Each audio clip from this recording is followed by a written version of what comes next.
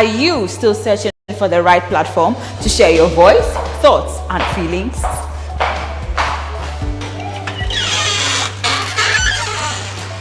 Then the GhanaWeb Reporter on the GhanaWeb app is the perfect app for you. It is Ghana's only citizen journalism and infotainment platform. Wherever you are, whatever you are doing, GhanaWeb Reporter links you up to the world. The Reporter also gives you the opportunity to blog or become a citizen journalist, so you share stories with the rest of the world about cities, music genres, pop culture, tech, politics, etc. Download the GhanaWeb app from the Google Play Store or App Store on your smartphone and open it. Tap on the member button at the bottom of your screen and follow the easy steps to register with your phone number or email, and you are ready to become a reporter. GhanaWeb Reporter, democratizing journalism and empowering content creators.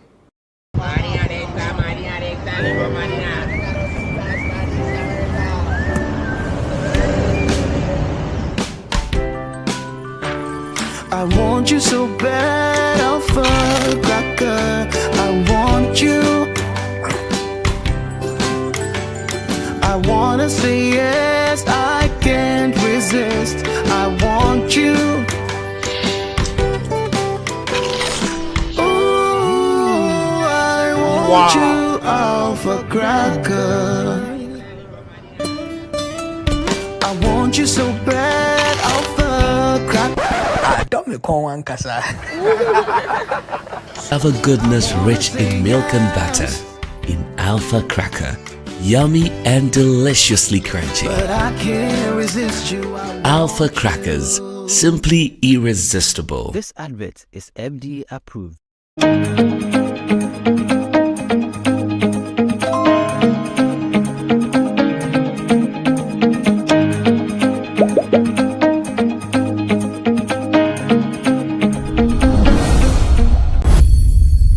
Nkwabe brabe to Jani say idea aswafo edwumadi ekoso e Ghana asensi san bebe na che say idea President Akufo-Addo che say obabese san aswafo ni bi edom akohye bere fufo na benefsin echema na che say idea na podie be na fi energy ministry ho no be na akohye bere fufo na imu wanka be ede na pobeko osanso chema na che say finance minister be de eche John Kuma enso say idea say do babe oswafo pani pan na imu wanche be bia yede no eba be she na nsanso na my news GH so e ka say Empress Gifty ahwe be na fi interior ministry no so akohye fufu nti say de Ghana for de nyina ye din a ye hwe be bia President Akufo-Addo edi won na waka nyina ebe kwa akohye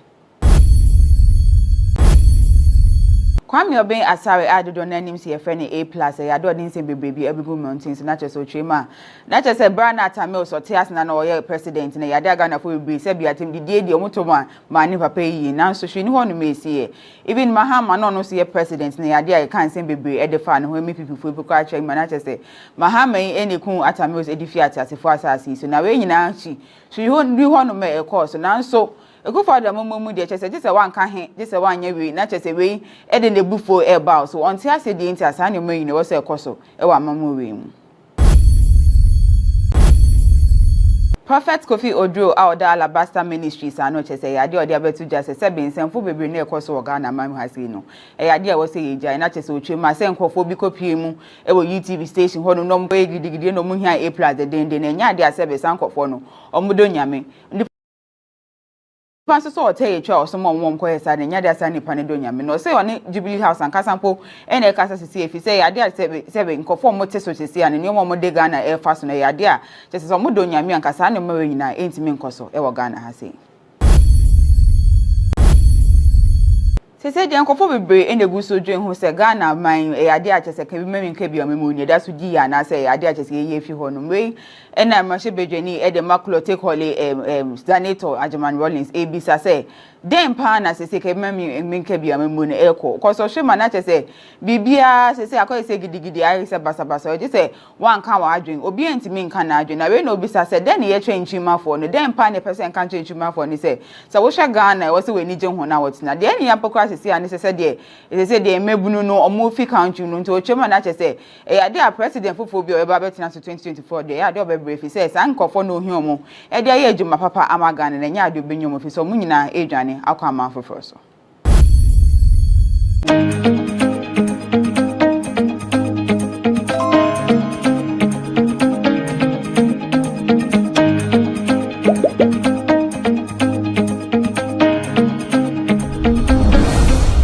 Everyone needs the perfect snack to munch on during a fun moment.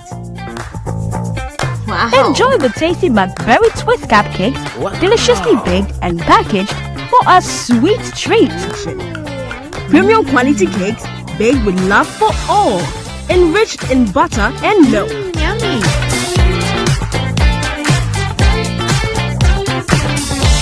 Oh, McBerry Twist cupcakes. Simply irresistible. Try one today. This advert is FDA approved.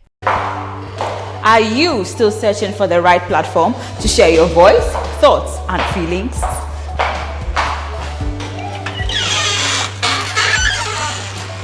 Then the GhanaWeb Reporter on the GhanaWeb app is the perfect app for you. It is Ghana's only citizen journalism and infotainment platform. Wherever you are, whatever you are doing, GhanaWeb Reporter links you up to the world.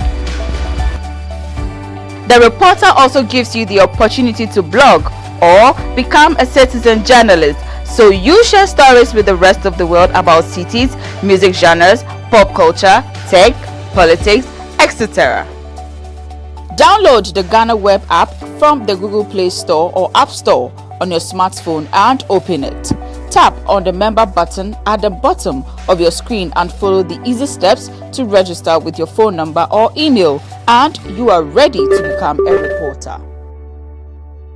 GhanaWeb Reporter, democratizing journalism and empowering content creators.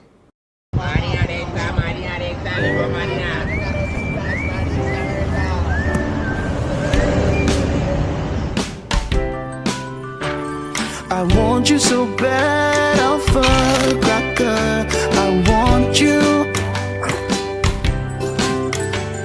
I wanna say yes, I can't resist. I want you.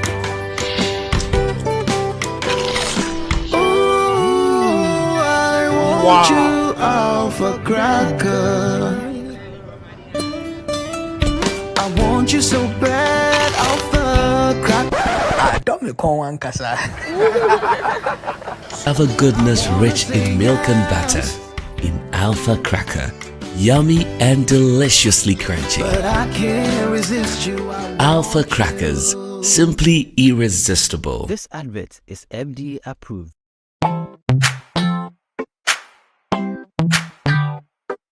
Sweetheart, be mindful of your health. Dear products na dear makeup. I welcome you to Sigma Health and Beauty. You can call us the Beauty Embassy. Who pursue beauty more revealed with quality makeup products. There is only one place. The Sigma Health and Beauty 2022 Ghana Makeup Awards Beauty Retail Business of the Year. Of course, we are the defending champions. World-class makeup brands and Kwanyet on. You name it. Maybelline, Dark and Lovely, House of Tara, and many more. Your professionalism in the beauty industry is unmatchable. Bramientra the proper way of applying our products. Sigma Health and Beauty, Yewa Accra, Makola, Georgina Stores, and Rollins Park, Gate 4. Fryer 0248 138 596 and 0201 408 186. Or visit our online shop at www.beautyavenuegh.com. Sigma, your beauty, our joy.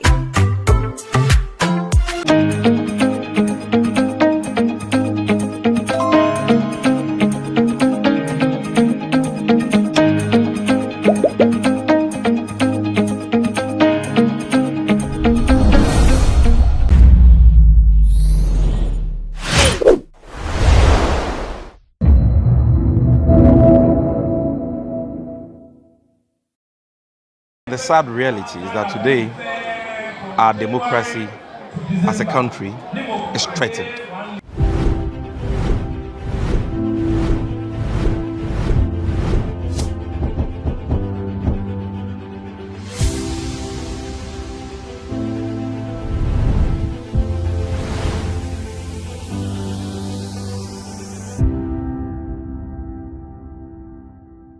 Ghana known as a beacon of democracy in West Africa, has been celebrated for its democracy since the 90s. However, recent events and development has raised the question about the state of the country's democracy. Today on Legal Agenda, we discuss and we ask the question whether Ghana's democracy is under attack. I have with me here Sami Jemfi, who is the National Communications Officer for the NDC, to help us discuss this important question. Sami, do you think Ghana is still practicing democracy, or we are in a different regime? Well, on paper, we are a democratic country. Okay. We've been practicing multi-party democracy since 1992. However, the sad reality is that today, our democracy as a country is threatened. And it is threatened because of the kind of government we have. A government that is suppressing dissent and oppressing, opposing, persons in the country, persons who disagree with them, persons who are opposed to them. And so consistently, you've seen the harassment of political opponents. You've seen the harassment of the media. And now we are seeing the harassment of innocent citizens, including young people who are dissatisfied with the management, or if you like, the administration of this country. They are dissatisfied and disillusioned by the misrule and the misgovernance, the maladministration of the Kuma-Aboagye MPP government. And they want to vent their frustrations, and they want to do so through peaceful protests. And yet you see, impediments being put in their way by the government and by institutions which are supposed, to protect us. They just ended Occupy Julobi house protest. It's a classical example or a quintessential case of this oppression of dissent and the suppression of divergent views by the government. Why should young people who have no jobs, who today are struggling to make ends meet, some of them, as they told us, in the various interviews they granted you in the media, even struggle to afford 1 square meal a day. They see the government deviate on a daily basis from the promises that the government, the ruling party, made to them on the basis of which they elected them. And these people are not members of political parties per se. Yes, some may be NDC, some may be CPP, some may be even disgruntled MPP members. But others have never even joined political parties. Others might not even have voted. But the bottom line is that these are Ghanaian youth, and they are saying, we are suffering, we cannot take it anymore, we want to protest. Why should they be beaten? Why should they be hounded? Why should they be harassed? Why should they be arrested? Why should they be detained, including journalists? So what is happening in this country is, taking this country backwards as far as the democratic strides we have collectively chalked since 1992 is concerned. And that is why we in the opposition are very worried that President Akufo-Addo, the man who touted himself as a human rights activist, we're very, very worried that he's taking the country on this slippery slope, this dangerous trajectory, which can degenerate into something that we may not be able to contain as a country. So some people believe that most of these protests is politically motivated, and so it diffuses the main reason why, they want to vent out their anger or what is happening to them. And so they feel because it's politically motivated, then we shouldn't attach some form of importance to whatever is going on. So then why do we hold elections in Ghana? And why do we have political parties in Ghana?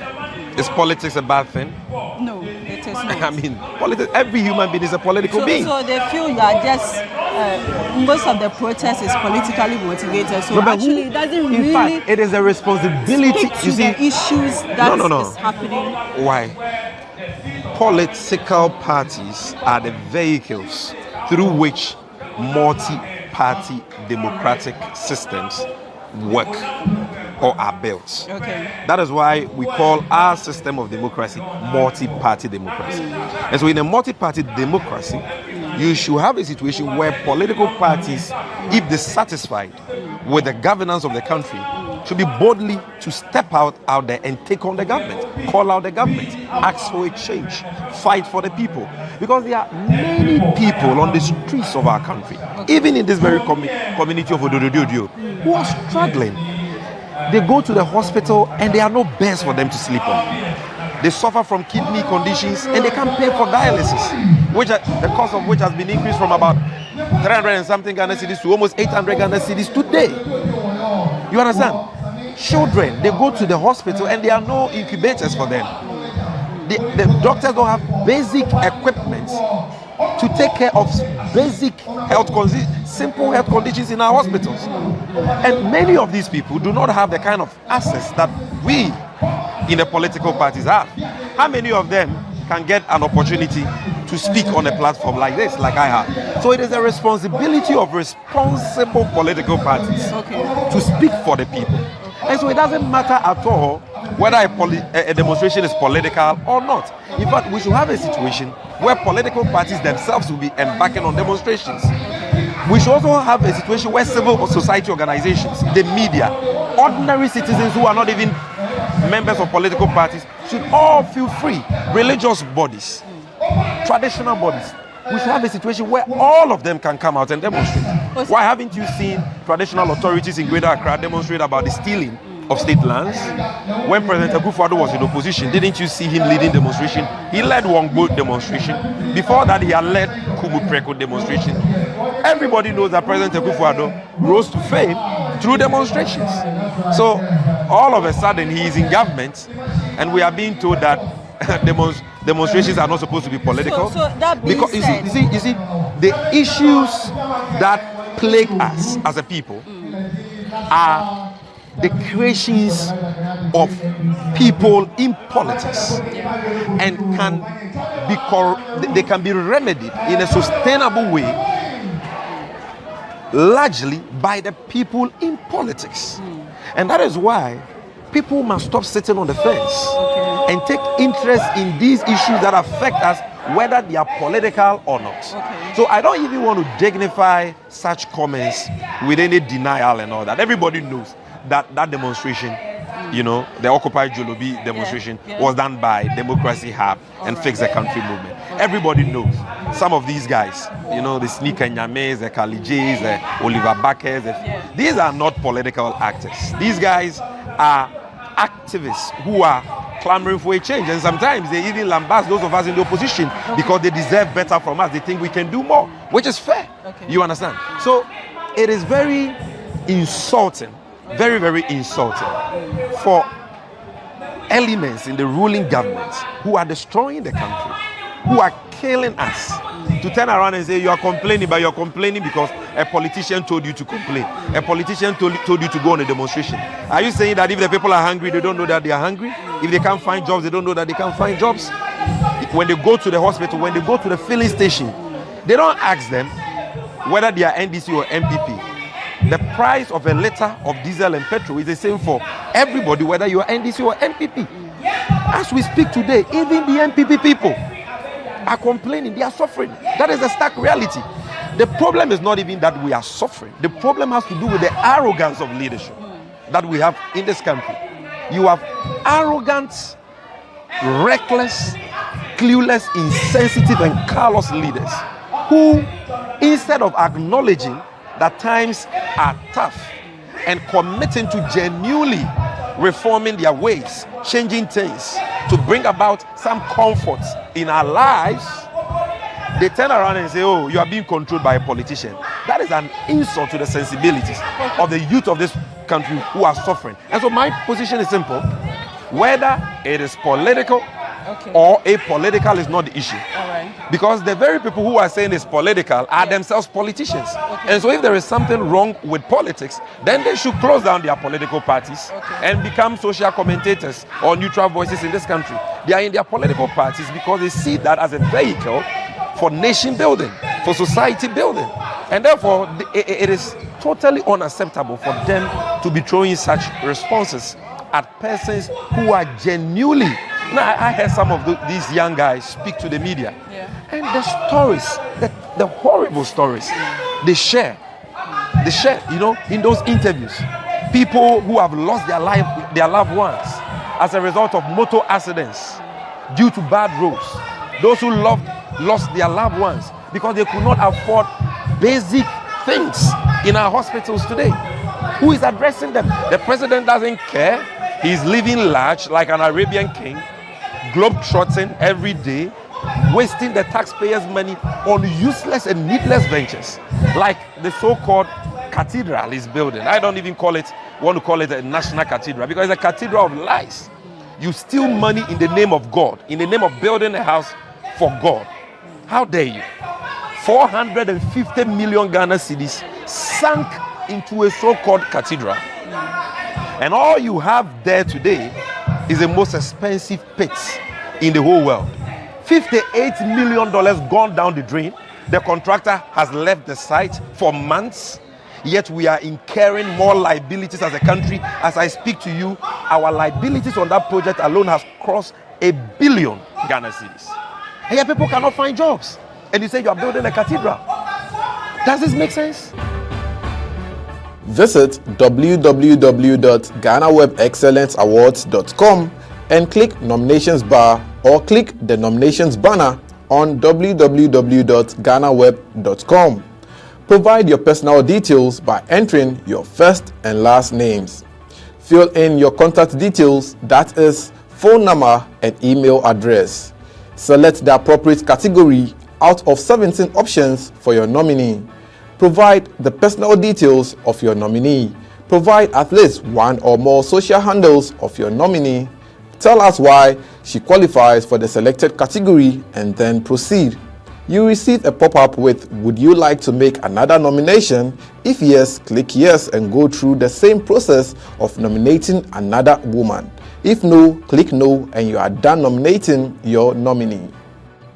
Everyone needs the perfect snack to munch on during a fun moment. Wow. Enjoy the tasty McBerry Twist cupcakes, deliciously baked and packaged for a sweet treat. Premium quality cakes baked with love for all, enriched in butter and milk. Yummy.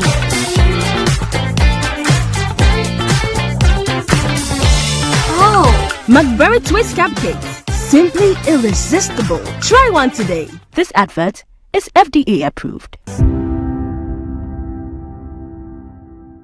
People are hungry and you say, I'm building a cathedral. So what you are saying, when the NDC is in power, we will see a different thing? Of course, when the NDC was in power, no, I don't even have to tell you that, because when the NDC was in power, you were not seeing this. President Mahama will never take taxpayers' money to build a cathedral when we need more hospitals, when we need more schools. Look at our schools today. Look at the congestion. Look at the kind of food our children are being fed in the name of school feeding. Are we proud of that as a country? So look at the state of our education today. It's in complete shambles. We can't even afford textbooks for basic school children, more than 3 years after introducing a new curriculum. As I speak to you, we are implementing double track because we say we don't have enough space. We need money for that. The money they have pumped into that so-called cathedral, that evil cathedral of lies. Do you know the number of schools it could have built, the number of hospitals? You see, few meters down the road from where they are building their so-called cathedral, President Mahama erected an ultra-modern regional hospital for the people of this region. 420 bed.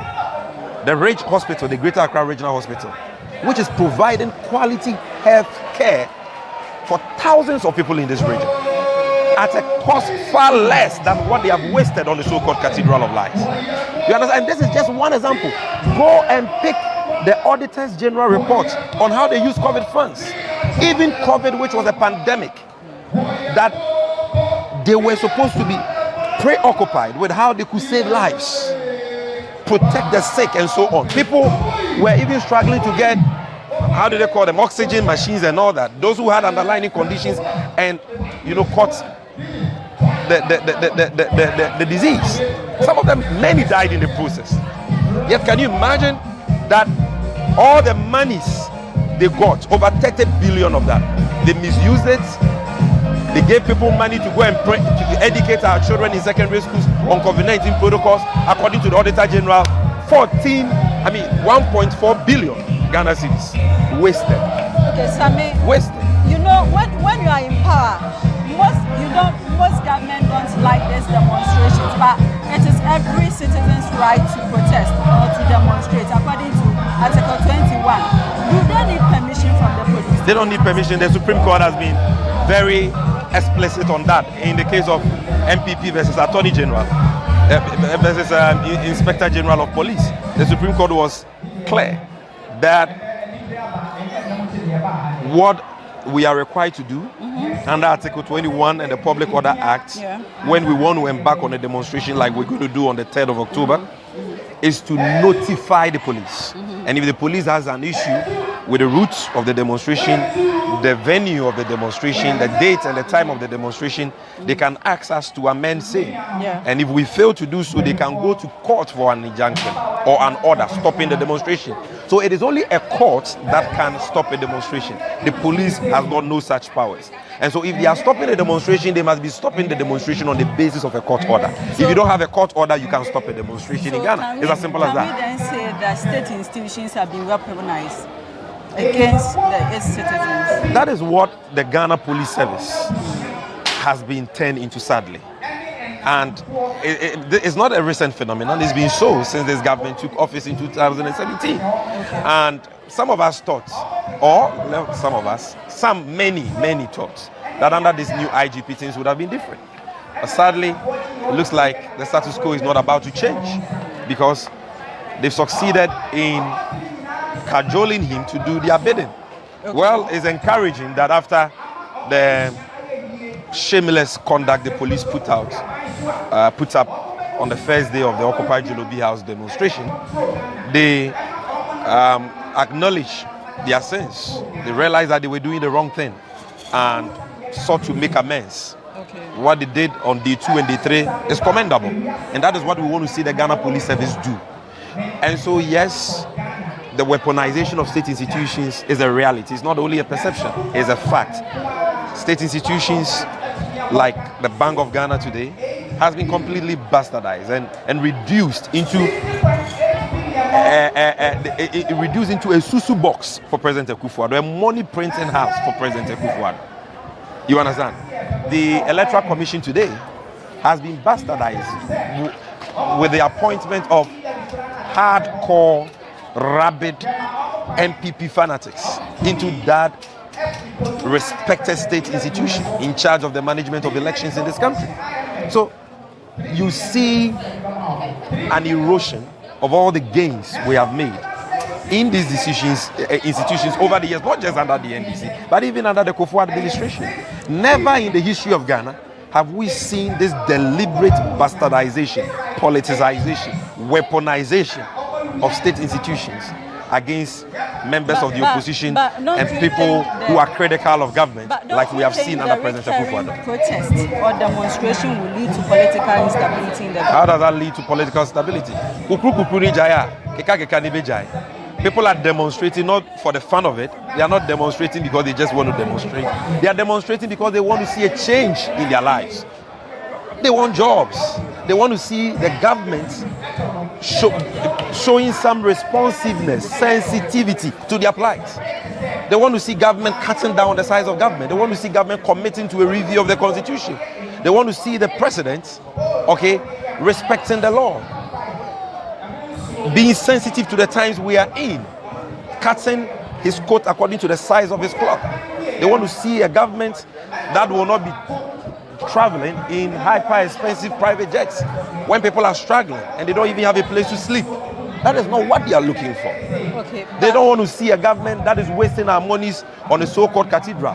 A government that will impose an obnoxious killer e-levy on us and still have the audacity and the effrontery to do an e-levy cake and celebrate on top of that. They don't want to see a government So when you come to power, that will describe their genuine concerns as the product of political influence from the opposition. That is not the kind of government they want to see. When NDC is in power, we are going to stop taking this e-levy money or tax from people. Are you going to stop? No, how can we stop taxes? The NDC is not against taxation, but we are not. What we are against is taxes that are not progressive. Okay. When I say progressive, we as social democrats, we believe in progressive taxation, not regressive taxation. What that means is that we believe that the rich must pay more and the poor must pay less. Okay. Each one according to his means. You understand? So from each one according to his means, and to each one according to his need. That is what we believe in. And so yes, you're going to see taxes under us, but you are not going to see Ghanaians pay an obnoxious e-levy, an obnoxious COVID levy. Ghanaians are really interested. They want to know whether you are still going to take the e-levy or you are just going to. No, we've been very clear. We are on public record to have said that that tax is totally needless, and we can do away with that. We have also said that the COVID levy, for example, has outlived its usefulness. We got more than we needed to manage COVID. We got 30 billion and spent 12 billion on COVID. We had 18 billion extra, and we used 14 billion of that to plug the revenue hole we suffered in 2020. And we still have some left, which the government has misused. And we've been paying COVID levy, baller levy, what they call sanitation levy, all these many taxes. So they go to the port and see. The import duties people are paying at the port today, in some cases, is about 70-80% the cost of the vehicles. In some cases, even very close to the price of the vehicle itself. Ask those who bring goods, not just vehicles, even those who import rice, oil, the food we eat into the country. So times are tough. Times are tough. And the people are not asking for too much. The people know that everything cannot turn into heaven in Ghana overnight. But they want to see a government that cares, a government that has love for the country, a government that cares about the people genuinely, and a government that will cut down on waste, a government that will cut down on corruption and fight corruption sincerely. Not a government and a president which will serve as a clearinghouse for corrupt appointees, engage in galamsey, destroy our water bodies, engage in gold smuggling, and so on.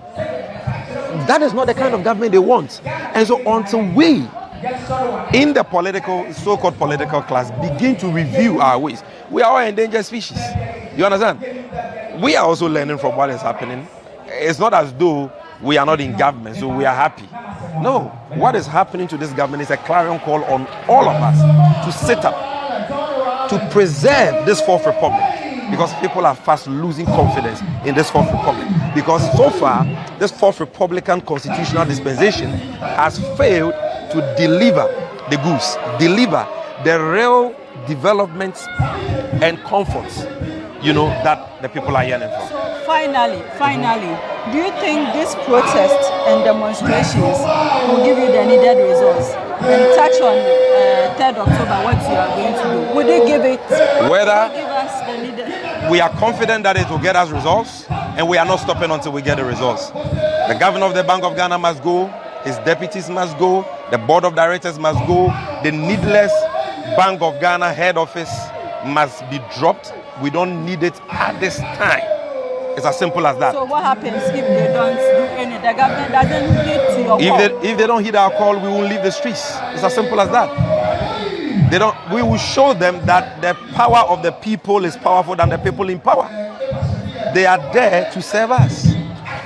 They are there to manage and administer this country for and on our behalf. And therefore, so long as they remain adamant, we will also continue to exercise our freedom of expression and our freedom of assembly, our freedom to participate in processions and demonstrations, and we are going to let them know that we are not happy, we want a change. They either bring about those changes now or we change them in 2024. It's as simple as that. They have a social contract with the people of this country. And for those of us in the opposition, our responsibility is to ensure that they keep faith with the people of this country relative to the social contract they have with them. Thank you. Thank you very much. That has been it on Legal Agenda with me, Matilda Boatin-Nate. My guest has been Sami Jemfi, the National Communications Officer of the NDC. Until then, stay blessed.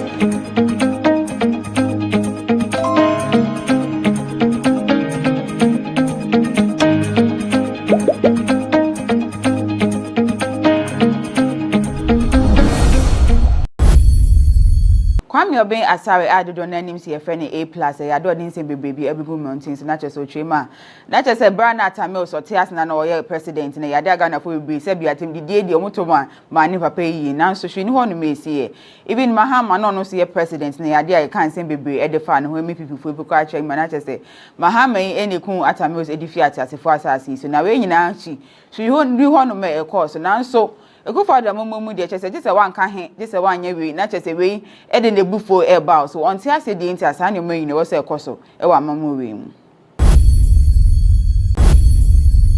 Prophet Kofi Odro Aoda Alabasta Ministries ano chese yade ode abetu jase se bensemfo bebre na ekoso wo Ghana mam hase no e yade wo se yeja na chese otwema se nkofo bi kopie mu e wo UTV station ho no nom ko gidigidi no mu hia A+ de den na nya de ase be sankofo no omudo nyame ndipa so so ote yetwa osomo won ko hesa de nya de asa nipa ne do nyame no se one Jubilee House ankasampo e na ekasa sisi efi se yade ase be nkofo mo te so sisi ane ne mo de Ghana e fa so na yade a chese so omudo nyame ankasa ne mawe nyina entimi nkoso e Ghana hase Sese de nkofo bebre enegu so dwen ho se Ghana man e ade a chese kan bi meminka bi amemoni da so di ya na se ade a chese ye fi ho no mwe ena ma she bedwani e de makulo take hole senator Ajaman Rollins ebisa se dem pa na sese kan meminka bi amemoni e ko so hwe na chese bibia sese akoye se gidigidi ayi se basabasa o je se wan kan wa adwen obi entimi nka na adwen na we no obisa se den ye twenchi mafo no dem pa ne person kan twenchi mafo ni se wo hwe Ghana e wo se we ni je ho na wotina de eni ya pokwa sese ani sese de mebunu no omo fi country no nto ochema na chese e ya de a president fofo bi o eba betina so 2024 de ya de obebre fi se san nkofo no ohia omo e de ya ejuma papa amagane na nya de obenyomo fi so munyina edwane akwa amanfofo so Nkwa bebra beto jane se yade a aswafo edwumadi ekoso e wo Ghana asensi san bebebe na chese yade a president Akufo-Addo chese oba besesa aswafo ni bi edom akohye bere fufo na benefsin echema na chese yade a na podi ebeyi na fi energy ministry ho no be na akohye bere fufo na imu wanka bebi ede na pobeko osanso chema na chese finance minister be de eche John Kuma enso se yade a sese doba be oswafo pani pan na imu wanche bebi a yede no eba be hye na nsanso na my news GH so e ka se ambassador ahwe ebeyi na fi interior ministry no so akohye fufo nti se de Ghana for de nyina ye dia ye hwe be bia president Akufo-Addo edi won na waka nyina ebe kwa akohye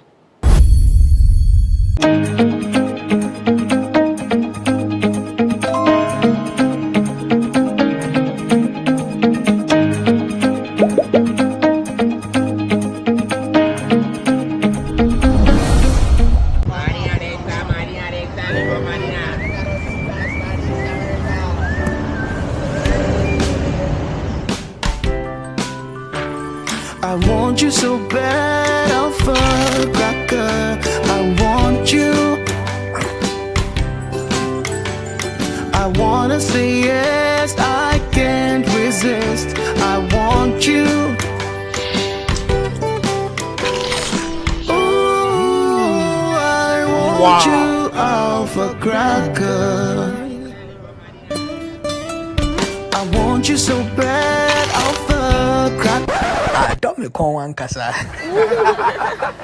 Have a goodness rich in milk and butter in Alpha Cracker.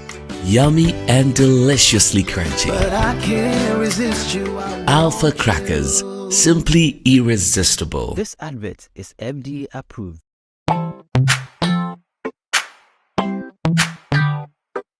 Sweetheart, be mindful of your health. Idea products not your makeup. I welcome you to Sigma Health and Beauty. You can call us the Beauty Embassy. Who pursue beauty more revealed with quality makeup products. There is only one place. The Sigma Health and Beauty 2022 Ghana Makeup Awards Beauty Retail Business of the Year. Of course, we are the defending champions. World-class makeup brands and Kwanyet on, you name it. Maybelline, Dark and Lovely, House of Tara, and many more. Your professionalism in the beauty industry is unmatchable. Show the proper way of applying our products. Sigma Health and Beauty, Yewa Accra, Makola, Georgina Stores, and Rollins Park, Gate 4. Fryer 0248 138 596 and 0201 408 186. Or visit our online shop at www.beautyavenuegh.com. Sigma, your beauty, our joy. Everyone needs the perfect snack to munch on during a fun moment. Wow. Enjoy the tasty McBerry Twist cupcakes, deliciously baked and packaged for a sweet treat. Premium quality cakes baked with love for all, enriched in butter and milk. Yummy.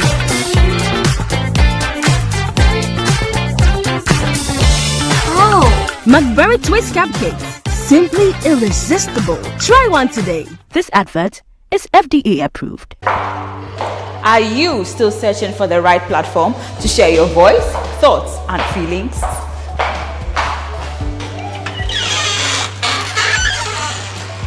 Then the GhanaWeb Reporter on the GhanaWeb app is the perfect app for you. It is Ghana's only citizen journalism and infotainment platform.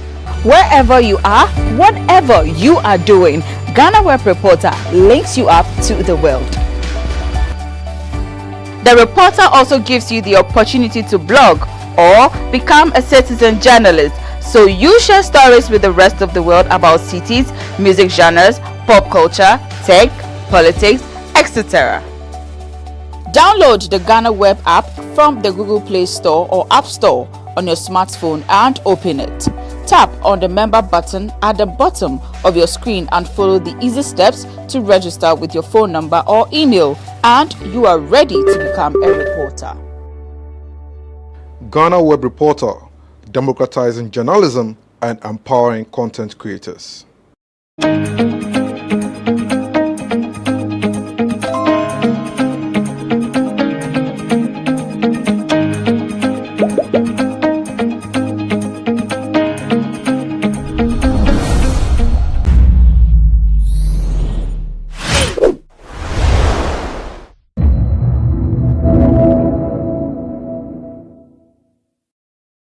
Our dam that you are seeing from the bedrock to the height is 185 meters above sea level. okay. And then the maximum operating level is 183. We generate, Greco transmit, and then ECG distribute.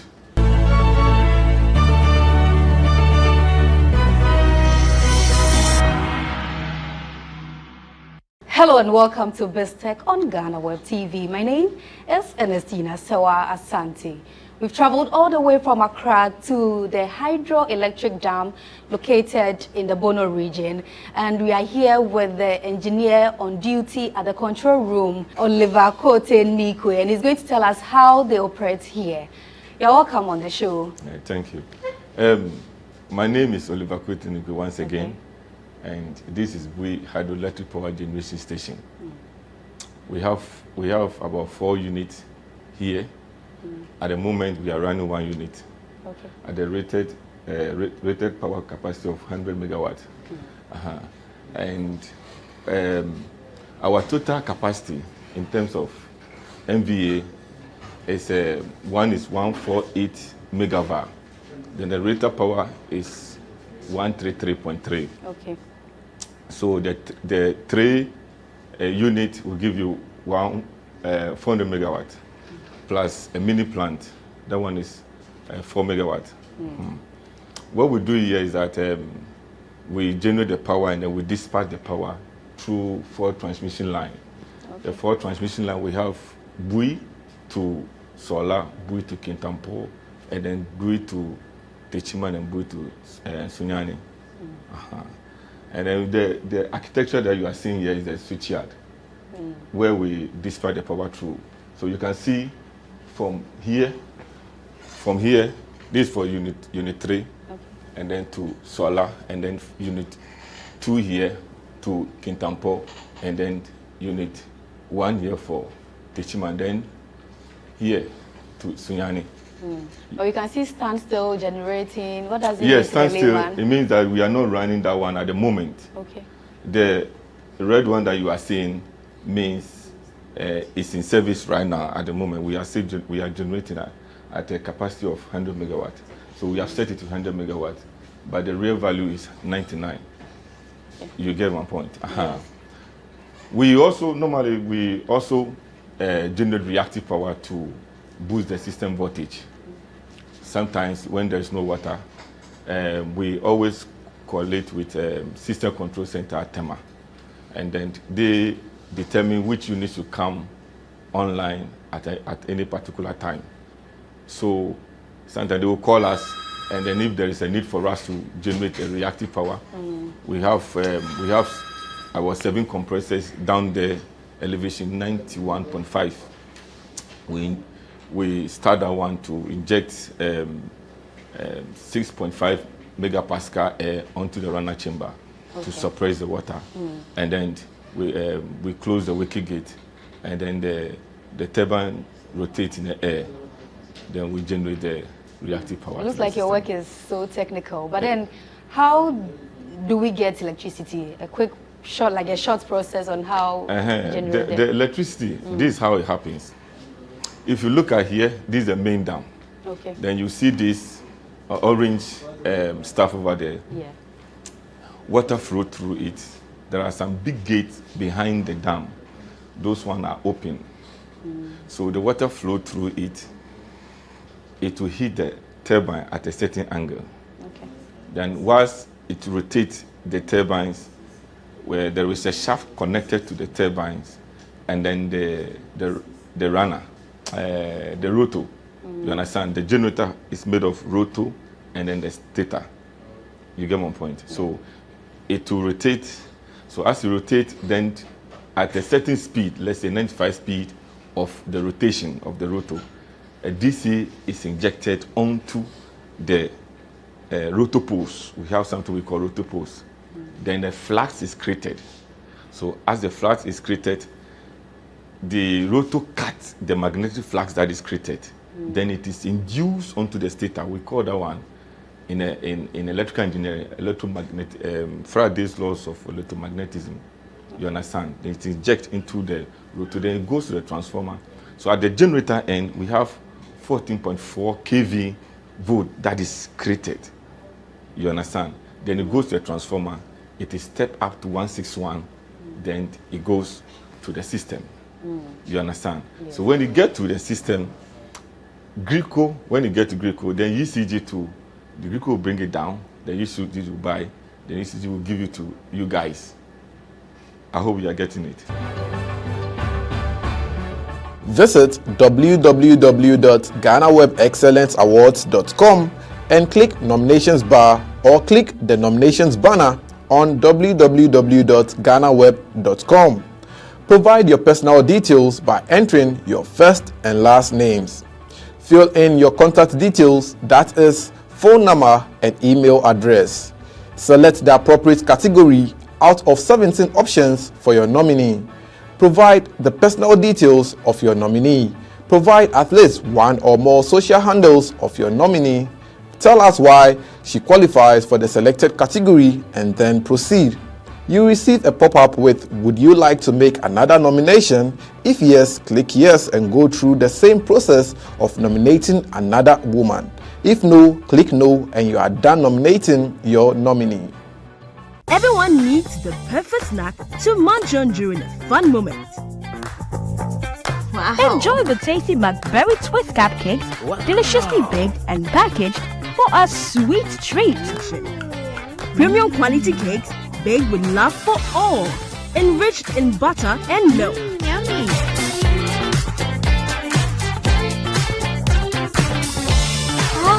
McBerry Twist cupcakes, simply irresistible. Try one today. This advert is FDA approved. Yes, I'm trying to follow the process very well. So we generate, Greco transmit, and then ECG distribute. You get my point. Yes. So that is it. Okay, first, how much power do you contribute to the national grid? 404 megawatt. That is for the hydro. But when it comes to the solar, we also give at the moment we give about 50 megawatt peak. So that is, but the solar is ongoing. It's a process. We are trying to install about 250 megawatt peak solar. Okay. We've been to the solar already. Okay. We went to the floating solar panels, we went to the solar on land, and we've seen the work that they are doing. But then, should the IPPs withdraw their services, can you supply energy to the country? Yeah, we can supply, but you know, when you go to Greco, you see that in Greco settings, the whole of Accra takes power about 400 megawatt. So virtually, the power produced here, you can say that we can produce that power to Accra. Really? Yes. I hope you are getting what I'm saying. Yes. But our location here, you see, we are transmitting the power at a very high voltage. You understand? And then just to reduce the losses on the line.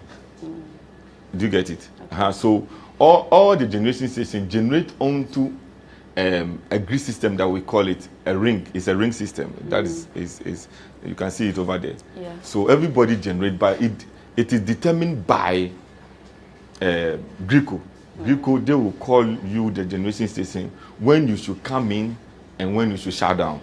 So you have no control. Your own is just to come and monitor the equipment and make sure the equipment is running well, and then you do your planning and stuff when maintenance is supposed to be done and stuff.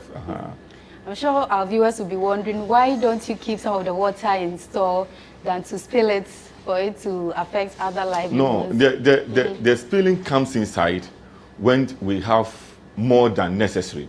You understand? Our dam that you are seeing from the bedrock to the height is 185 meters above sea level. Okay. And then the maximum operating level is 183. That is at full capacity. You get my point? The minimum level is 168 meters above sea level. Okay. So when we are around that area, you can only use that level for maintenance purposes. You get it? So you cannot run it. You cannot run the unit, but maybe there is a maintenance and you need to test your equipment, so you use that one. But when it is more than that, above 183, then we need to spill just to avoid the dam from collapsing. Okay. So we have about 5 spillway gates here that we open to allow the water to flow. So that's the thing. So it does not mean that like we spill, we just spill. No, we spill when the need arises. Talking of maintenance, how often do you maintain the dam? Yeah, we have quarterly maintenance. Okay. For the equipment, we have quarterly maintenance. We have annual maintenance. Do routine checks too? Yeah, we do all those things. Yes. Okay. Thank you so much. You're welcome. Kote. Should I say Nikote? You can say that. Nikote Nikwe for joining us on today's edition of BizTech on GhanaWeb TV. My name is Ernestina Sewa Asante.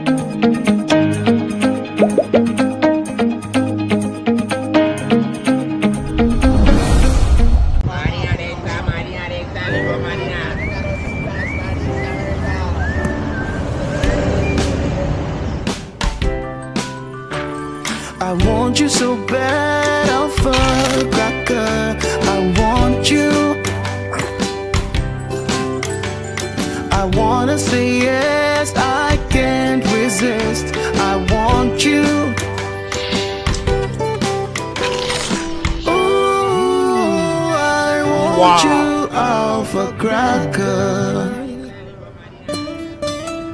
I want you so bad, alpha cracker. I don't make one kasa. Have a goodness rich in milk and butter in Alpha Cracker. Yummy and deliciously crunchy. But I can't resist you. Alpha Crackers, simply irresistible. This advert is FDA approved. Are you still searching for the right platform to share your voice, thoughts, and feelings?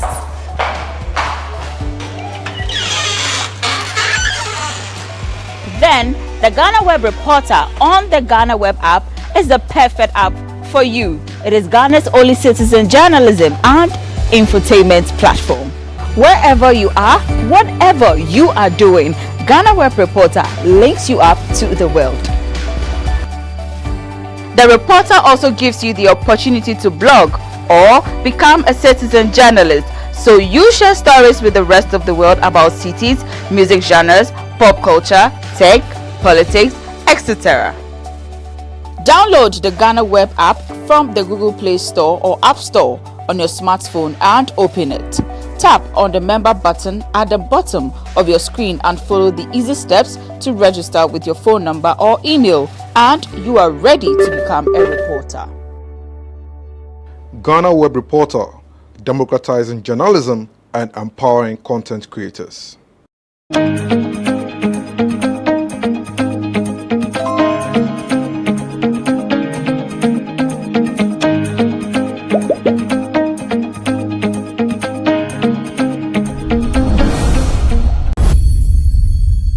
Nkofo bebre enegu so dwen ho se Ghana man ade achese ka bi memi nka bi omemuni da so gi ya na se ade achese ye fi ho no we ena ma she bedwani e de makulo take hole senator Ajaman Rollins ebisa se dem pa na se ka memi nka bi omemuni eko ko so hwe ma na achese bibia se akoyese gidigidi ayi se basabasa o je se wan kan wa adwen obi entimi nka na adwen na we no obisa se den ye twenchima fo no dem pa ne person kan twenchima fo ni se wo hwe Ghana wo se we ni je ho na wotina de ni apokwa se ani se de mebunu no omofi country no nti o chema na chese ade a president fofo bi o eba betina so 2024 de ade obebre fi se sankofo no hi omo ade aye adwuma papa amagane na nya ade obenyomo fi so mu nyina edwane akwa ama foforo so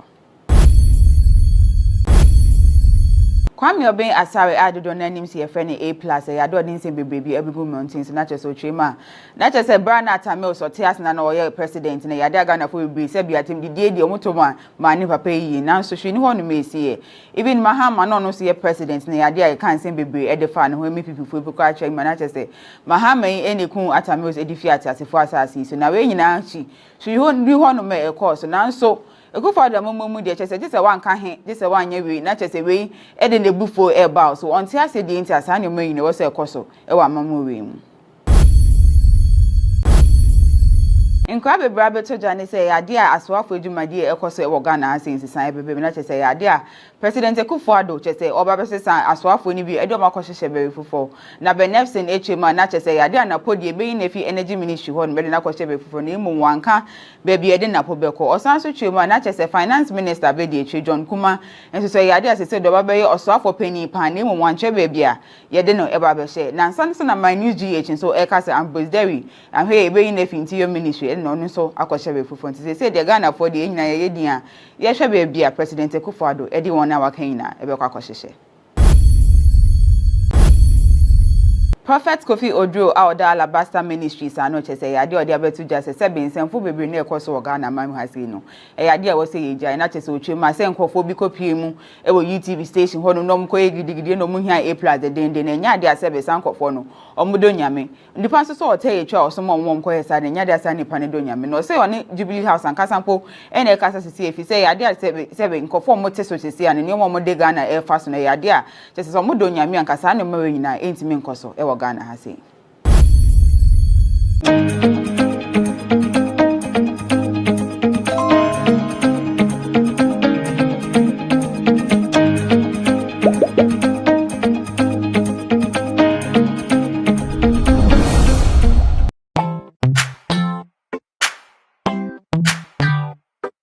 Sweetheart, be mindful of your health. Dear products na dear makeup. I welcome you to Sigma Health and Beauty.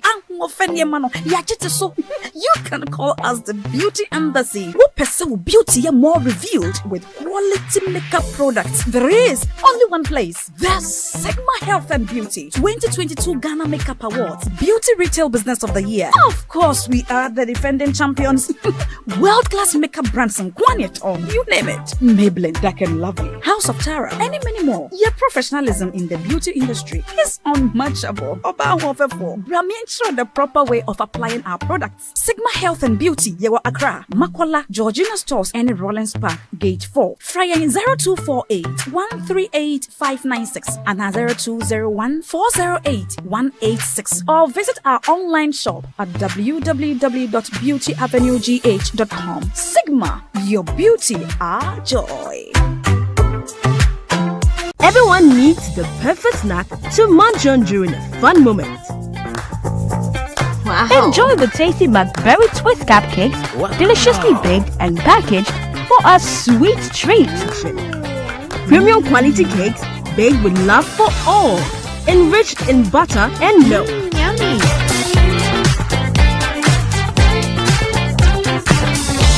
Oh, McBerry Twist cupcakes, simply irresistible. Try one today. This advert is FDA approved.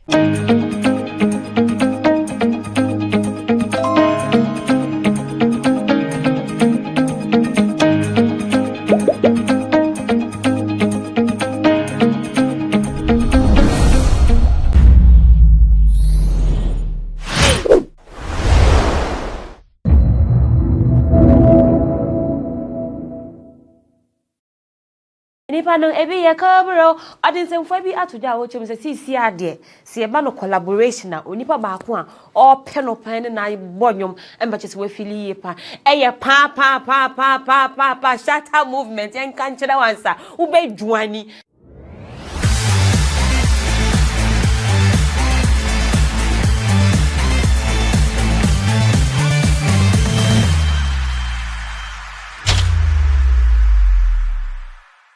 Come on, GhanaWeb TV, Mosumfu or Bekia, Masanso Pipi, Baby Awobia. Na side checks for Namu, Namunya, Manfo Kununa, number for more personal, Adanimo Sombori, Etario Muhumo Jenino.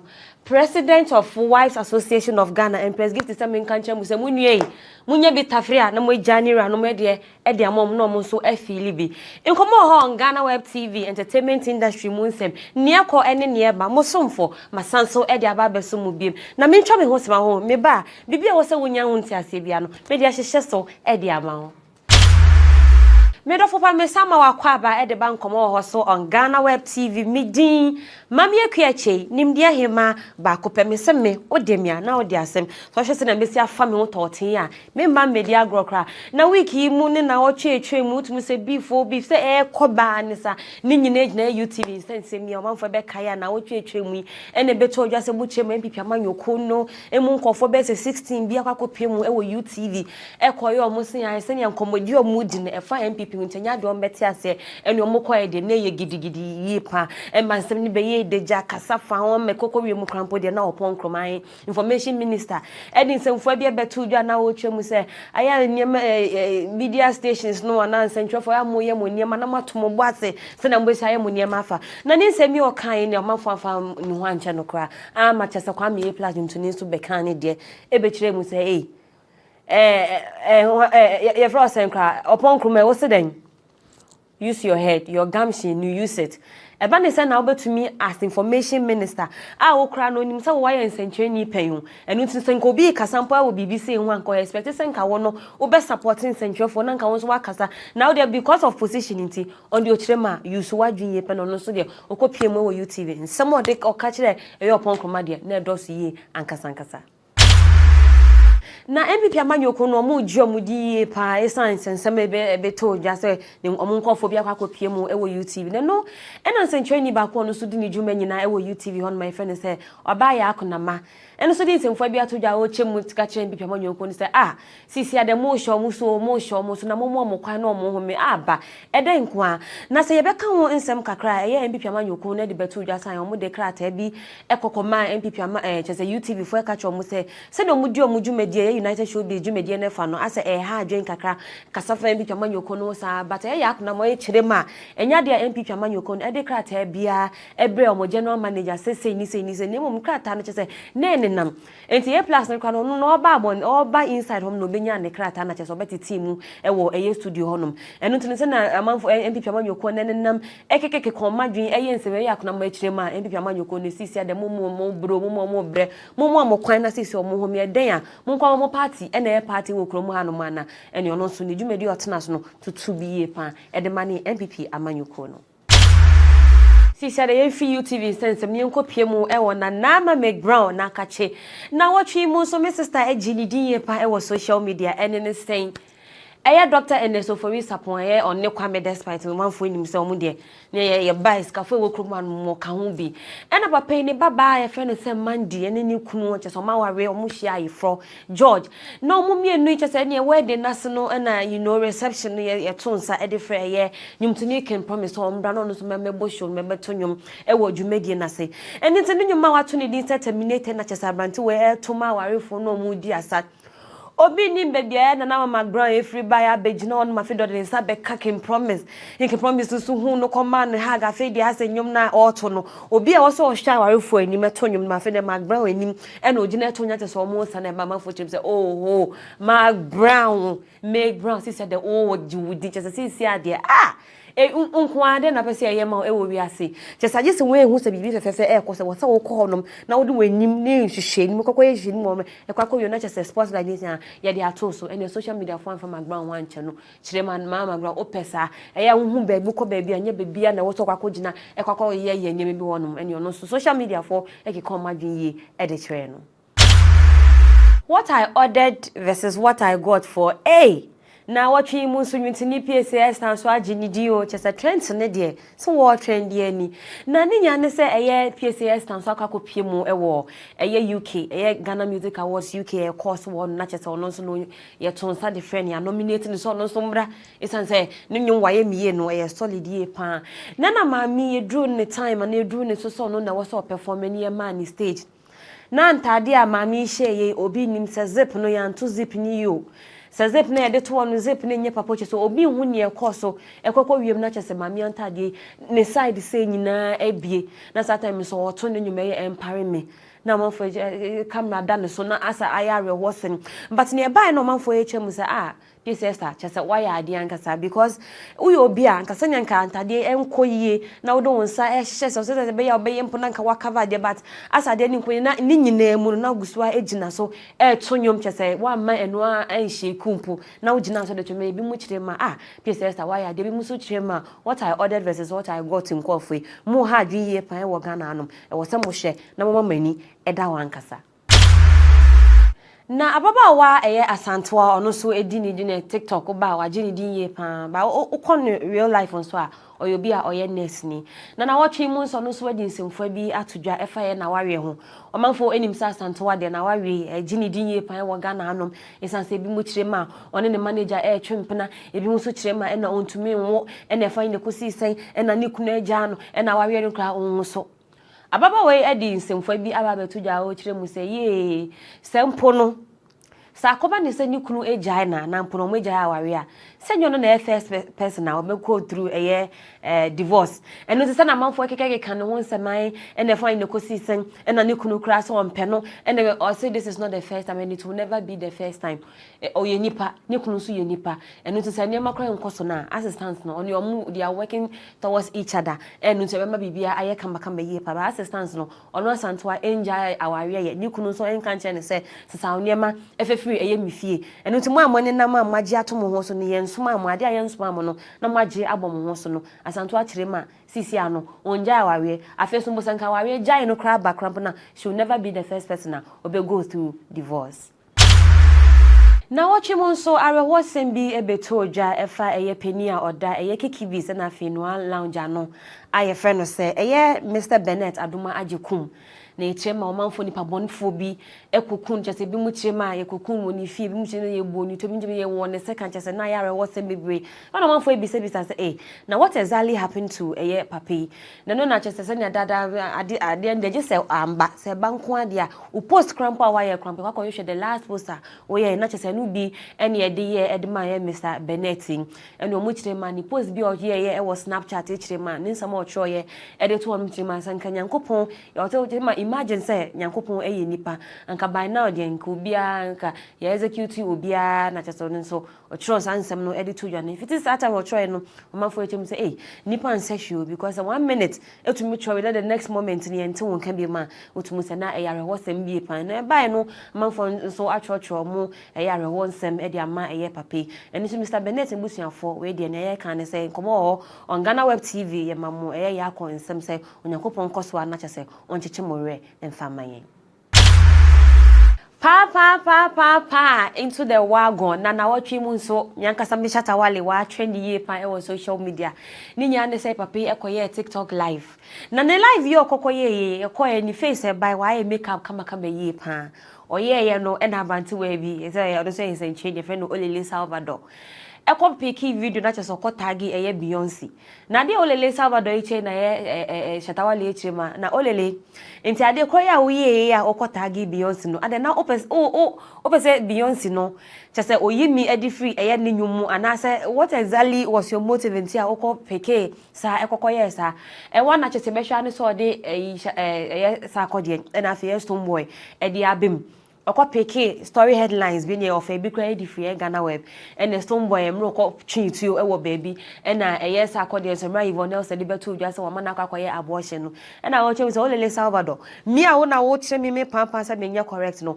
nkofo mienu na wo di onwachi no so wo dwumedi omedi e wo eye Ghana ha no mana and e wotumu se shata wa tutu no so wanfa eye Stone Boy and afi yes akode ho amfa nche omo kra and na chese eye shata wale so trust and same way e de afa nyum to form mienu we hu me mpe baby oh me twa me ho sema na me ba bibi e wo se me de to so ba obi anso be kwa me de ahehye so e de ama ho. I welcome you to Sigma Health and Beauty. You can call us the Beauty Embassy. Who pursue beauty more revealed with quality makeup products. There is only one place. The Sigma Health and Beauty 2022 Ghana Makeup Awards Beauty Retail Business of the Year. Of course, we are the defending champions. World-class makeup brands and Kwanyet on, you name it. Maybelline, Dark and Lovely, House of Tara, and many more. Your professionalism in the beauty industry is unmatchable. Ensure the proper way of applying our products. Sigma Health and Beauty, Yewa Accra, Makola, Georgina Stores, and Rollins Park, Gate 4. Fryer 0248 138 596 and 0201 408 186. Or visit our online shop at www.beautyavenuegh.com. Sigma, your beauty, our joy. Cobra. Inipano. Ebi ye Cobra. Obeka besamu wakwaba edeba nkomo hoso on GhanaWeb TV. Midin. Mami ekiache. Nimdia hima ba kope. Mese. Se upo. Se umpo. Ma o shout out baby a wo bia no me see adan na otim no se wo mpanim dia hema na otumi twaja editum ene na Cobra sense me obapa Gladys ai enipa no ebi ye Cobra odinsemfo bi atoja wo chem se si ade se e ba no collaboration na onipa ba ko a o pe no pan na bonyom emba chese we fili ye pa eye pa shatter movement en kan chira wansa wo be dwani eye obapa Gladys chema o person na shatter wale eti tun no nyom fan chese na nipe sunu etie no ofili ni ye pan onu tini se musicians nyina so ba ni nipa ba akwa ye bebo ni dey so no obapa Gladys ma Gladys ene no nko bonyoma ene na eye shatawale ene nti shatawale Medo ma obapa Gladys e dey family mami ekua so na me fan to wanim se sisi an ye twen e ma chese one no ababa ya collaboration so chirema e ma nyum Cobra e bai o hwe de wi ashatawale etumi e posi nyum na otumu se na ashatawale yo bia na komemu e ye kamba ye pe no tin collaborate eguso e twen e hwe nyum so obapa Gladys e na afi e ashatawale o mbeto nyum kamba pa ye de abega na fo ne mu details bia so bebe bia no me obekua as usual me de bebe na so wenya bi etie e de ama ho Now, the month of October, so you are two for a breast cancer awareness, and I'm so Emma a nyumtini Stephanie Benson Edinson for be ababetuja awoche mu say e wo mu so no ye ka say because of breast cancer ntine no fuminu nyina ye twitwa but anu no enkyere say e wa amanie anampo amanie wo mu e wo eye ni fi ochema ni nyina ekine yade a ni kunu edoni yi ankasa yi ochema no esanse onya breast cancer ntine no fuminu nyina ye twantini ye hu so ode abbo na ye hu se bia ye nufo na nye nufo aba ye ochema eye silicon yi bi e na chese ye abobo ho no mama eye ne sai ntu no dia to emema enim se wo ye be ma na so wo ho no na wo ye se bio sanse breast cancer nti ye twa na nufu e dia afi ho no ma enya afi na ba be yan na me de me pe mba wo breast e na me po bo wo nufu ena nti be ma wa wa wi aye basa o cheme ni kwa se ba ne sa kra ono ewom so onye nufu ba ne kunu edo ni ye ankasa no so kopie mu wa Sempa FM e bisa no e breast cancer won sensem eno ni sanse mfani nyina etudwa. This week, dear, me say I really came for you guys, pa. Na me kon kopie mo so e wo nyumtini Black Rasta akache. Na watch mu story bi na GhanaWeb ye kwan ye sa story na Ace Commission penny e de ababetu just sisi ade ye ma yo bebre na somo kona somo kodi mpemagura ombe kona omada ona sebi omodi mpemagura ye de aya omutie ma ompa ya ase de sisi ade sebi omoto eno mope se ye ni omo ebeda edi efi achese no embo ye kwa ni nyina ka ho na HIV AIDS nsisi ano ama no homene so ewo eye Ghana hanom na ne se mi ebeto odwa wie na Black Rasta so atoto bi ye pan ede ama ne mma o chum se sisi ade ma bi num chire bi ye wo Ghana hanom sisi ade bebrebe nyina wo se wo mpe wechi ena apese ye fa enu ye de eda wo honom Black Rasta chire ma sisi ade ma de mu chire bi ma bi no enye obia mu chire bi ankasa yo nti ase enye nti a e wo so ba bi se etumi kwada hon na be ma e fa se bi so bi nachi nti Black Rasta e chire ma e wo se ma na mote Ghana anwi asa fa na nyina e ye sa ne ma no wo se mu jatene ba HIV na ama no homne so wo Ghana anum bibia to ebetumi e chakra. President of Wives Association of Ghana Oba Penny Empress Gifty Mrs. Azoye Simen kanchire side chicks for what Ghana hanum and you yourself and nyina say osremo say ya nyame ye madom na samo de monsa eto obi kuno so a wunue osremo eba ne sa South Africa kra na wogya ni radio mu e di amano enu nti ne side chicks for na mo sori a obi kuno e na afi na mo ba benyem e di amano afi na ba be yi style say de nke kan weda mo nti no aya mo ye ne sa na mo pa kire sen obi ejapade a wa bre ho akwakoto e de abetu fie a ba be hye ne halfa no afi wo side chick mana be di kakra oba na person ba be den age aboso Empress Gifty chema sisi side chicks for yes remo e de nyame din sremo obi kunu eba wo nchen a na se eba ne sa na South Africa kakra na we jade aka no e de amaniura na chese niura so aba be fa na chese wetumi agini din enya afei e na aba be ye ho be wo mame e no be di no ko fe nuro so sa the end of the day na ni kunu kra enkai se o wayere ene mba e wo baby enu nti Empress Gifty so family obeki aso men kan che side chicks for na wo Ghana anu nyina samu o leader mesrem nko meeting na monje ho se Empress Gifty e chirema yesremu munye omanfo kununum na South Africa kra na mogya omade e de amawo Mampeni dada aye John Ajekunku Ford nsemfa bi atodwa omanfo bekaya na wotwetwe mu enam de betu mu anim se ono nkasa ne ho kani ayefe no se Mami Theresa Kufo wenyani baby ko anampo waka eye ntinegu emeyare wo sem kama videos bi betuto odwa kirema ne hu se Mampeni dada Kufo ena chese be mensu na osu yie pa ne no ena eye East Legon Executive Club ayi omukopie mu ewo pape akache na chese endra dayampo ena chese yedi eye ne yiri eye ne 1 week ena video ni mu ne hu se East Legon Fan Club bi e de niam soa niam yie pa e de koma eye Mampeni dada eye John Ajekunku Kufo na no de na asesonko e de yenkofo na wochum se na ne ra ho ni hu yie pa but ade kakra na omo ababe ya ede ama no nutumu se ade a eso na ni yie pa America na se bibi ewo ni mu no areho ni nyina no chese sa at that moment oma areho ni nyina ede afiri chese afiri ni mu yie kra nya videos awodo a ebe to odwa ne hu se Isegon club bi nkofo so de to mampani kufu achi san ade omo ye de papa prekope ani ntu no se bibi se ba wo so muntumi nja no kra se bibia enkoda din se wo so mo so mo ba no mo de omo support nyina ebre ono mampani dada kufo ono so de ti omo anim se ene de yie pa so ono so ehu se owo emerima pa omo gina nachi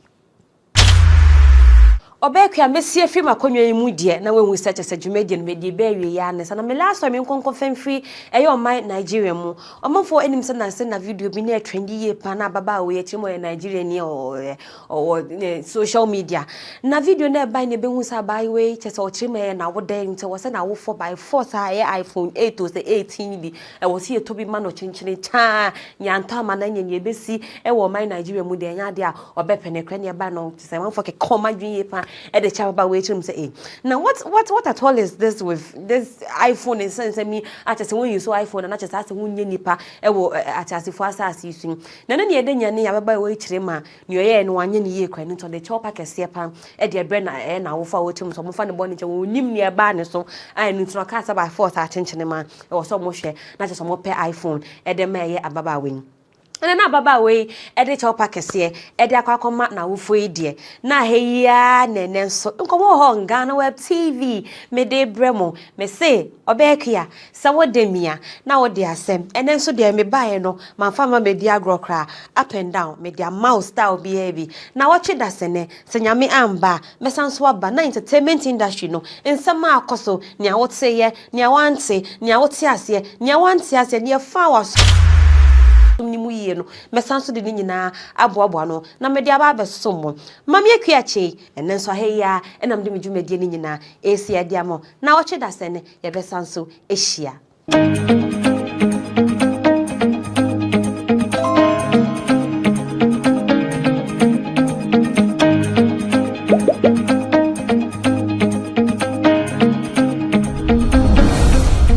Everyone needs the perfect snack to munch on during a fun moment. Wow. Enjoy the tasty blackberry twist cupcakes, deliciously baked and packaged for a sweet treat. Premium quality cakes baked with love for all, enriched in butter and milk. Yummy.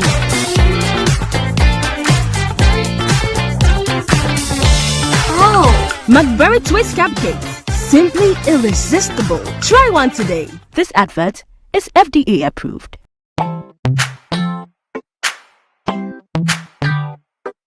Sweetheart, be mindful of your health. Idea products na the makeup. I welcome you to Sigma Health and Beauty. You can call us the Beauty Embassy. Who pursue beauty more revealed with quality makeup products. There is only one place. The Sigma Health and Beauty 2022 Ghana Makeup Awards Beauty Retail Business of the Year. Of course, we are the defending champions. World-class makeup brands and quantity on you name it. Maybelline, Dark and Lovely, House of Tara, and many more. Your professionalism in the beauty industry is unmatchable. Brami ensure the proper way of applying our products. Sigma Health and Beauty, Yewa Accra, Makola, Georgina Stores, and Rollins Park, Gate 4. Fryer 0248 138 596 and 0201 408 186. Or visit our online shop at www.beautyavenuegh.com. Sigma, your beauty, our joy.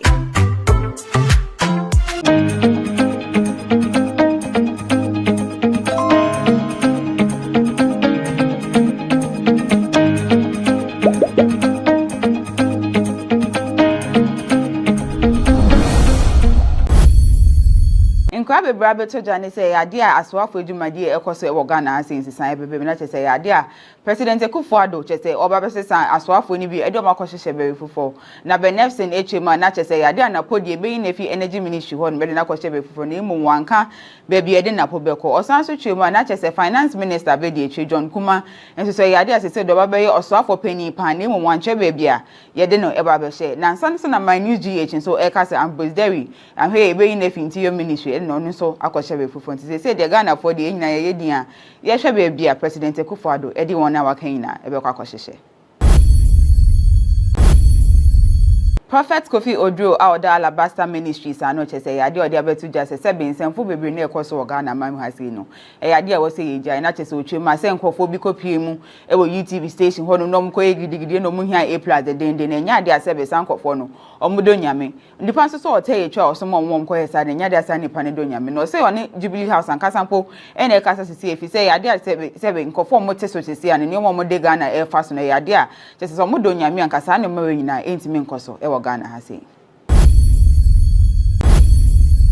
Kwame Obeng Asare adodo na nim se ye frɛ ne A+ ya do din se bebrebe abigu mountains na chese otwema na chese Brana Atamil so te asena na oye president na ya de Ghana fo bebrebe se bia tem die omotoma ma ni papa yi na so hwe ni ho no mesie even Mahama no se ye president na ya de kan se bebrebe e de fa ne ho MPP fo epoko acha ma na chese Mahama yi eniku Atamil edifi atasefo asasi so na we nyina chi hwe ho no me e course na so Ekufada mumu de chese jise wanka he jise wanye we na chese we e de nebufo e ba so onti ase de nti asa ne mayi ne wo se ekoso e wa mamu we mu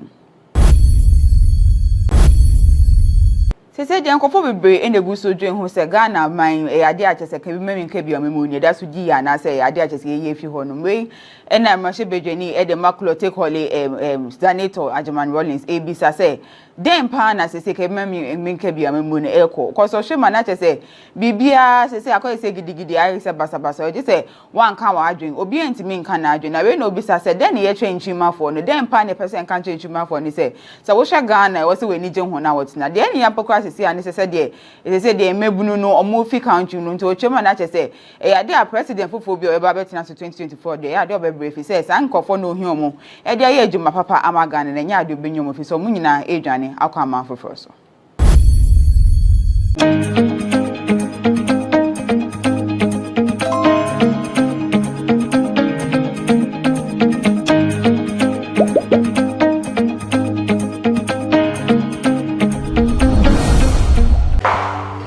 Are you still searching for the right platform to share your voice, thoughts, and feelings?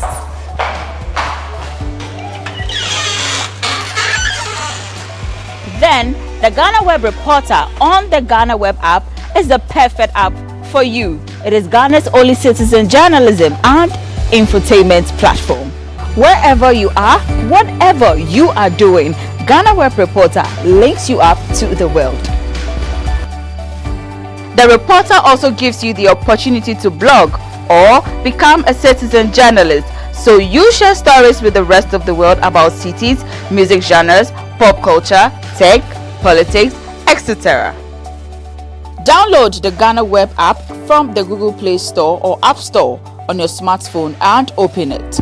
Tap on the member button at the bottom of your screen and follow the easy steps to register with your phone number or email, and you are ready to become a reporter.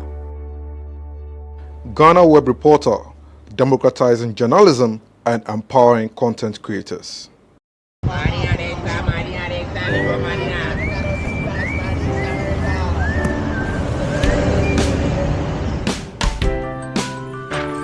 I want you so bad, Alpha Cracker. I want you. I wanna say yes, I can't resist. I want you. Ooh, I want you, Alpha Cracker. I want you so bad, Alpha Cracker. Have a goodness rich in milk and butter in Alpha Cracker. Yummy and deliciously crunchy. But I can't resist you. Alpha Crackers, simply irresistible. This advert is FDA approved.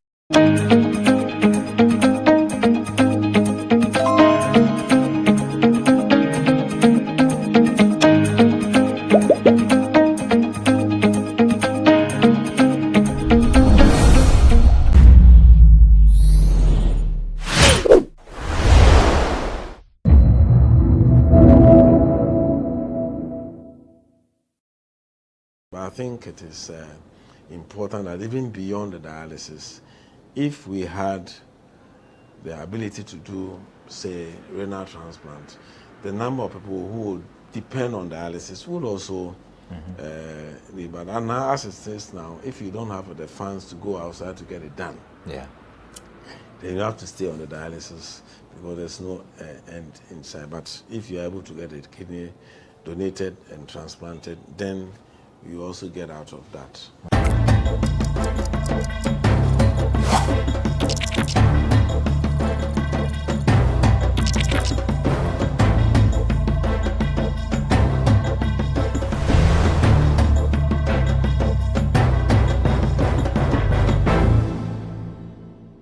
Hi, good day and welcome to another edition of The Lowdown on GhanaWeb TV. My name is Daniel Odro.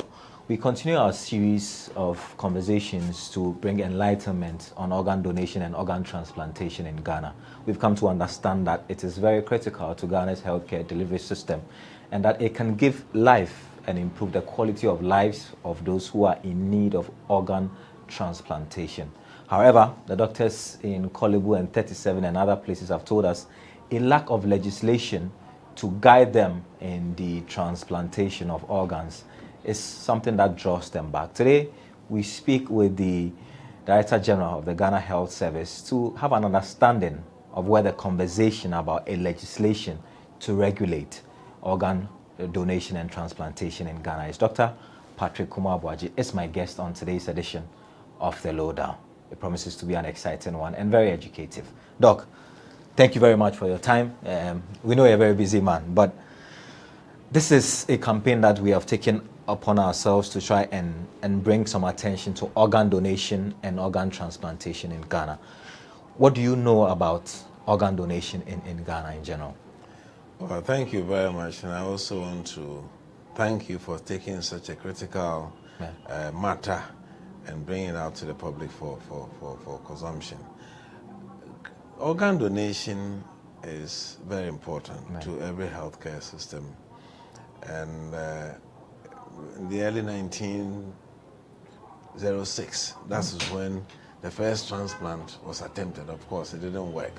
So it's something that is going on. And currently, we think there are about 91 countries that have legislation that helps in regulating organ donation. Organ donation can come from a living human being to another one. It could be from a dead person to another. It requires consent, it requires some storage of organs, etc. So having a regulation around it is extremely important for the person of concern, the quality of care, etc. So this is an area that is not just for, and for many parts of the body. It can be the kidney, which is the most common one that we do. It may be even your retina, it may be the cornea, your eye, it may be pancreas, maybe your liver. And so if we start with the legislation, not only what is going to help us to, as it were, develop the capacities to do them, but also help us in stemming the tide of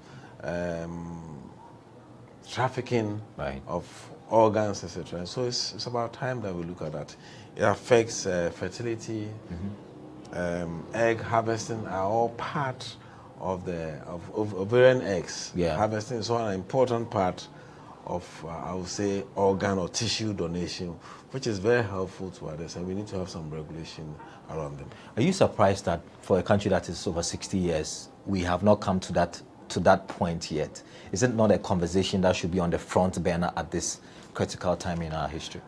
I think from my own history, this conversation started around about 2010, 2019.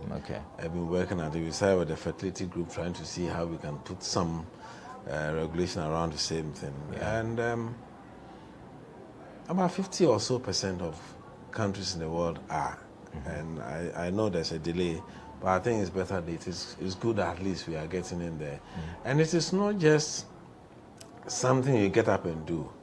You need to be able to have built the necessary capacities. That the law in itself doesn't work. But you need to have the systems, you need to have the equipment, you need to have the manpower.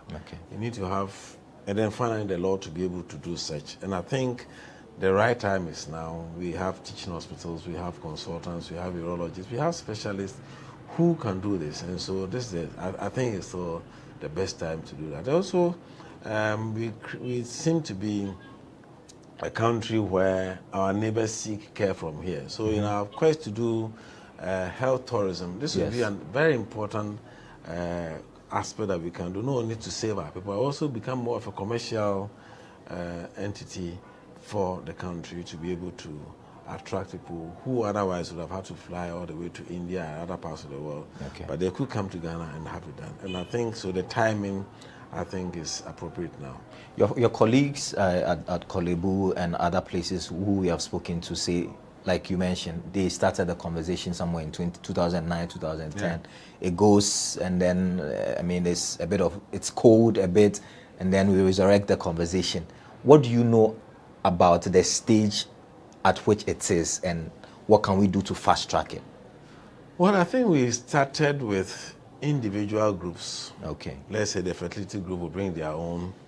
And then the ophthalmic, the eye ophthalmologists will bring their own, because they're looking at what is in there. But what we have now, we have just submitted a draft bill to the minister.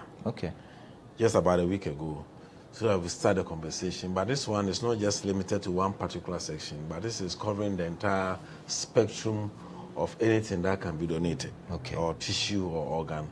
And I think this is probably the farthest we ever come to. Otherwise, we've just been having the fertility specialists who come, the ovaries and surrogacy and all that. Everybody are working in silos. But now I think we have a more comprehensive bill that we can start for. So your activities also are also in the right time, the right time to be able to push things through. Recently, we spoke to the President's advisor on health, Dr. Nsiasare. He mentioned that the President is aware of this. He's interested in ensuring that this thing is passed, maybe and hopefully before the termination of his term as President. Do you feel that in the next year or two, this can be fast-tracked, or you think that we should be a bit more carefully optimistic and say maybe it take 3 or 4 years for this thing to actually go to Parliament and it be debated on? Well, I think the law can serve as a catalyst for development of the various sectors. So just it's not just about the transplant, the technique of the transplant, also how to prevent rejection, how to be able to store the capacity to store the bank to store organs and tissues, etc. These are all very important, and so I believe with the law that will also create as a factor that all these systems will start working. So I believe that the law can go ahead. But it needs to go to Parliament and all of that. Yes, it needs to go to Parliament, and that I can't predict what Parliament will say. So I hope that the Parliament, I think this being a human interest in will not be anything that will create confusion, and it should be able to let it go. But we at the health sector, both public and private, need to take advantage of it and also do the necessary capacities to be able to take advantage of the law when it's passed. Do you think we should lobby some of the MPs to fast track it? Because we've spoken to some of the MPs, they don't even seem to understand. Of course, you're a doctor, so it's easy for you to appreciate. But some of them, it's a very humongous thing to even think about, because everybody's careful about what if people are being killed to harvest their organs?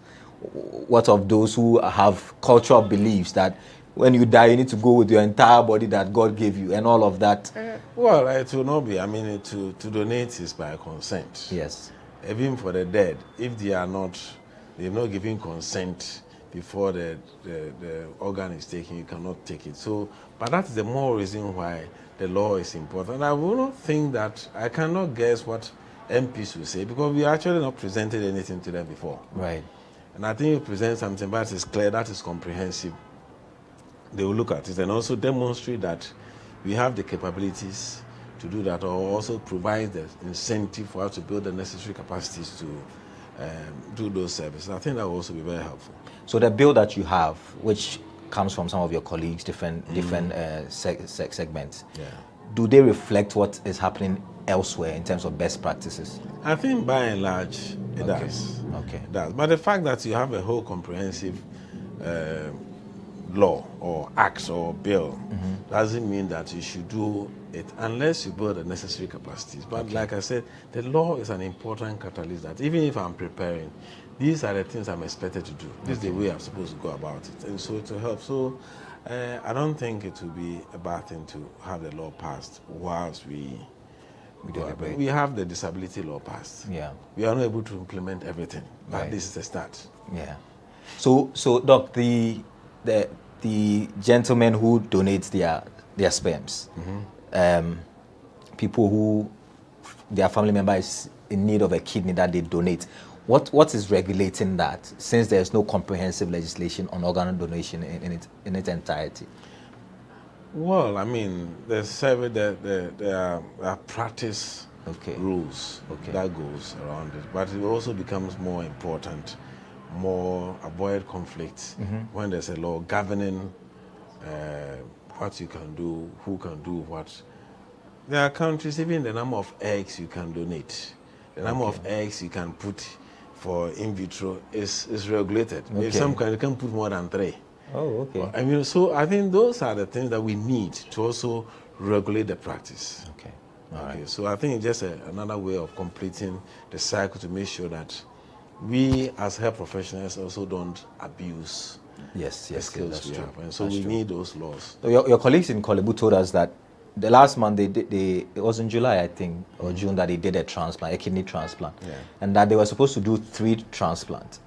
However, they have an ethics board that will speak with the donors and have a sense of why they want to do it.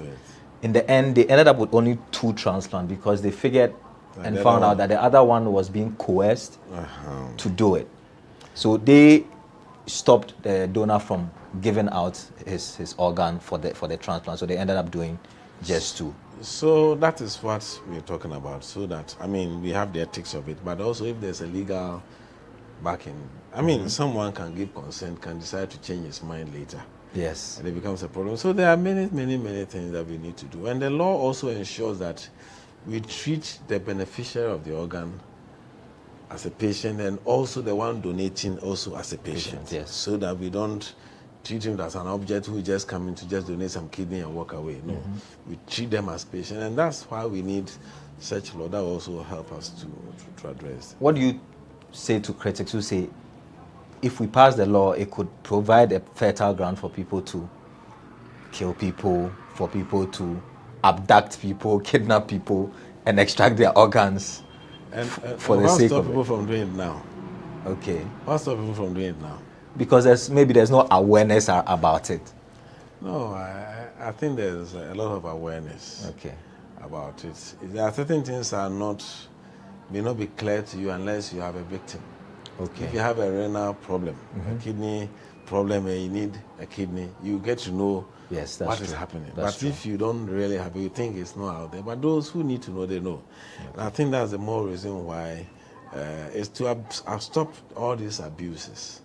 That is why the laws are there, so that even the people who are supposed to police, to protect people, know what should not be done and what can be done. So I think we need a law. And that will not really make people do the wrong thing. That will even let people be aware of the fact that, yes, somebody may have coerced somebody to go to India and donate a kidney. Yeah. Isn't it? Yes. That doesn't stop the person from doing that today. So I think the law will really help us and also give us the necessary capacity and the training to do what we as a health sector can do. What do you anticipate could be some of the pushbacks? Because I spoke to the CEO of Korle Bu. He mentioned that they are working with the traditional leaders because they understand that there are people who have traditional beliefs, and it could be one of the stumbling blocks in the passage of this law or bill and all of that. Do you anticipate that these things could happen? There are people who believe in the afterlife. There are people who believe in all sorts of things. I believe that we're going to have those concerns. We are a very spiritual society. We are going to come up with all manner of spiritual reasons why you should not go in the afterworld with only one kidney. Yes. But those are going to have. We have the same thing with vaccination. Yes. And it's those myths and misconceptions are going to come up. Yeah.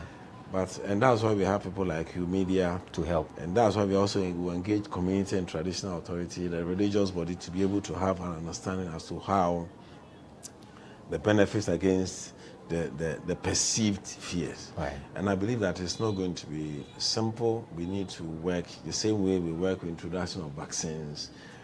Any service is going to have people who are going to have their own misgivings. Okay. But I believe that our parliament will rise to the occasion. Okay. This is still the lowdown on GhanaWeb TV. My name is Daniel Odro. We're having a conversation with the Director General of the Ghana Health Service, Dr. Kuma-Aboagye. We're speaking about organ donation and organ transplantation in Ghana and how we can expedite the conversation about legislation around it. We'll go for our first break. When we return, we'll have about 10 minutes or so with Doc to wrap up about the health sector in Ghana in general. Stay with us. We're back after this break.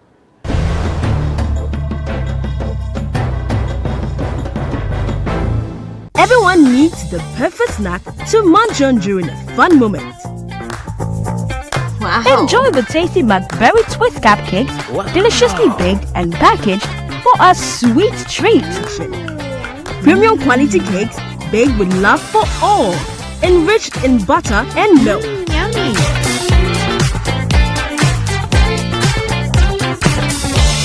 Oh, McBerry Twist cupcakes, simply irresistible. Try one today. This advert is FDA approved.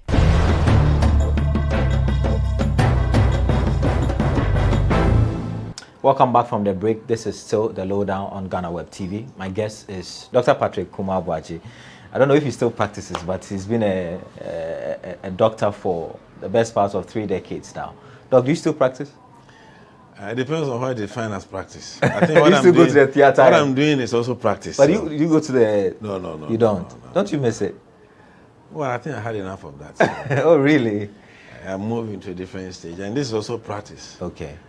Public health is practice, management is practice, health management practice. So it's still part of the practice. And is it when there are strikes and things, all the retired doctors and everybody seem to be called upon to come to the hospital to help, to chip in? Have you had a case like that? Oh, no, not really. I mean, I've not retired yet, so okay. I've not had to be called, but I've been to monitoring in a region for some work, and because of emergency, I'm called from my hotel to come and assist, and I go and operate and come back and sleep. So okay. So Doc, the next leg of our conversation has to deal with people who have, who are in accidents, that we can harvest some of their organs and all of that. If they have consented, if there's law, they've consented. How do we know this person has consented? Is there going to be a database? How do you know that this person has consented? Well, because we haven't done it yet, but the other practices is that there's a database. Okay. And in countries where they know a bit about everybody, maybe Ghana now, if they pick your Ghana card, they may know that you are somebody who has consented before, and then they can see what they can do about it. So I think the database is important. Now that we are having this national ID card, which puts all our in one particular place, you should be able to use that to see whether this is somebody who has consented to donate. And they usually have a little slip that either goes with them or in their wallet or something. So I believe that that could still be made available. So organ transplant or transplantation is not only limited to kidney. We have the cornea, like you mentioned, pancreas, liver and all, but it would appear in Ghana we know of a lot more people who have organ kidney failure and how they have to go through dialysis, how expensive it is. There have been calls that we should meet these people halfway, that maybe the health insurance should absorb even half or even a quarter of the fees that they pay. For 500 cedis or so per session, and these people have to do 2 or 3 per week, that's an expensive adventure. What's your take on that suggestion? I think it's a major problem that sometimes because of the lack of maybe ability to transplant, by the time such people even give up, they eventually lost all their property. They have to spend so much. The whole family spends so much. And it's so because also I think availability of dialysis is also a problem. And I think as the numbers increase, if you have more sites, the prices may start going down. Okay. It's not everything that we can put on health insurance, but I believe that maybe certain conditions we may have a look at it and see how they can bear. But the most important thing is a lot of the renal diseases are usually, I would say, it's things you don't do or the things you do. You do, okay. And so we have to look at the primary prevention to make sure that people don't actually get that stage. That if you have hypertension, you stick to your medication properly. You don't take all manner of herbs and stuff that has not been tested properly. And then they look at it, all kinds of people who are dealing with mercury and all those things in mines and not taking proper care of themselves. They are all part.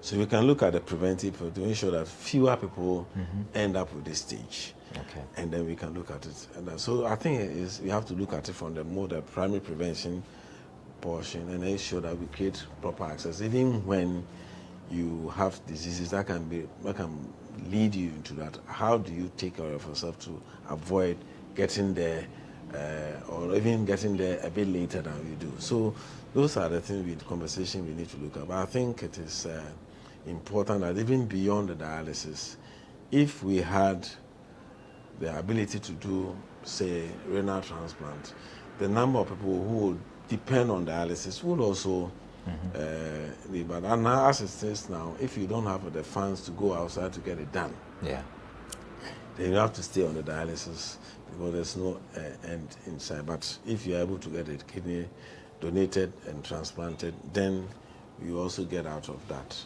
challenge. So those are the things that we need to really look at. Okay. I was listening to a lawyer this morning. He says when their colleagues enter into places that they are supposed to help, they don't help, and it is only lawyers that face the same situation. You're a doctor, and you occupy a very sensitive position. Would you say that you have pushed for the betterment of your colleagues? A lot of stories about the exodus of Ghanaian doctors to developed countries, etc., etc. Do you think you are doing your best for your colleagues? I think we, as a country, we are doing, I believe, what can be done. A lot of the drive, initially the drive was ability to get a postgraduate training to specialize, and secondly, the funding. Yeah. Now, the second bit of it is the fact that now that the postgraduate colleges are here, people are able to do their specialization. That has actually reduced the number of exodus. That's one. Okay. But then the main issue of the financial incentive, that is pulling people out, is also there. And that there's a limit as to what a nation can do. Based on your resources. I mean, if somebody is paying somebody, let's say 3,000, 4,000, 5,000 pounds a month, and what is this country going to do to prevent that person from dying? Are you going to give the person 5,000 pounds to? I think those are the things that we need to do. But I think the general population will also have to come in to see how do we also make people appreciative of the work that they do. I think most of my colleagues also feel happy when they are appreciated, and also creates them to make to do it well. I don't want to call it a sacrifice. I want to call it that your duty and a responsibility to the society that you belong to. Okay. So you tell them that are we working with government to ensure that look, they are going and they need their incentive elsewhere is far better. We may not be able to pay, but let's at least improve their conditions of service, because indeed they risk everything to save lives. I think as a service we continue to push for better working environment, better conditions of service, and we continue engaging with finance, labor and social welfare, with the Ministry of Health to see how best we can make people happy, just like all agencies will do. And but I believe that probably it can only be within what the common basket can really take care of. And I believe that let's also appreciate the people who are here. Okay. And also encourage them to stay. Because in all this, there are many people who I never ever crossed my mind to leave this country. Even though you knew you could get more elsewhere. Yes, and there are many people too who are also doing that. I think it's both ways. It's not just looking at I would say the prodigal son. Okay. But also the people who are staying back. Okay. Let's make them, because not everybody wants to leave. Okay. Let's have to encourage them to stay. All right. Doc, thank you very much for your time. I appreciate your time and the enlightenment that we've had on this conversation. Thank you very much, and we wish you all the very best. This has been another edition of The Lowdown here on GhanaWeb TV. My name is Daniel Joe. I've been speaking with Dr. Patrick Kuma-Aboagye, the Director General of the Ghana Health Service, as we continue our advocacy on organ donation and transplantation in Ghana, and the need to have a comprehensive legislation around it, which we believe will save a lot of lives in Ghana. We're back another time with another edition of the show. Until then, it's bye for now.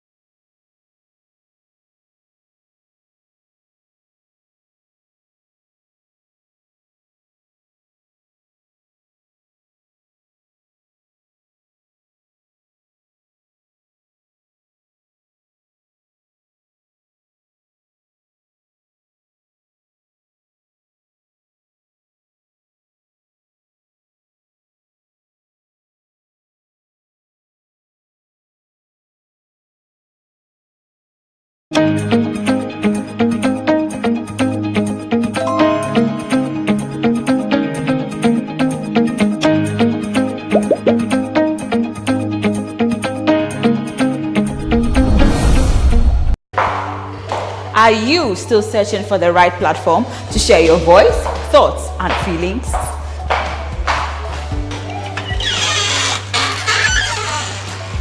Then the GhanaWeb Reporter on the GhanaWeb app is the perfect app for you. It is Ghana's only citizen journalism and infotainment platform. Wherever you are, whatever you are doing, GhanaWeb Reporter links you up to the world. The Reporter also gives you the opportunity to blog or become a citizen journalist, so you share stories with the rest of the world about cities, music genres, pop culture, tech, politics, etc. Download the GhanaWeb app from the Google Play Store or App Store on your smartphone and open it.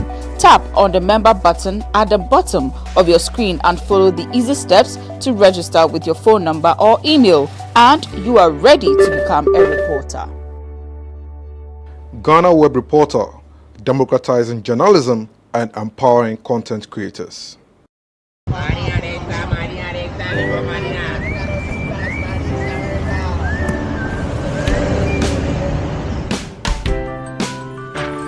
I want you so bad, Alpha Cracker. I want you. I wanna say yes, I can't resist. I want you. Ooh, I want you, Alpha Cracker. I want you so bad, Alpha Cracker. Have a goodness rich in milk and butter in Alpha Cracker. Yummy and deliciously crunchy. But I can't resist you. Alpha Crackers, simply irresistible. This advert is FDA approved.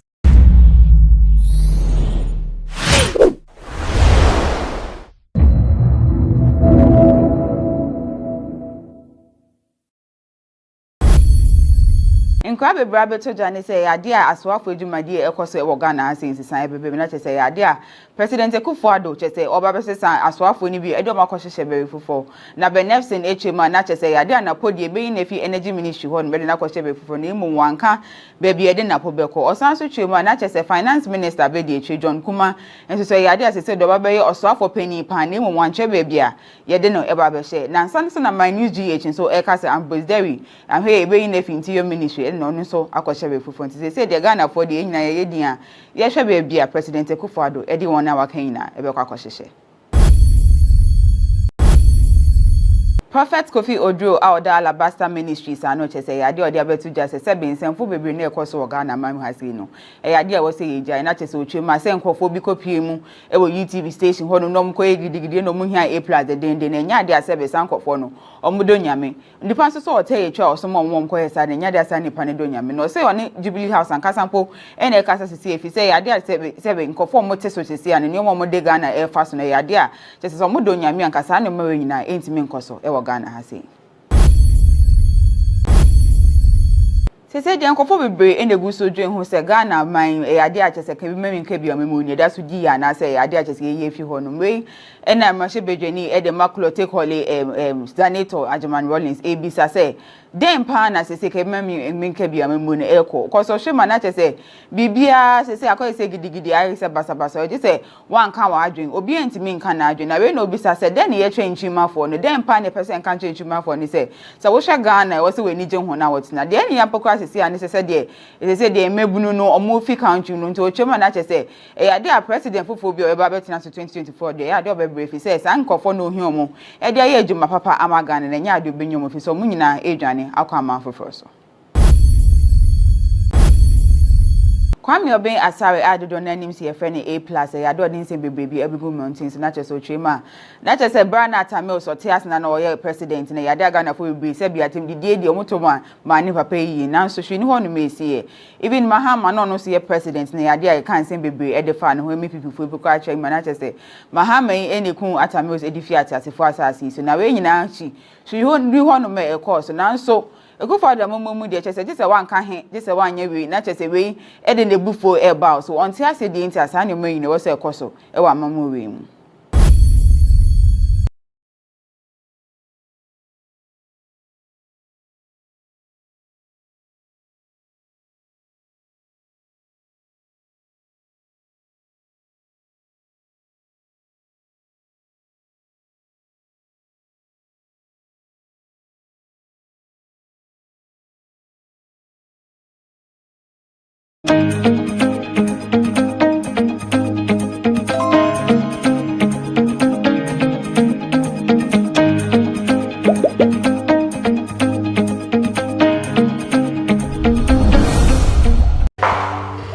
Are you still searching for the right platform to share your voice, thoughts, and feelings?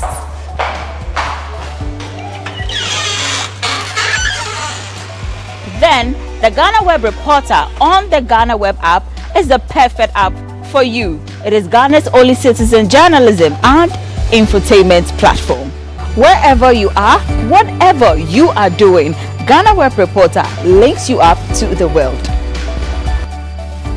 The Reporter also gives you the opportunity to blog or become a citizen journalist, so you share stories with the rest of the world about cities, music genres, pop culture, tech, politics, etc. Download the GhanaWeb app from the Google Play Store or App Store on your smartphone and open it. Tap on the member button at the bottom of your screen and follow the easy steps to register with your phone number or email, and you are ready to become a reporter. GhanaWeb Reporter, democratizing journalism and empowering content creators.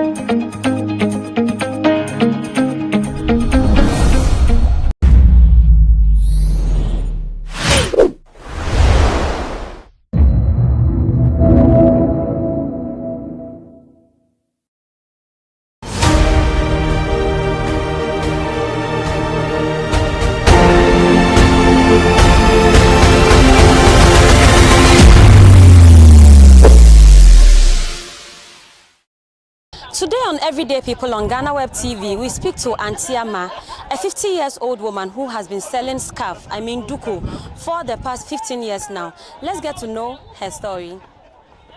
Mami, tibacha frosting. Efemi Auntie Ama Budi. Auntie Ama Budi. Media kasa di Auntie Ama. Auntie Ama. Ana bakuna de kana say dem Budi. Budi no me atumo wa. Okay. It's my patron person me show abrabom kakra o sha say na abrabo na te na o dia be dum pempen so yi. Oh me nye say na me nyi sa na me say enyem we na say. So now be how many years? Oh. Okay. Na me obe say 40 years. 40. There be mo be say 35 years. 35. Me ni cha say kwa no dey we free ha. Oh. Me ade a me ba na me ton ye boss ni ade ni ade. Okay. Me de me nka nyame animu. Taba me stand ko school kakra nya na me padeton. Padeton. Business minded. Me ana me padeton. Me ma me say no otonton me ma kintin me so me na me padeton. School no so ko dum pepe so ben. Okay, school no we school 95. 95. Say university na teachers na say. Yeah, me ko university eno kebe yebe kono first ye papa no say em school ehun ni faso enso me de me some me ko school na me ni di we pa say soja dwuma na me person kam ye soja dwuma pa te amboy me ante bia so na me papa ka baby so te asenti enti mi amboa neja me pe mbeta me ne nam kwabra moa mani ne ma neja kimo di uamba Many people. We bear our family and spread car baby. Okay. Me help me marketing ticket in Sweden. It's also only 35 years now. How many years now? Which me at home? I deal in Tadia. They say me 50 years. 50. So even say not like 15 years and 50. 15 years. What shall I say? Then I would me I dear film. Oh, first me dem metono. Me first will be crown am akwa only now want to say sebi only be. Me fan it say sebi me ba. And me share na ani yakon dey see we ni. Onyi wie no, okulesi me kon ho. Nti be fe nti ni nyina ye nyame adwuma. So ti ase. In a day, in a day to me, day. Oh, Missika, they mean to me in country. A dozen. Oh, me country is Santiminka. We are got some country, just a dozen. Me first in the ton the enemy, but they said, yeah. So when you say I will be back saying if you may interview will be banner surprise okay say person me boy then and ka be person ni pan be. Eh, kabaka wa work to say dem koda. Koda. You heard it all for yourself. This is the story of Antiama. Everyday people on GhanaWeb TV. My name is Victoria Cheibafo.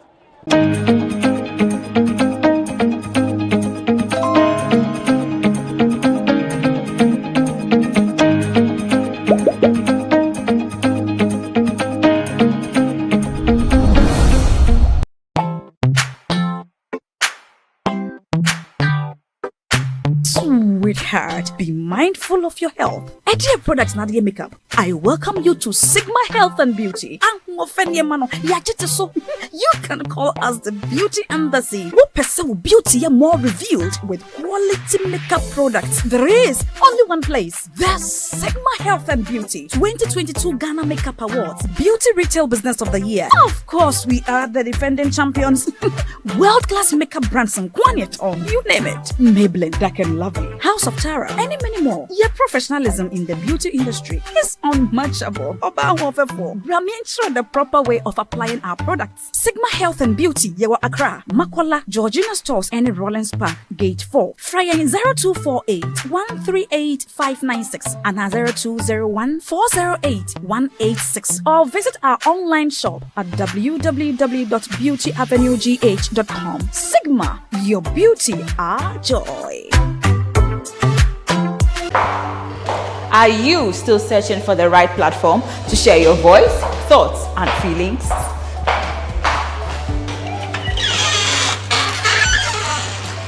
Then the GhanaWeb Reporter on the GhanaWeb app is the perfect app for you. It is Ghana's only citizen journalism and infotainment platform. Wherever you are, whatever you are doing, GhanaWeb Reporter links you up to the world. The reporter also gives you the opportunity to blog or become a citizen journalist, so you share stories with the rest of the world about cities, music genres, pop culture, tech, politics, etc. Download the GhanaWeb app from the Google Play Store or App Store on your smartphone and open it. Tap on the member button at the bottom of your screen and follow the easy steps to register with your phone number or email, and you are ready to become a reporter. GhanaWeb Reporter, democratizing journalism and empowering content creators.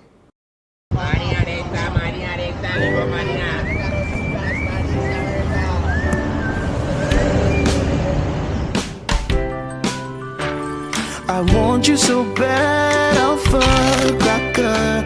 I want you. I wanna say yes, I can't resist. I want you. Ooh, I want you, Alpha Cracker. I want you so bad, Alpha Cracker. Don't me call one casa. Have a goodness rich in milk and butter in Alpha Cracker. Yummy and deliciously crunchy. But I can't resist you. Alpha Crackers, simply irresistible. This advert is FDA approved. Everyone needs the perfect snack to munch on during a fun moment. Wow. Enjoy the tasty McBerry Twist cupcakes, deliciously baked and packaged for a sweet treat. Premium quality cakes baked with love for all, enriched in butter and milk. Yummy.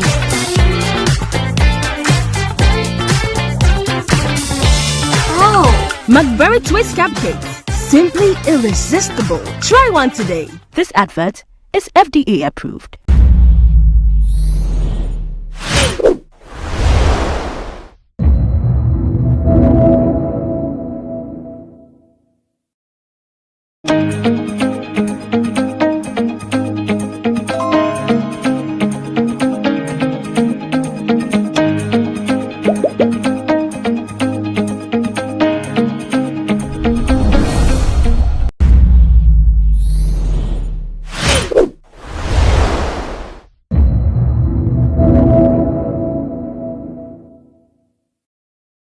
But before then, I would like to first of all invite the regional minister to welcome the team, after which I will yield to the Honorable Deputy Minister for Energy, Honorable Andrew Ejapamesa. After him, we will take some statements from NADMO as well as the representatives from the security agencies that are here. If you are watching us from the comfort of your homes, I believe you are watching us live on one of these stations. We are live on GTV, City TV, Metro TV, Asasi Radio, Adom TV, ABC News, GH, and streaming on Facebook at Ministry of Information. On that note, ladies and gentlemen, I will invite the Honorable Regional Minister, Dr. Archibald Lecha, to welcome the delegation.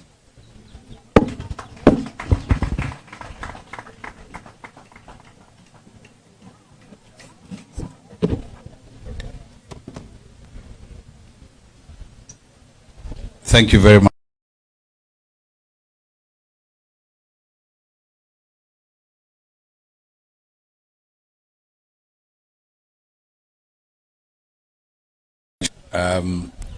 On behalf of the Volta Regional Community Council and the affected assemblies, namely North Town District Assembly, Central Town District Assembly, and South Town District Assembly, and the Angologan District Assembly, we welcome the delegation, the interministerial committee that has been set up by His Excellency the President to support us resolve all the issues arising from the effect of the spillage of the Akosombo and the pond dams on our communities.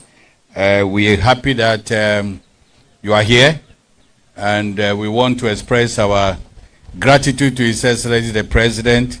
But I would like to explain that the intervention of government started long ago. Even before the spillage began on the 15th of September, a lot of work was done in the communities. A lot of education had gone on. A lot of simulation exercises had gone on with the support of VRA and NADMO and the other security agencies who are all here with us. We've gone through quite a lot. A lot of things have happened. And I'm sure at the end of the day, the Ghanaian public will get to know what has been done.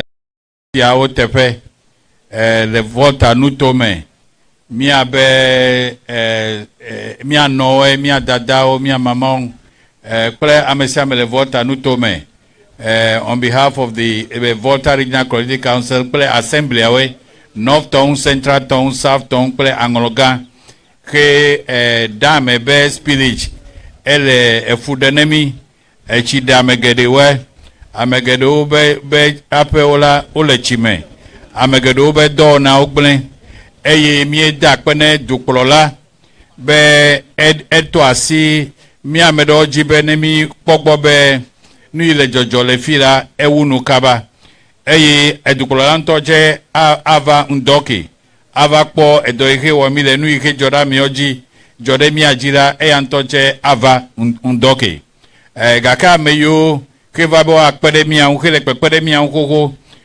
cho committee le Jubilee House pour le ministre au katan le mia dome pour le NADMO au katan le mia dome me dibe mano mia tepe ado wezo tohe nawe be mia wezo mia wele doge maune yira milo akpe.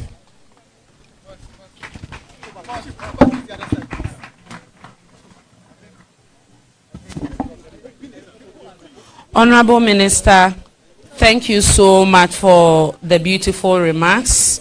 I will now invite the Deputy Minister for Energy to give us a presentation on behalf of the Ministry, Honorable Andrew Ejapamesa. Thank you, my good friend and sister Fatima. Honorable Regional Minister, members of the Interministerial Committee, Honorable DCE, Chief Executive and staff of the Volta River Authority, management of NADMO, our friends from the media, ladies and gentlemen. It is indeed a pleasure to be here this morning, even though on a rather terrible circumstance, on behalf of His Excellency President, bring you warm greetings and to express my deepest empathy to our people who have been impacted following the spillage of water from the Pong and Akosombo dams. Ladies and gentlemen, indeed on the 15th of September 2023, the Volta River Authority started a controlled spilling from the Akosombo and Pong dams. This was necessitated by the heavy rainfall in the Volta River catchment area, resulting in the rapid rise in water levels at the Akosombo Dam. The spilling was therefore necessary to prevent the overtopping of the dam and to protect the dam from collapsing. The normal operational level of the dam is 276 feet and the maximum level is 278 feet. As at the date of the spilling, the water level was 72.5 feet and was about 277.1 feet on October 13th. So we can all see that from the September 13th that they started the activity till the October 13th, the water level was actually rising, even though there was some spilling that was going on. This was about the normal operating level of 276 feet and approaching the maximum level of 278 feet, which necessitated an increase in the spillage volume. This proactive approach also aimed at systematically releasing excess water to minimize the potential adverse impact on the downstream communities, thereby safeguarding lives and property. In accordance with VRA's emergency preparedness plan, VRA, NADMO, and the district assemblies deployed personnel to monitor the situation and to respond to emergencies. Ladies and gentlemen, the effect of the initial spill on the downstream communities was minimal, with limited flooding in the north, central, and south Town districts, mostly affecting the cages of some aquaculture farmers. By the beginning of October, however, the water level continued rising rapidly, thereby exceeding the maximum operating level of 276 feet. Following the persistent rains and continued rise in the water level, VRA increased the spill rate from October 11, 2023. This is what has resulted in the increased flooding recorded in several communities in the north, south, and central Town districts, as well as the Adan East district. This unfortunate turn of events has led His Excellency the President, Nana Addo Dankwa Akufo-Addo, to set up an interministerial committee to manage the effects of the flooding with the aim of ensuring the protection of life and properties of the affected people and ensure the victims have adequately been catered for. Indeed, prior to the spilling, and as required by the VRA's emergency preparedness plan, VRA notified all the relevant stakeholders, including the National Disaster Management Organization, the municipal and district assemblies, and particularly the downstream communities. To ensure that the communities responded to the notification, a VRA team collaborating with officials from NADMO were tasked to monitor the impact of the controlled spill on the downstream communities and regularly assess the water levels and spill rates. This measure has the sole objective of safeguarding the loss of lives and properties. The rationale behind this initiative was to enhance community resilience through education and awareness. The multifaceted approach deployed by the authority ensured that the spill was managed effectively, prioritizing the safety and well-being of the downstream communities while safeguarding the integrity of the dam. Again, it is instructive to note that before the decision to spill, VRA in May 2023 had held a simulation exercise dubbed Exercise Dawohoso 2023. The exercise, held in 3 out of the 9 districts likely to be impacted by the authorities' operations in the unlikely event of an emergency, had a primary aim of assessing VRA's emergency response procedures, as well as the capabilities of the relevant stakeholders, including NADMO and other identified disaster management organizations such as the Ghana Police Service, the Ghana Armed Forces, the Ghana Marine Police, the National Signal Bureau, the Ghana National Fire Service, and the National Security. It is important to state that the North Dakota Guards from the USA participated in the exercise and shared their valuable experiences with their Ghanaian counterparts. The lessons learned from these exercises have been incorporated into the VRA's emergency preparedness procedures. Measures that have been taken to help the affected communities. In collaboration with the National Disaster Management Organization, VRA has launched a comprehensive relief effort which includes distributing essential supplies and relief items to communities in the path of the rising waters. High-level delegations, including the Deputy Chief Executive Services of VRA, Engineer Ken Arthur, and the Director General of NADBO, Eric Ajiman-Prempe, and his team have visited the impacted areas to assess the situation firsthand, leading to the provision of immediate assistance to the affected people. Furthermore, extensive community education and awareness campaigns were conducted to inform residents about safety protocols and actions they should take to minimize the risk of these rising waters. Local authorities, including the MMDAs, actively engaged with these communities to facilitate their relocation to higher ground, ensuring their safety throughout the prolonged spill operation. The combined efforts of VRA, NADMO, and the various stakeholders aim at alleviating hardships the affected communities face and reinforce their resilience in the face of this natural occurrence. General impacts, ladies and gentlemen, include displaced persons from their homes, loss of properties, inundation of farmlands, damaged aquaculture cages, cessation of academic sessions to accommodate displaced persons in the various schools as safe havens, lack of water, the emotional trauma due to the severity of the impact of the spills on the affected individuals. And indeed, this morning when we took the tour, was really disheartening to see the situation that some of our compatriots were living in. I am extremely happy, however, to note that as a society, a socially responsible organization, the board and management of VRA has set aside a fund to support the impacted communities by providing relief items to address the impact of the flooding. In furtherance of this, I wish to make a passionate appeal to the community leaders to support the efforts of government as we do everything possible to save lives and protect the dam. So far, the collaboration between VRA, NADMO, the district assemblies, and the security agencies have been commendable.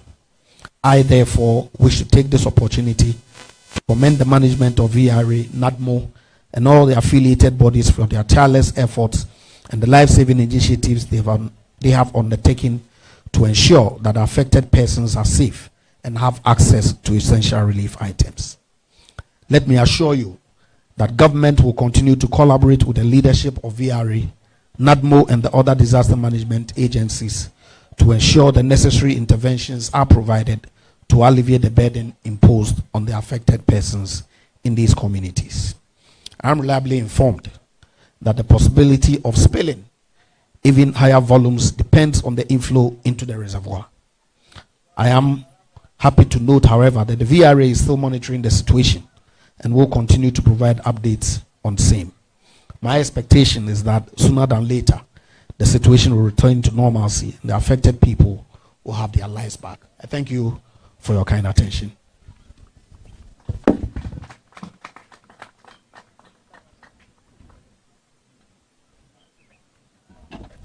That was the Honorable Deputy Minister for Energy, Honorable Andrew Ejapamesa. Thank you so much for the insights.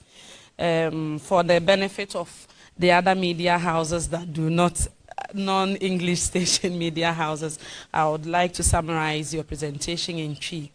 Enti mesremo enam say ye won central for and I say central dwumaku ahodo a omo ye three stations a omo peke ene press briefing a ye wa so aso na honorable deputy minister Bobo Obi so ene sese bi obi wo ho a waye nafu ye bi ensuo ni nti wahwere ni nyina omo esese omo ko school sese ensuo ayiri wo baabia nkra ne ntimi nko baabia ebi onso so obi ohono ma no waye ne fish pond kakra bi a ne mmoa wom ensuo na yiri no ni nyina wahwere obi nso so agapade ensuo ayiri akata ne fie so ase ne niema bebre eye niema a yie na eno no so nti aban nim se ye wasede ase etu anamon a ebetimi aboa na omo makwa hohiahiem ya so omasene osese nti ena Volta River Authority eye VRA omato foto obi ato nchen so omo de beboa ama yenya akande a ye de be mankrofo na asoso omasene kopem ebra ensuo no empempen so no beba fom no motimi asako omafie asako di omudjuma na enu bi ne se den enu bi ne se obehwe anadmo de enuane efie niema obehia akade obehia nsamena eye mattresses nenke ka ho bebre beboa ama omo camp ha ne ada camps no ma setena mu ebehin ha omo enti saa na mo ne ya na mo bi ayetu afen nso so district assembly no nso so ne mpanimfo akuku dambi ansa na ebebie nsuo no kra no na omukọ nkronkromu ene omukọ dinketa ho se ensuo no ye bia anamo ben na omubetu enti ncheche no nso so aboa ama nsuo no bae no kra no anya ade se nkrofo obehwehwe omonkwa na uye no free ho nso so a minister ehye nkran se anamo tuo no bebre kwa wa akire anyame ya adoma aban ede beba abeka ho amamo nti ne nsem na okan no kakra metimi abono tofa enono. Ladies and gentlemen, on that note, we will take some messages from NADMO and also the security agencies. But before I yield to the Deputy Chief Executive Officer of NADMO, permit me to acknowledge some dignitaries that I have seen with us this morning. If I miss anybody, no worries, I'll come back and introduce you respectively. So we have with us the DCE of North Tone District, Honorable Osborne Divine Fenu. Also with us this morning is Commodore Kwafo from the Naval Training Command. We also have with us Commodore Asiedu Labi, head of the Rivering Command. We also have with us from the Office of the President, Mr. Charles Nite Kotego. And we also have with us from the Office of the President and Deputy Comms Director at the Presidency, Mr. Jefferson Kwame Nasaki. We have with us the Deputy Chief Executive Officer of VRA in charge of operations. He's in the person of Mr. Edward Kenzo. And we also have with us, as mentioned in our earlier speaker, the Deputy Minister for Energy, Honorable Andrew Ejapamesa. We are also joined by the Deputy Health Minister in the person of Honorable Tina Mensah. And also acknowledging our earlier speaker, the Volta Regional Minister, Dr. Archibald Lecha. And this morning, our leader of delegation, we have the Minister of State at the Ministry of Local Governments in the person of Honorable Obi Amwa. And we have with us the Deputy Chief Executive Officer of NADMO, Mr. Seji Seji. He just joined us, but on that note, I'm inviting him for his remarks. Mr. Seji, if you are ready.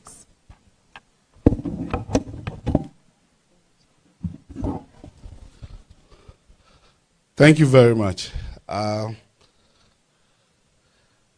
told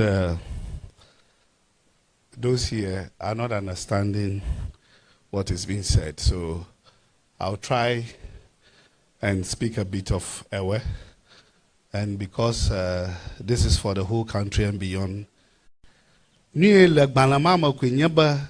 na ro time a ochi huga nke ameyo ola atonu district okata le tonu a nka owo afi ohuochia eno huchia hade nka mo la fuma owo boga ta wo kle nadmu kle other agencies so owodo miewo simulation exercise ni wala le kima blog la fa gbamu gaka miewo exercise ara akpoba nanu ojo a le kemiewo ge exercise ma miewo le district omania kata oma sheke miewo le because meko esujaman akparanchi ni miewo nyaba miao kple police to kple ambulance service kple Ghana Army kple fire service mayo nad moto mi klo mi wona doi na na joa mi kata mi fonafu e wona reka akpanare amunchi mi wo anu la district okata kaka afie mi ava toto ava wono yen north town adan east and Esujaman. Ye wo exercise ya May ye September over avu echia.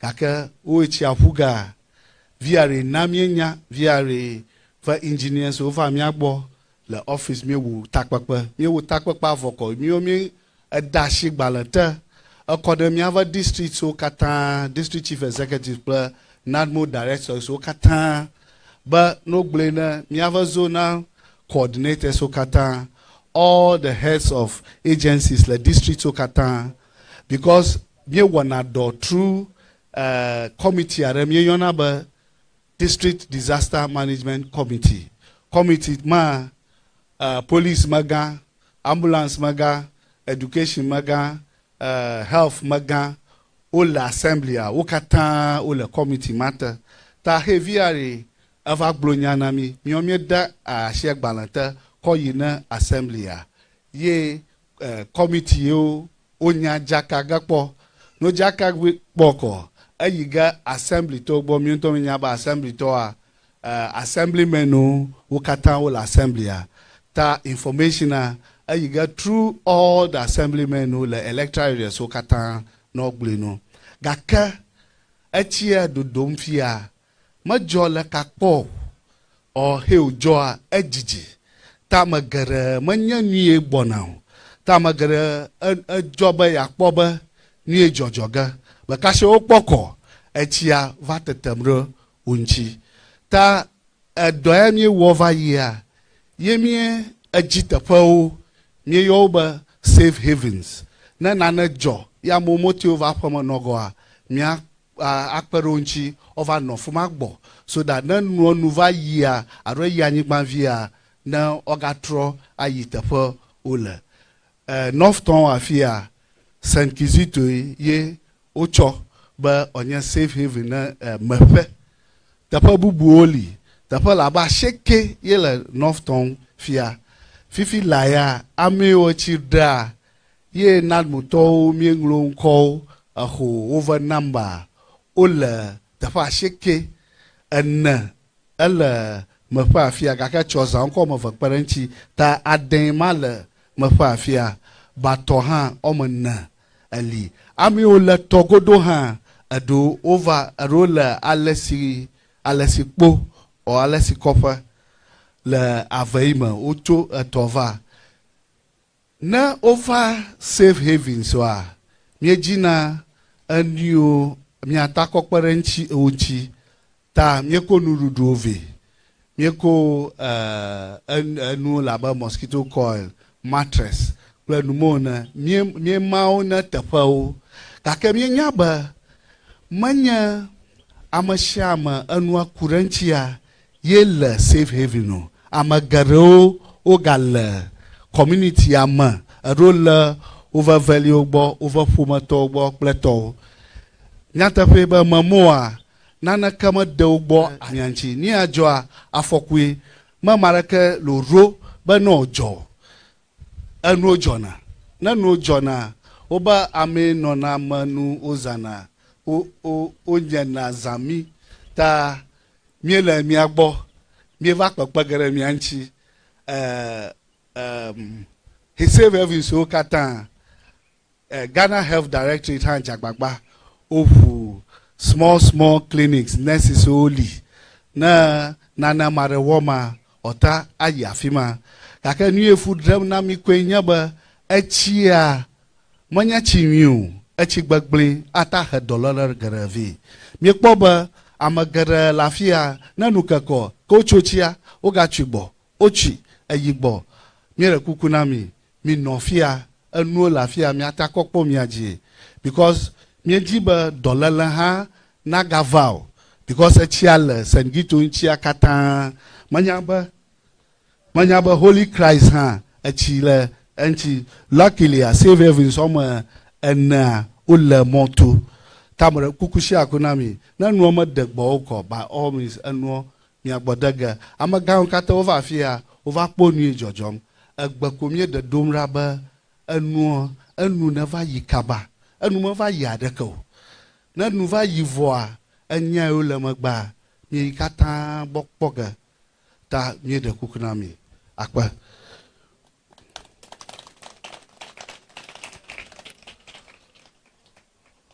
Okay, so just a brief view on what has happened so far, or a brief statistics on what has happened so far. As I mentioned, we have 9 districts captured in the emergency preparedness plan of the VRA, 4 of them in the Volta region, 3 of them in the Greater Accra region, and 2 of them in the Eastern region. 1 of them in the Greater Accra region, which is Adan West, really has just a small portion of it shared by the Volta River. Majority of it is a coastal, so it is bounded by the sea more than the river. So as of now, we have not recorded any displacements yet as a result of the spillage. But we have recorded displacements in Adan, in Shai Usudoku for Greater Accra. Now we have recorded inundation of homes in Esujaman, so some level of displacement there, but we don't have people moved to safe havens yet. We have recorded displacements also parts of Angron. They have also not moved people to safe havens yet. Also, we have displacements in South Town, which is one of the hardest hit. But luckily, we have also not moved people to safe homes yet. Majority of the people, as of this morning, we are recording close to about 3,005 plus displaced people in South Town. But luckily, most of them are with their relatives. And the NADMO team is working to serve them with relief items that we have pre-positions there. Now, the hardest hit is Central Town and North Town. Central Town already has about 3,000 plus people in safe havens as we speak. Then for North Town, we have close to almost 4,000 plus in safe havens. St. Kizito is holding the largest victims, which is getting close to 1,000 now. It's about 1,000 now as we speak. I don't know if I could list the communities, but there are several. But as I said, it is North Town and Central Town that is hardest hit. But what is very, very important for us, which NADMO together with VRA, we started doing before the water was spilled, and we want to continue doing, is to warn people who are still at places that the water has not reached yet. The spillage is still ongoing. It is possible or most likely that the water will get there. We want to use this medium to let everybody know that they have to move as a matter of urgency. If they have difficulty moving, they should contact the assembly member, zonal NADMO coordinator, the district chief executive, and there are teams around who can help them move. I know the difficulty of movement here, which we realize is that everybody wants to move with everything in his house. And that becomes very difficult because it's difficult to move wardrobes, fridges, and mattresses, room furniture. It is difficult. Thankfully, VRA has made available buses and pickups that if you want to move or if you have to move because we want you to move at all costs, all you need to do is to contact your assemblyman, NADMO officer, or the district. A vehicle will be deployed quickly to come and move you, even with your things, because we know that some of you will not move without your items. So this is a caution to everybody who has not yet moved. The situation is still unfolding. We don't know when it will come to an end, but from the VRA forecast, it might not take too long that it will come to an end.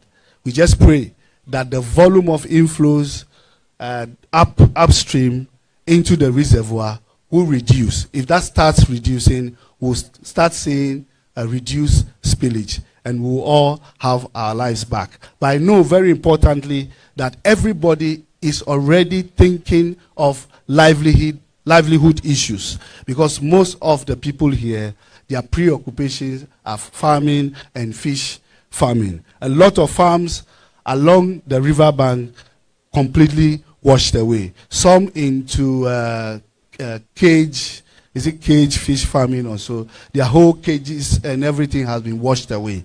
I know that the victims already have started talking about that. Where we are now, the first issue is to make sure we rescue people and make sure everybody is safe.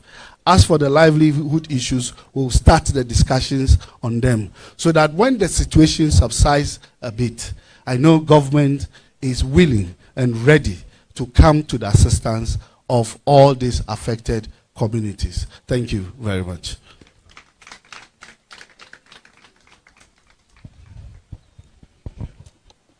Thank you so much. That was the Deputy Director General of the National Disaster Management Organization, NADMO, Mr. Seji. On that note, we will take the briefing on safety from Commodore Kwafo from the Naval Training Command.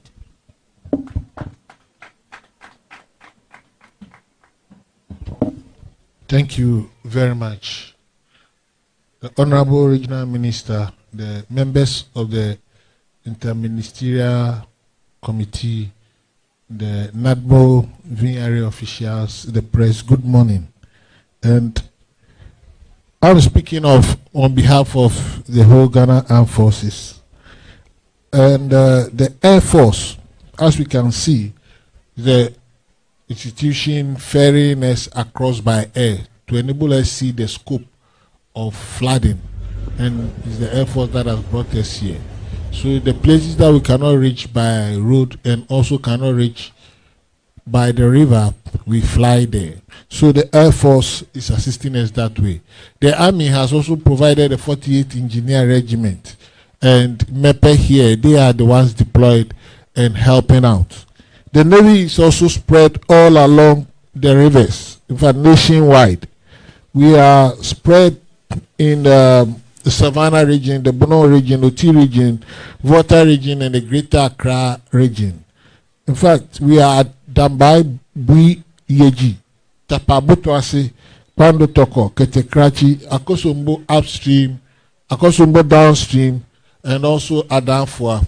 We are monitoring critical infrastructure as well as responding to distress calls from district assemblies, the VRA, and NADMO.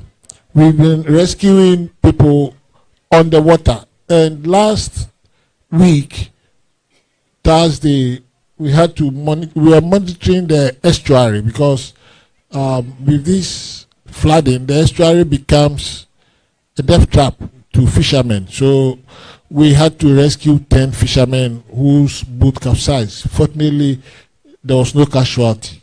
And also, last Friday, we had to be called to the Sogakope Bridge because there was a heap of sand along the bridge and the water was gathering and it could threaten the bridge. So we had to make way for the water to pass. So we are keeping watch on critical infrastructure As at yesterday evening, we had helped to evacuate over 8,000 flood-stricken people to safe havens. We've beefed up boats. We brought more boats here with over 10 boats downstream. We brought some from the Western Naval Command. And we have brought experienced divers and lifesavers to assist in the rescue effort. So that is, by way, the situation now.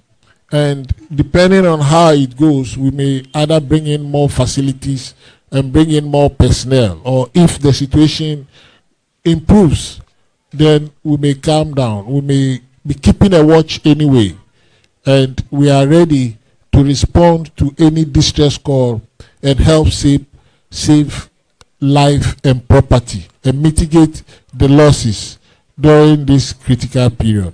Thank you very much.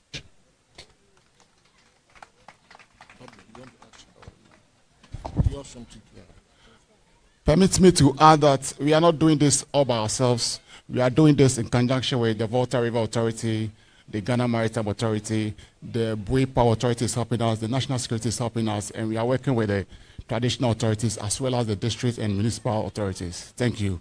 I will stand by for any questions.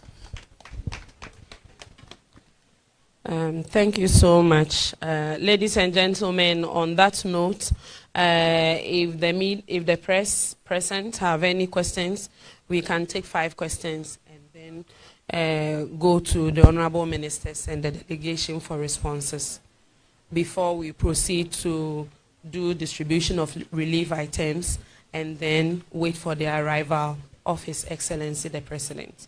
So please, if you have a question, the media present. Okay.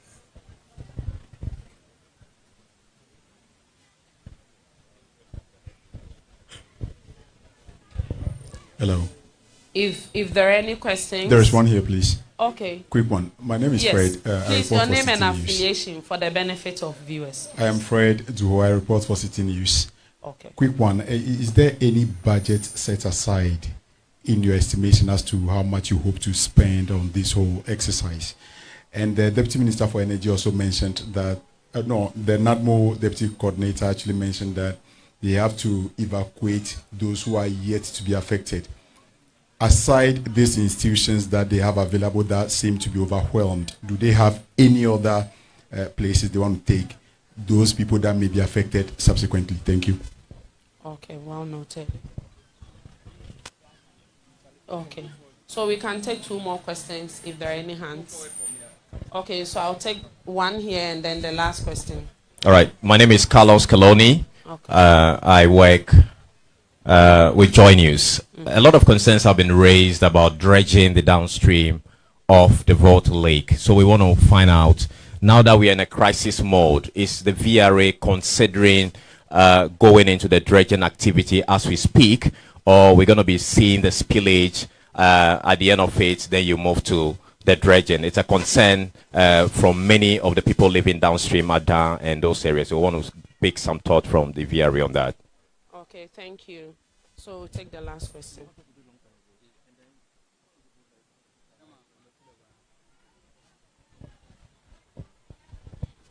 Good afternoon. My name is Shadrach Ejari, Metro News.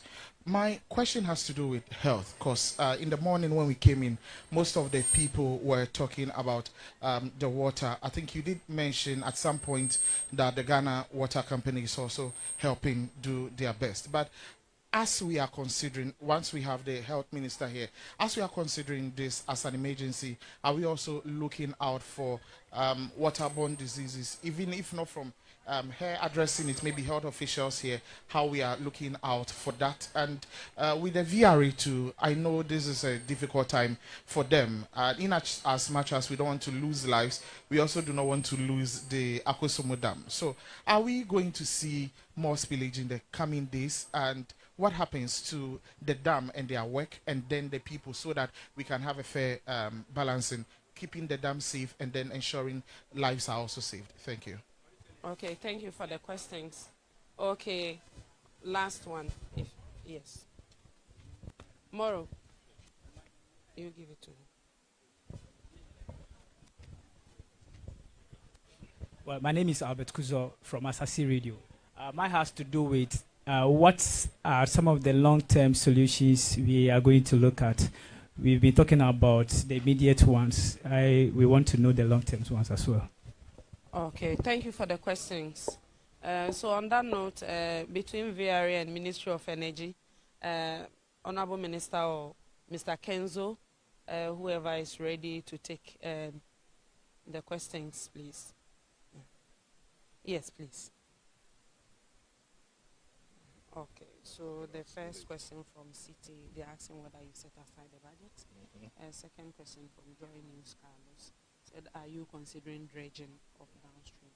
Third question from Metro Shadrach, waterborne diseases and water. Waterborne, I'll leave it to the... Okay. Surprise! Good morning to us all. I'll go straight to the questions asked.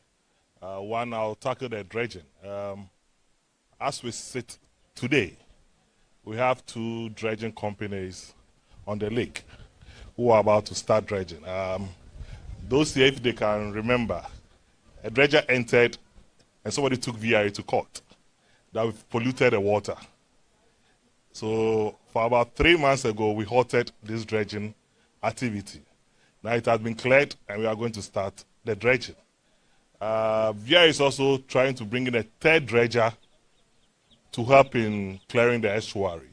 So sure by end of this quarter, we'll get about 3 dredging companies dredging the lower water lake. Someone was also asking whether we will consider this dredge because of the challenges that we are finding ourselves in. We have a section or a department in VR which normally do this, what do you call it? The dissertation of the bed of the lake. We do sounding of the lake to see whether it's silted or not. As we sit, the bed of the lake is not silted. Lower water, we know there's a bit of, when the tides are high, it brings a bit of sand to create a bar at the estuary, which normally will wash off or hold back. But when the tide is also very high, you should understand if it's very high, it prevents the river from flowing easily into the sea. So it will just back pressure the water and spreads around the community. So in the long-term plan, as I said, 3 months, the end of this 4th quarter, the 3 dredgers will start their work dredging the lower water and make sure it allows the seawater into the river to take care of the behavior vectors that normally find themselves in the water that affect the people that live by the banks of the water. The other one has to do with how long whether we are going to see any further spillage or not. As I always say, per our data collected for 62 plus years that the Akosombo Dam was constructed, we know that we normally get heavy rains from September to the mid of October. That's when we get heavy rains or water inflows into the dam. From mid of October to the end of October, the water recedes. And the volumes that is flowing into the dam for the past 3 days is showing the sign of receding. Yesterday it was about 340, today it's around 280. So per our data and projections, the water is going to recede. But we still have to monitor and make sure that no sudden rush of water comes in. The dam rise, as of 3 days ago, is about 0.1214. Today is 0.05, which indicates that the water is really reducing. But as we also sit today, we are above the normal operating level of the dam. Today's level is 277.29. The maximum operating level of the dam is 277.5. So you are left with 0.21 to achieve that maximum allowable operation level of the dam, which means that beyond this level, if you stay there for a very long time, the integrity of the dam is at risk. And we don't want to do anything that will affect the integrity of the dam. But as we see with this data that we have and what we are seeing, we know that per everything that we are doing, we don't envisage to increase the spillage. Because increasing the spillage is also not going to bring any good news to the people beyond Soga Kope. Increasing the spillage by even 1 foot may end up wiping that bridge away. And we don't want that to happen. So we are doing everything in our power to make sure that we save the dam and save the communities downstream, at least not to bring in more hardship to the people. That is what we are doing. So per projection, I'm sure we'll get to a better condition going forward.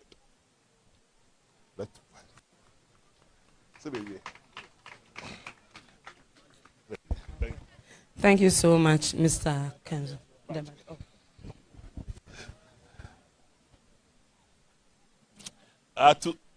To state clearly, right now our objective is to make sure everybody is comfortable as the government has instructed. The life is very important. We've set aside enough funds to make sure that every life affected will be made, anybody affected will be made comfortable, and at least they'll have their lives back. That is our main objective. The numbers is not really an issue. What is thrown at us will make sure everybody is made comfortable, as directed by government. Thank you so much.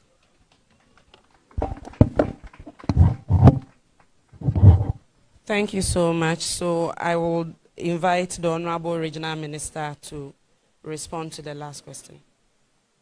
Okay. Yeah. Okay, Honorable Tina, please.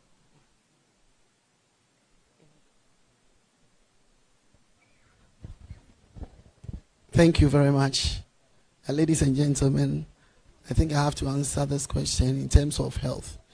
I believe that since morning that we arrived, we have visited the health clinic that have been set out here.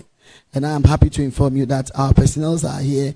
They are looking at the health issues of our people.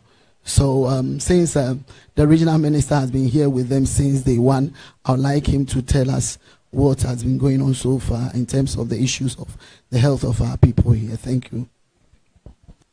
Thank you, Honorable. I just want to explain that the District Health Director is part of the District Disaster Management Committee. The Regional Director of Health is also part of the Regional Disaster Management Committee. So we work hand in hand with the health workers. And we know that there's a risk of water-related diseases breaking out here. So because most of the pit latrines are flooded, they are flooded. So any water you see around is highly contaminated. So we want to make sure that everybody drinks potable water. That's why with the support of VRA and other organizations, we have enough sachet water ordered. So if it doesn't get to any place, they should just call the emergency operations center and they'll have whatever they need. We don't want anybody to consume the surface water. Nobody should risk it because we are in danger of cholera, typhoid fever, and other water-related diseases. So we're taking every step to make sure that people have access to safe drinking water. I also want to speak Ewe. So, Honorable, I can excuse you now, to appeal to our people. Be simulation exercise who May, June, Kakakabuba, just village government in September, on September 15th. Before then, let me do Kujira. VRA has a responsibility to do dragging, and they live up to their responsibilities. And they brought 2 companies to come and do same.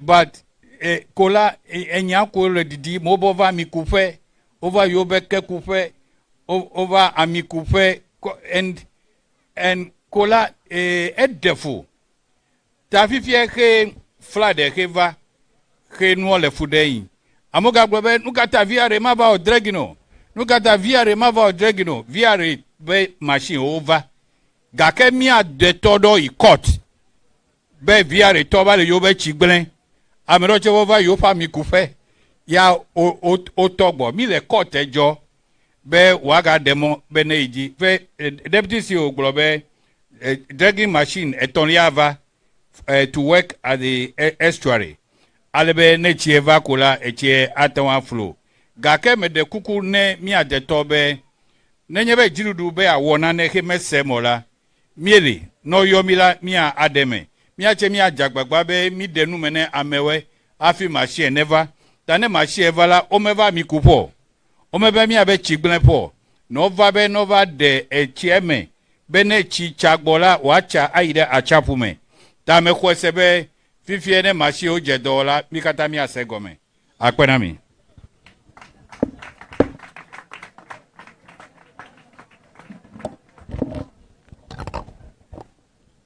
Honorable ministers, our friends from the media, distinguished ladies and gentlemen, on behalf of the committee, I'm a self-appointed rapporteur, so on behalf of the committee, I would like to express our profound gratitude for joining us this morning and also sharing your experiences with us. I believe it can only enhance the operations of the committee. To the community members, I will say abide with us as we are committed to ensuring that we alleviate all the challenges that they are facing at the moment. To the press from Accra and also in Volta region, thank you for the coverage as your work is helping us sensitize the public and educate Ghanaians so that very soon we put the situation of the dam spillage behind us. As mentioned, we will proceed to do distribution of relief items. You can see some behind me, but they are cutting more because the trucks themselves cannot get here, so they have to use smaller vehicles and boats to get them to this point. After which we will all convene here to receive His Excellency the President. To the various media houses picking us from Accra, we say thank you to GTV, City TV, Metro TV, Asasi Radio, Adum TV, ABC News, GH, and MOI. Honorable DC and elders of MEPE in Norton and all our distinguished hosts, thank you so much for having us. Thank you.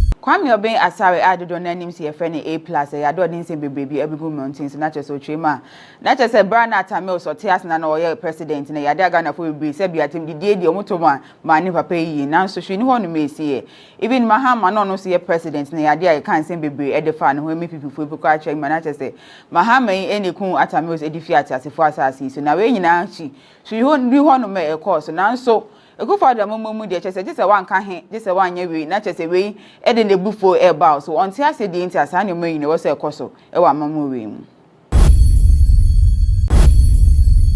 Sese de nkofo bebre enegu so dwen ho se Ghana man e ade a chese kan bi memi kan bi amemu ni da so gi ya na se ade a chese ye fi ho no we ena ma she bedwani e de makulo take hole senator Ajaman Rollins ebisa se dem pa na sese kan memi kan bi amemu ni eko ko so hwe ma na chese bibia sese akoy se gidigidi ayi se basabasa o je se wan kan wa adwen obi entimi nkan na adwen na we no obisa se den ye twenchi mafo no dem pa ne person kan twenchi mafo ni se wo hwe Ghana wo se we ni je ho na wotina de eni ya pokwa sese ani sese de mebunu no omo fi country no nto chema na chese e ade a president fofo bi o eba betina so 2024 de ade obebre fi se san nkofo no ohia omo e de aye adwuma papa amagane na nya ade obenyomo fi so mu nyina edwane akwa amafofo so Prophet Kofi Odro Aoda Alabasta Ministries ano chese yade ode abetu jase se bensemfo bebre na ekoso Ghana man hase no e yade a wo se yeja na chese otwema se nkofo bi kopie mu e wo UTV station hono no mko gidigidi no mu hia A+ de den na nya de asebe san nkofo no omudo nyame ndipa so ote ye twa oso mo mko hesa na nya de asa nipa ne do nyame no se one Jubilee House an kasampo e na ekasa sisi efi se yade a sebe nkofo mo te so chese ya ne mo de Ghana e fa so na yade a chese so omudo nyame an kasa ne mawe nyina entimi nkoso e Ghana hasi Nkwa bebra beto jane se yade a aswafo adwumadi ekoso e Ghana hasi nsisan bebe na chese yade a President Akufo-Addo chese oba besesa aswafo ni bi edom akohye bebe fufo na Benefsin echema na chese yade na podi ebe na fi energy ministry ho no be na akohye bebe fufo na imu wanka bebe ede na pobeko osanso chema na chese finance minister be de echi John Kuma enso so yade a sese doba be oswafo pani pan na imu wanche bebe a yede no eba be hye na nsanso na my news GH so e ka se ambassadori ahwe ebe na fi interior ministry no no so akohye bebe fufo nti se de Ghana for de nyina ye dia ye hwe bebe a President Akufo-Addo edi na wakena ebe kwa kosheshe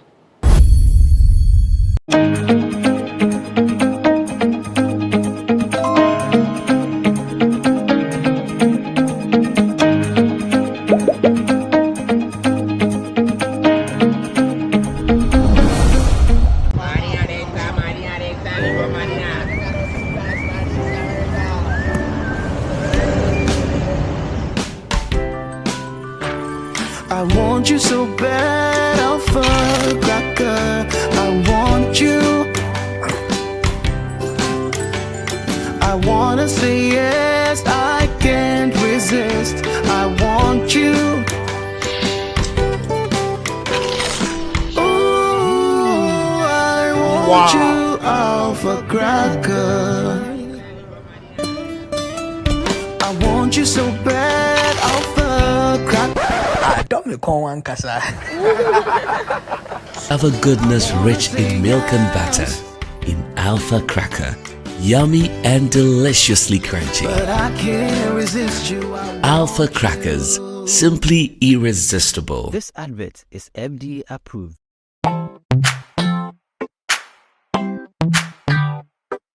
Sweetheart, be mindful of your health. Idea Products Nadia Makeup. I welcome you to Sigma Health and Beauty. You can call us the Beauty Embassy. Who pursue beauty more revealed with quality makeup products. There is only one place. The Sigma Health and Beauty 2022 Ghana Makeup Awards. Beauty Retail Business of the Year. Of course, we are the defending champions. World-class makeup brands and Kwanyet on. You name it. Maybelline, Dark and Lovely, House of Tara, and many more. Your professionalism in the beauty industry is unmatchable. Brahmin the proper way of applying our products. Sigma Health and Beauty, Yewa Accra, Makwala, Georgina Stores, and Rollins Park, Gate 4. Fryer in 0248 138 596 and 0201 408 186. Or visit our online shop at www.beautyavenuegh.com. Sigma, your beauty, our joy. Everyone needs the perfect snack to munch on during a fun moment. Wow. Enjoy the tasty McBerry Twist cupcakes, deliciously baked and packaged for a sweet treat.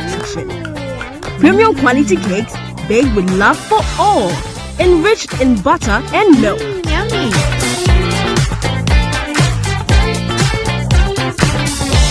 Oh, McBerry Twist cupcakes.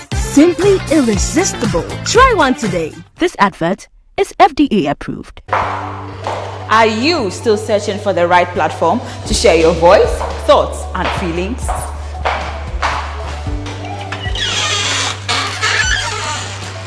Then the GhanaWeb Reporter on the GhanaWeb app is the perfect app for you. It is Ghana's only citizen journalism and infotainment platform.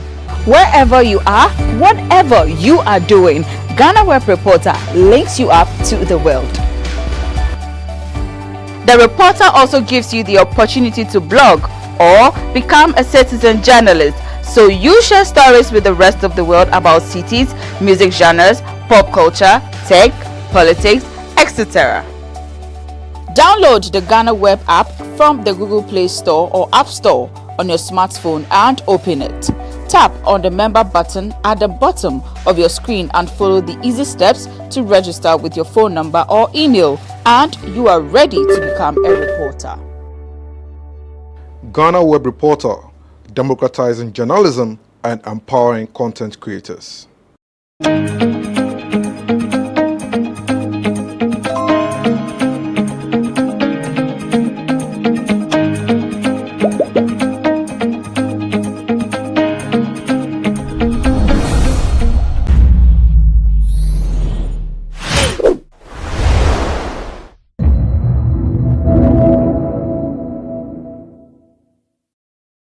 Young ones are still interested in photography.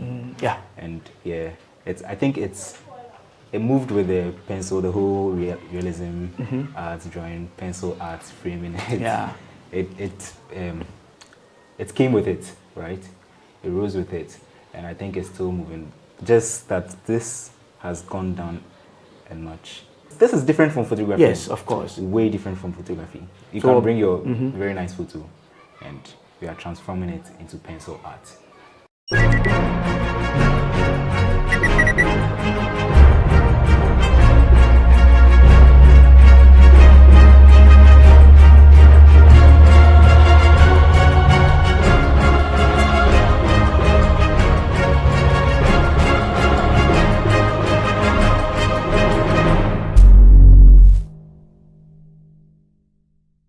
They say tourism is one of the biggest exports any country could ever have. But how about arts? Now, there's been a new wave of young people venturing into their skills in the areas of arts. One of the young people who has been doing extremely well in that area is a man we are here to speak with. He goes by the name Enel Arts, who loves to do arts in a way that brings realism to life. Welcome to this special edition of GhanaWeb Special here on GhanaWeb TV with me, Echi Atisu. I'm in Amanfrom, just around Kaswa, here in the central region, to speak with this young man. Come along, let's explore the talent that is called Enel Arts. Come along. Enel, hi, what's up? Cool. It's good to have you. Nice to meet you. Thank you for welcoming us to your you have a nice studio here. Thank you. And I hope everything is well. Yeah, thank God. I hope we can get to have some nice conversation. Why not? Interesting. All right, anyway, so what's up? I'm cool. I guess even this conversation can be had in some, we can do away, right? People will just jump on us. Bro. Anyway, but how's it been? Cool. We are both in the arts, so when I get to talk to other talented people like this, I just want to hear, because I'm unable to perhaps sometimes give answers. Yeah. Do you know how you came about knowing you could do this? Well, you know, as children, a lot of us liked to doodle, sketch, draw, and all that. But I was lucky enough to have found my interest in that, and so that's what I've just kept doing throughout my life, and that's how. Maybe you might not remember, but what do your parents tell you? How early did this start? This rare talent.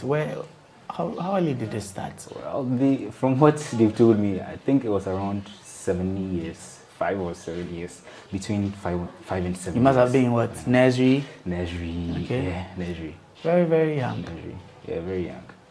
Interesting. And it's been on and on like that till now. Till now. Is this something you passionately pursued because your parents were directing you into it? Oh no, I think they recognized that I had interest in art, so they just kept supporting me, and yeah, they wouldn't stop you from doing what you like, and so that's like pushing you, that's like encouraging you, right? And so yeah, that's how it has been. Let's get to know you better first of all. You go by the name NL Arts. That's what many of us know. But what's your real name? That's the question you get every day. Oh, especially now. Yeah. Well, my real name is Israel Derek Afeti. Afeti. Yeah. Oh, great. Okay, and how many siblings do you have? 4. Plus you? Plus me 5. Okay, plus you 5. Yeah. Interesting. You grew up in Accra? Yeah, right here. Right here in Accra. So you're an Accra boy. You're DB. Oh, I know you DB. I'm big. I mean, but that's what Accra people are DB.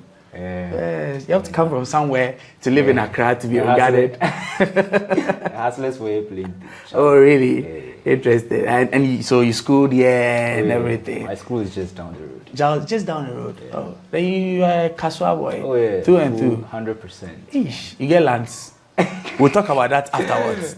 But let's talk about the art. I mean, you caught a lot of people's attention from what you used to do in Trotro. Yeah. You would sketch people on the go. What inspired that? Well, from the point I started my national service, right? And you did your national service where? Stanbic Bank. Okay. Yeah. So I was doing my national service. I wasn't getting enough time to draw. And it's something I'm passionate about, so I have to find time to do it. And there wasn't any time I could do that. So I recognized that in the bus. I spent too much time in the bus on the way to work. And I thought I could, use that time. Just capitalize on that. Yeah. And do some quick sketches just to keep up with the... So it was nothing planned. You didn't think it was... Maybe people intentionally want to plan to do something like this. For me, if I plan to... I don't have to plan too much. If I plan too much, I'll end up not doing it because... It's erratic, eh? Just take action, then you see the next step and you take it. See the next step, you take it.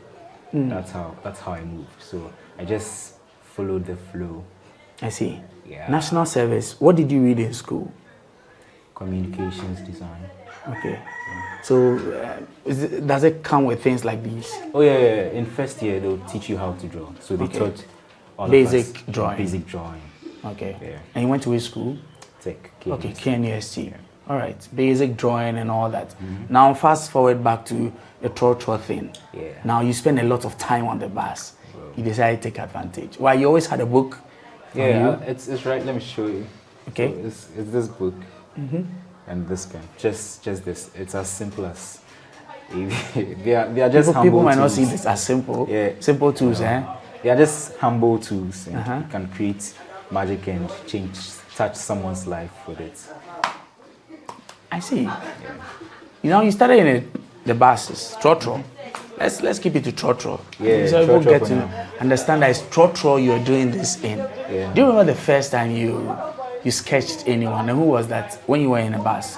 When I was in the bus? Yes. First person you sketched? One of the first sketches I did in the bus was Justin Bieber.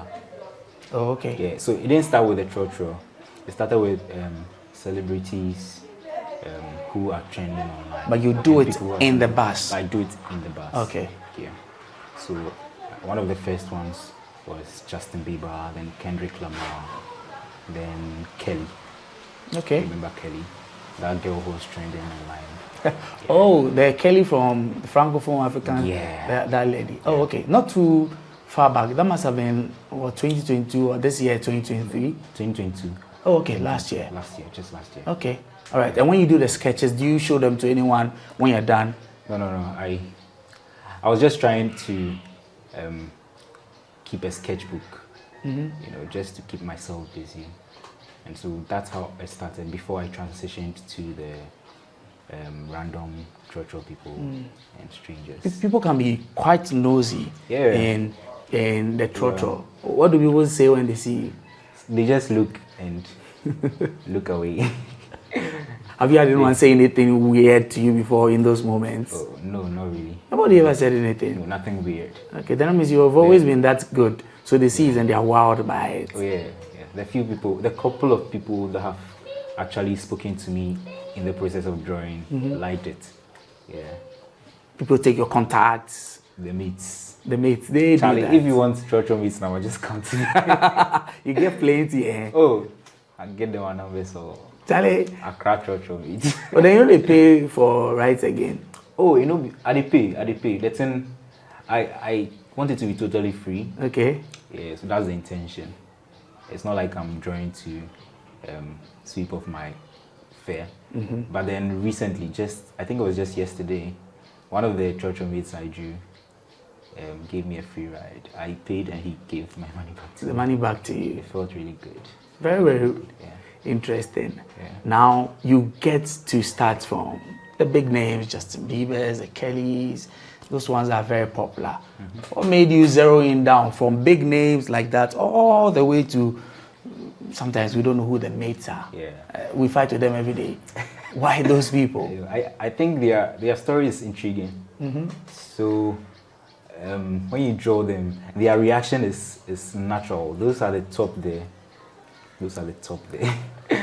They've gotten a lot of these. They see it a lot. They see it a lot. So they might not appreciate it as much as someone who wouldn't be expecting someone to draw him.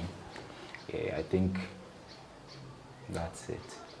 And I'm still intrigued about the trotro mate bit, because when you sketch them, how long does it take you to maybe finish one sketch? Yeah, the fastest so far was 30 minutes. 30? Fastest? Or is it 30? I think it was 18 minutes. Okay. 18 minutes. That's the fastest so far. Because the trotro is moving, you have to be careful about your strokes and all that. So 18 minutes. I actually was going to ask you how you're even able to keep your... It's really stressful, strenuous, bro. But you're able to still get a perfect picture. I have to get it. Now tell me, is it that you have a photographic memory such that you just see them and you take a photo? What do you do? I'm not that special. I take a video. Okay. I freeze one of the frames and I look on my phone and draw. But that's even still special. The fact that you can do that in a moment, capture, and you always get these kinds of reactions. Do you have people? Do you have other mates actually stop you to say that actually do this for me? One saw me at a Cromwell. Yeah, I hadn't picked this car before. I don't know him from anywhere. I think he's seen my videos. Okay. And he said I should draw him. It was a nice moment. Oh, interesting. And now it's good you mentioned videos. Now, the advent of social media and all that. You do a lot of things on Instagram, TikTok. Yeah. How has that helped your craft? Exposure. Before I started this, I was thinking of ways to market myself. And all I could think of was going hard on marketing, and being everywhere, slapping every social media platform with my art consistently. And that's what I've been doing now, and it's working. My customers, my clients see that and they reach out to me, place an order for commissions, then I do it for them. Yeah. I see. Now, more or less, you have been able to zero in on exactly which aspect of the art you are doing. That's it. Do you only sketch trotro mates for free? Which other people do you do for free? Oh, maybe someone interviewing you for free. Maybe. Which other people do you? Oh, just sometimes if I see the person and he or she has a striking character. That is. These are your striking characters. Typical striking characters will look like what? They look down. They look happy. How do you tell? What's random? They stand out. Okay. They stand out. You can see from their face that they have a lot going on. Yeah, they have some very troubling stories. And I noticed that you tell stories from those artworks. They're not just sketches. Yeah. You're actually trying to capture moments and stories in there. Yeah. So you're not just an artist, you're a storyteller. I'm following your footsteps. Oh man, no. I mean, the focus is on you today. So you're a storyteller too, through arts. Okay. I want us to just take a short break. Sure. When we return, I'll find out about all the juicy aspects of this area of arts that you are in right now. So we'll return briefly, and then we can continue with this conversation. Sure.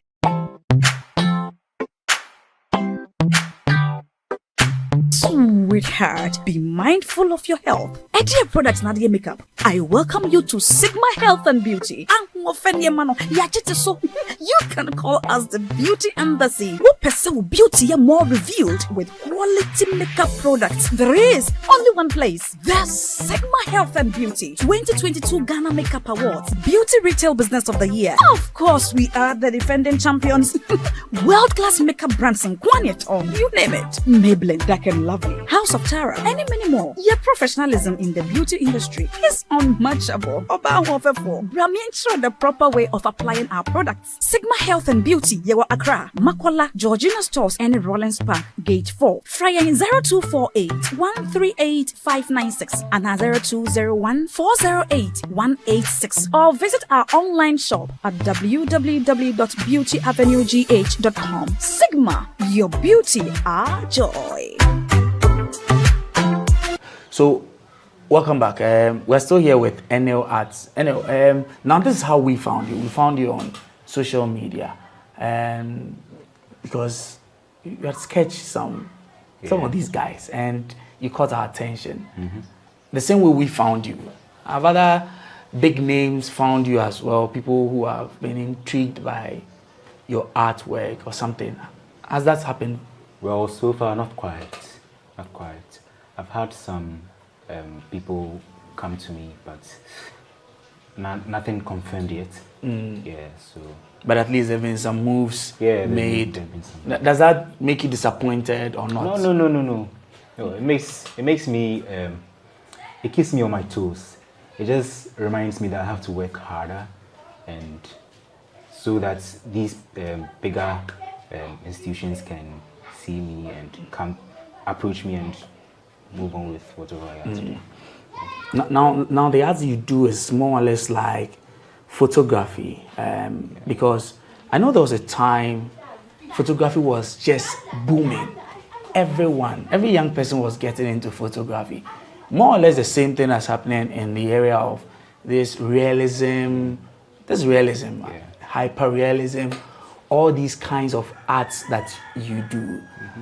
How competitive or not is the industry? And tell me whether or not you feel like you are competing against it, or it worries you, any of such things. Well, first, young ones are still interested in photography. And I think it moved with the pencil, the whole realism art, drawing, pencil art, framing. It came with it, right? It rose with it, and I think it's still moving. Just that this has gone down a notch. Why is that? I don't know. Is it the photography that is? Oh no, this is different from photography. Yes, of course. Way different from photography. You can bring your very nice photo, and we are transforming it into pencil art. So which aspect of the art is actually doing better now? I can't really tell. Because every artist and the way they create. It's just that this is trending now among the younger ones. They are inspired by what they see online. The bigger artists they see online. Just like I was inspired by some bigger artists online. So they are inspired by them, and they also try to do these pencil drawings.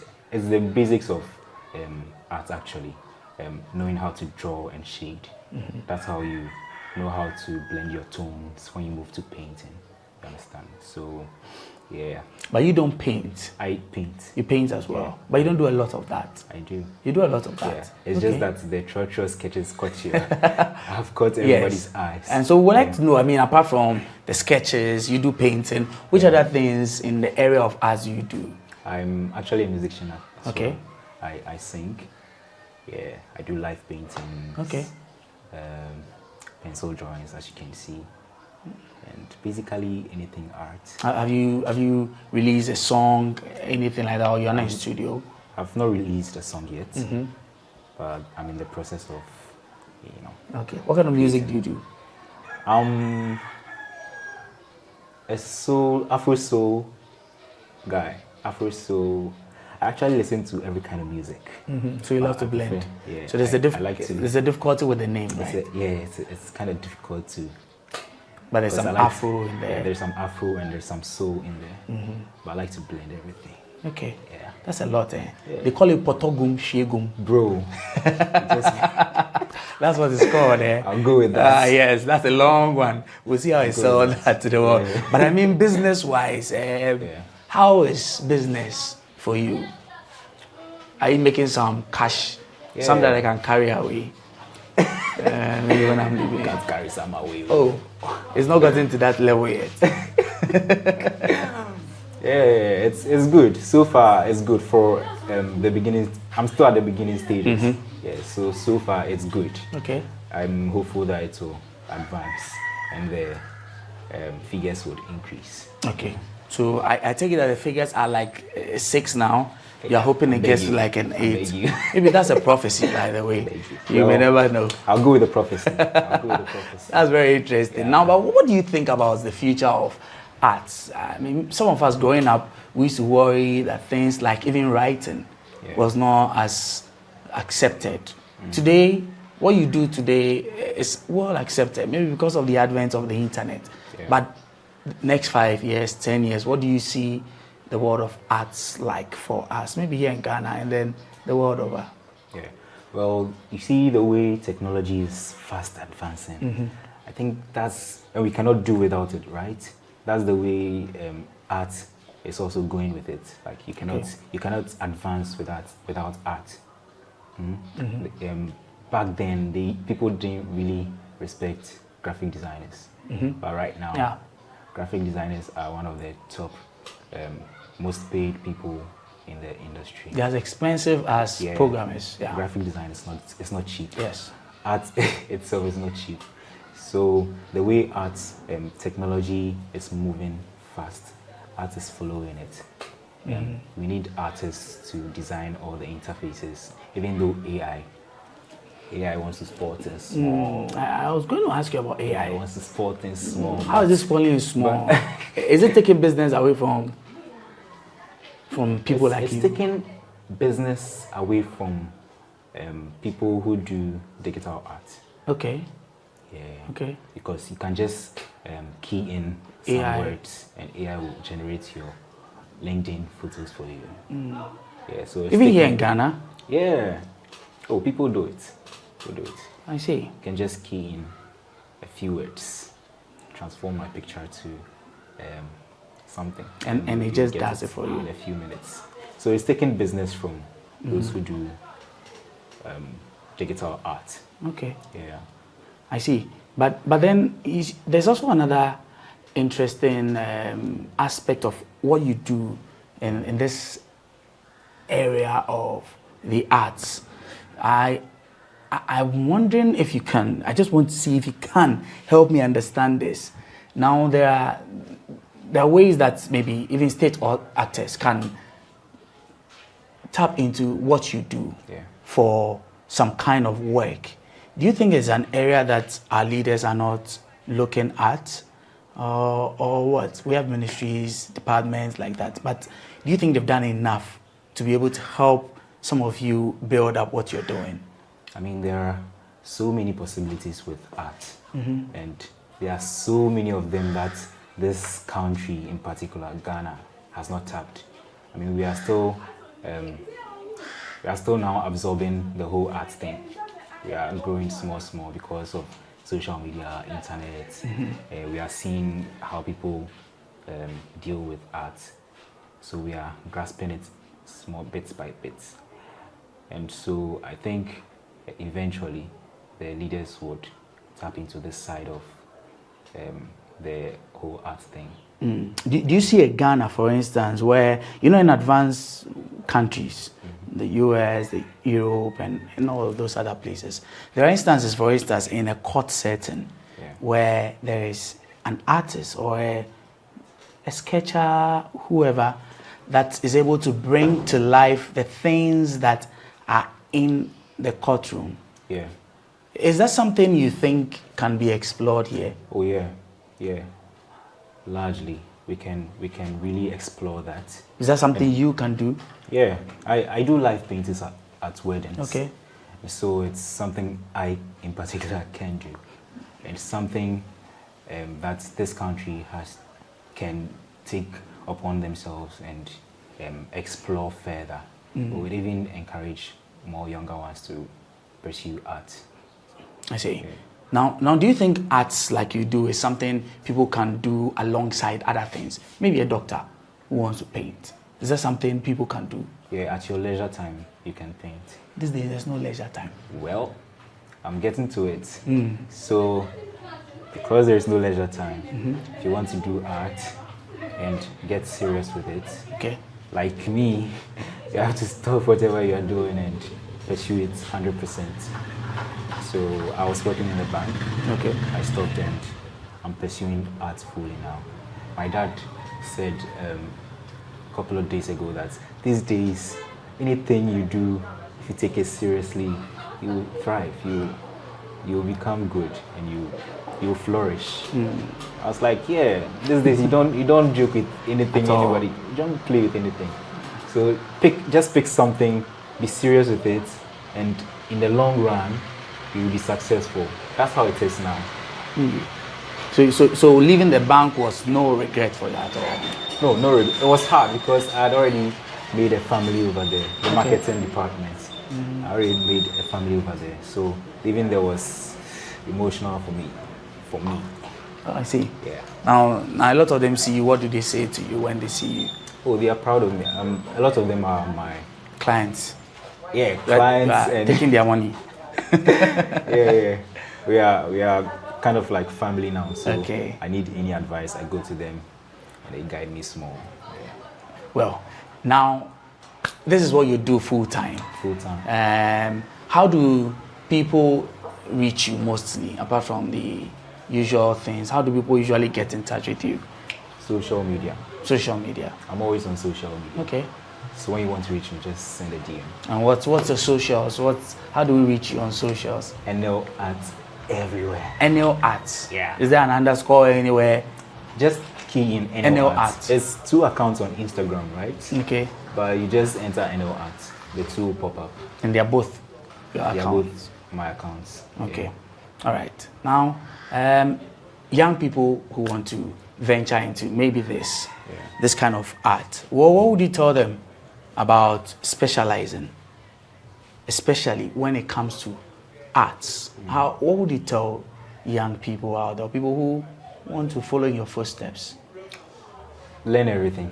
They should learn everything and do more works. The more you do more works, the more you realize where you are more comfortable with, the kind of materials you are more comfortable to work with and all that. So you should just do more works and practice more. That's basically it. What should we be expecting from you in the next 5 years? Next 5 years, inshallah, one of the big names out there. I'm hoping to take Ghana worldwide. Are there particular people you are targeting? Maybe you want to draw, you want to sketch particular people like that? No particular person. Anybody that strikes me, I'll draw you. Okay. Yeah. All right. Anyway, thank you very much. It's been a brief conversation, but I've really loved this, and I hope that you continue to draw more and to sketch more. So, all the best. And we love what we see, the young generation coming up. People like me, I'm not that old, but we love what we see. And it's interesting that we are expanding into other areas. So thank you. Thank you for agreeing to speak with us. Thank you for interviewing me. You're most welcome. So that's been NL Arts. NL Arts. Look for him on social media anywhere, NL Arts, and get to follow some of the amazing work that he's doing. My name is Echi Atiso, and this has been GhanaWeb Special.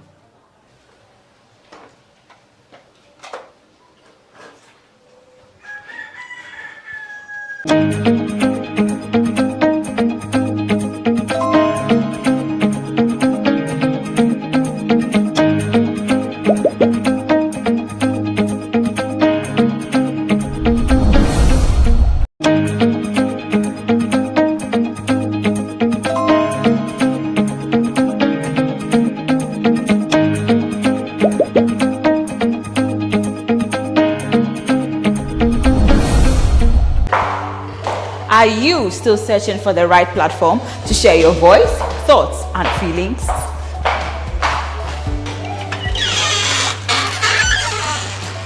Then the GhanaWeb Reporter on the GhanaWeb app is the perfect app for you. It is Ghana's only citizen journalism and infotainment platform. Wherever you are, whatever you are doing, GhanaWeb Reporter links you up to the world. The reporter also gives you the opportunity to blog or become a citizen journalist, so you share stories with the rest of the world about cities, music genres, pop culture, tech, politics, etc. Download the GhanaWeb app from the Google Play Store or App Store on your smartphone and open it. Tap on the member button at the bottom of your screen and follow the easy steps to register with your phone number or email, and you are ready to become a reporter. GhanaWeb Reporter, democratizing journalism and empowering content creators.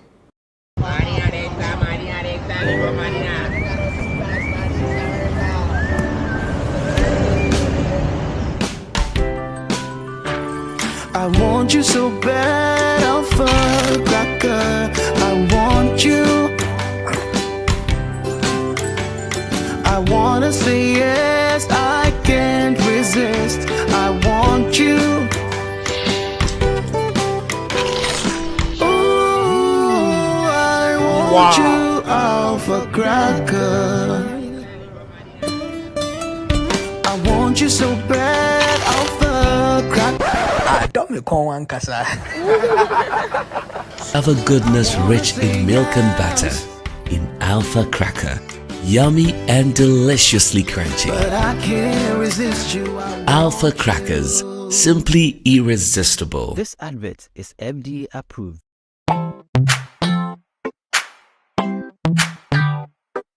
Sweetheart, be mindful of your health. Dear Products Nadia Makeup, I welcome you to Sigma Health and Beauty. You can call us the Beauty Embassy. Who pursue beauty more revealed with quality makeup products. There is only one place. The Sigma Health and Beauty 2022 Ghana Makeup Awards Beauty Retail Business of the Year. Of course, we are the defending champions. World-class makeup brands and Gwanyet on, you name it. Maybelline, Dark and Lovely, House of Tara, and many more. Your professionalism in the beauty industry is unmatchable. Bramientra the proper way of applying our products. Sigma Health and Beauty, Yewa Accra, Makola, Georgina Stores, and Rollins Park, Gate 4. Fryer in 0248 138 596 and 0201 408 186. Or visit our online shop at www.beautyavenuegh.com. Sigma, your beauty, our joy. Everyone needs the perfect snack to munch on during a fun moment. Wow. Enjoy the tasty McBerry Twist cupcakes, deliciously baked and packaged for a sweet treat. Premium quality cakes baked with love for all, enriched in butter and milk. Yummy.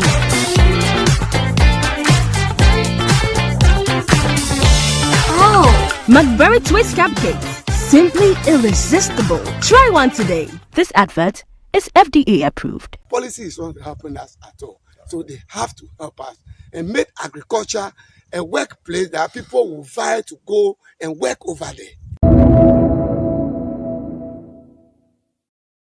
Worldwide, the issue of climate change remains one of the most pressing concerns in recent times. One of the worst affected sectors remains the agri sector and farmers and their farming activities. Here in the Lower Manyakromo municipality of the Eastern region, farmers here are not spared of the phenomenon. We are going to the farms of some of the farmers to assess the impact of climate change on their farming activities and whether they are getting the necessary supports from authorities. Farming and agriculture and its value chain remain important sectors of any country's economy, including Ghana, where crops, livestock, and seafood that are produced feed the people and contribute significantly to the economy. However, these are exceedingly dependent on the climate, where changes in the weather pattern, frequency, and severity of the rains and droughts could pose challenges for farmers of all kinds and their activities, and even threaten global food safety. Many farmers have expressed concern over the changing pattern, adaptation, yield, lack of enough sensitization, and government support towards their businesses over the years. In this episode of GhanaWeb Special, we speak to some farmers in the Lower Manyakrobo municipality of Ghana, seeking to find out their knowledge of climate change and its impact on their jobs. What is climate change? Michael Obete asked these farmers. Climate change is the change of pattern of rainfall and sunshine on our part of the world now. Climate change is seriously weather changes or rainfall changes. Climate change, to my understanding, is just like unpredictable nature of the weather. Climate change, the little knowledge I have about it is the change in the rainfall pattern. These farmers cultivate the likes of mangoes, cassava, cocoyam, beans, maize, yam, and vegetables. They attribute the causes of climate change to deforestation, rampant use of chemicals, and wars. The way we are destroying the forest, and then some chemicals like burning of ties and those fighting in the outside world is the cause. Climate change has been caused by, let's say, human activity. The bad nature like human activity. So as farmer like this, some of the activities things that we do that cause climate change. For instance, deforestation. Most of the time during the Gifty cultivation, you farm here small, you want to go to a different place, you go and destroy the forest and other bad farm practices. Somehow you after slash you burn it. So the carbon dioxide go to deplete the ozone layer, then cause the weather to be unpredictable. Pollution from industries and other things, and deforestation, are some of the causes I know that things about the climate change. Mr. Doku noted that though he used to farm on a smaller scale with his father when he was younger, they recorded a bigger yield than what he gets now. He disclosed that farmers now depended on heavy fertilizer to increase their yields. When I was farming with my dad, we couldn't farm more than 2 acres. And when we farm 1 acre, we harvest about 15, 20 bags of maize. When it comes to cassava, we even uproot cassava and some even left. I quite remember one of my cousins, Mr. Samaji, late Samaji, the first best farmer in Ghana. The cassava, one stem of cassava, you cannot you cannot uproot the whole thing for one person to carry. But today, the yield has gone down, totally down, to understand that the whole acre, you cannot get 300 tons of cassava out of it. A whole acre of maize, you only get, if you don't apply heavy fertilizer, you only get 3-4 bags out of an acre. So it's seriously disturbing us in this part of the world. He is now resorting to various means to help replenish the soil to ensure bountiful yield. I planted these things in December during the dry season, and by the help of the irrigation, that's why I'm able to do it. And the irrigation goes this way. We have a pumping machine, 5.5 horsepower pumping machine, which is now costing 1,600 cedis for those smaller machines. We have bigger ones, but each farmer close to a river, about 400 to 1 kilometer away from any river stream, can use it. You get your pumping machine, you get your 2 inches. When I say 2 inches pipe, I mean this very pipe. This is 2 inches. Then you connect it from the river to the farm. You reduce it. You reduce the 2 inches to 3/4. Then you have your 3/4 stopcocks and your irrigation tube. We've been calling it water for me. It's from China. They have a hose on it. So when you connect the pumping machine and you open the tap here and the water is flowing, you will see it. Oh, you made me wet. You see the water coming out. So any time of the day you need water, you buy your fuel, you send the machine to the pumping house at the river, you pump it, and you are good to go. So we need assistance from our policy makers to back us so that we can be growing food for the country. Kise Simon, who said he reaped bountifully in the past without the application of fertilizer, said the current climatic conditions led to a reduction in the planting season and reduced food production. There's a lot of things. Like the previous year, like from the 2006 to 2010, you can plant 1 acre. And when you do all your farming practices, you can, when the weather is good, you can get about 15 bags of peas in 1 acre. But these days, you plant 1 acre, you even struggle to get even 4 or 5 bags because the weather is unpredictable. It will not rain at the time it's supposed to rain. So as a result, you will not get the yield you are expected to get. Though government interventions for farmers is crucial in lessening the impact of the phenomenon on food production, the farmers say this has not been the case. The farmers task the government to step in with concrete measures to support them. We need it, but we don't get it as we expect. Somebody like me, I am an award winner. I win Best Mango Farmer 2008, 2010, I won Best Vegetable Farmer, and then 2021, I won the overall Best Farmer for Lower Manya Municipal. About 4 times award winner. But what we actually need, we are not getting. Policies are not helping us. One government comes with fertilizer coupon. The moment they go, different one comes. So many things, and they fail also.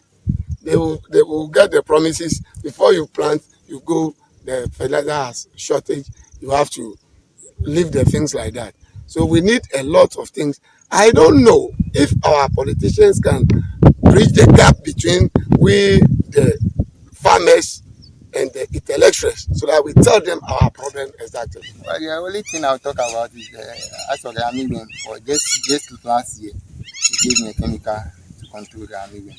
Apart from that, we don't receive anything. Yeah. Somewhere 2 years ago, that Ministry of Food and Agriculture gave us some seedlings, and with that too, they will wait. They wouldn't bring the seedlings early, and somewhere the seedlings sometimes come around June. And there was a year which in June it did not rain. The whole of June we did not experience any rainfall. So most of the seedlings they gave got dried and died up. Yeah. The municipal crop officer for Lower Manya Krobo, Eric Agbemale, describing the situation of climate change as a serious concern to farmers and other stakeholders in the agric value chain, expressed regret that his department was not adequately resourced to pursue a rigorous sensitization and support for food producers. I cannot confidently say we have enough resources to deal with the issue because it's a multifaceted issue. It's not only agric, it goes way beyond agric alone. Everybody must come on board. All the stakeholders in agriculture or even environmental EP, everybody must be on board so that we can address this issue once and for all. Mr. Agbemale observed that food insecurity was a threat in the municipality owing to the rising cost of farm produce. To help farmers overcome the problem, the municipal crop officer urged farmers to construct small dugouts in their farms to harvest water to supply their crops with. Food security is not necessarily mean the availability of food. Is it affordable? Is it available? Is it accessible for the person? So as we speak, people are food insecure within the municipality. But some of them, they cannot afford the food, even though it's quite expensive and they don't have access to it. So those are the challenges that we are having, not only the crop farmers. The poultry industry, the animal industry is being affected. Most of the poultry farms are going down. The high cost of soya and other things. So those are the challenges that we are having as the climate continues to impact on this. They start to do initiatives like they do dugouts, small dugouts. They have to harvest water for their activities. So maybe if you have about 10 acres, if you have money resources, you can dig a dam, or you can do a dam on your farm. As the rain is falling, you collect some water. So within 3 weeks, if there's no rain, at least you can get your pump station and pump water to the farm. So those are the things that we need to educate them, but all in terms of cost. So if the government can come in and then maybe give them credit facility, that those who are interested in irrigation, they'll be able to afford, and give them some time or some number of years for them to pay back that money. Because I speak now, the loans are very expensive. Even commercial bank is about 32% now, and farmers cannot go and access that loan because they don't have the collateral, they don't have a lot of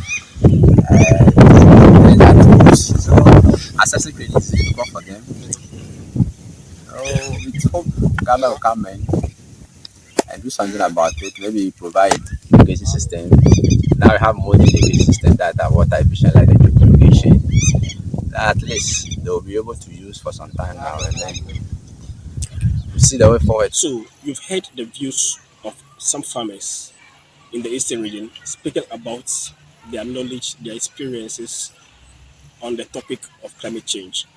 The question is, what are our governments doing to ensure that these farmers get the necessary assistance and training to ensure that they cope and adapt to climate change?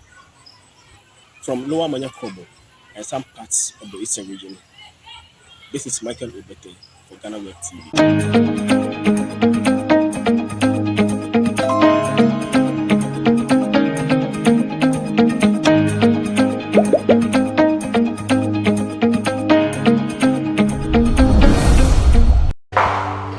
Are you still searching for the right platform to share your voice, thoughts, and feelings?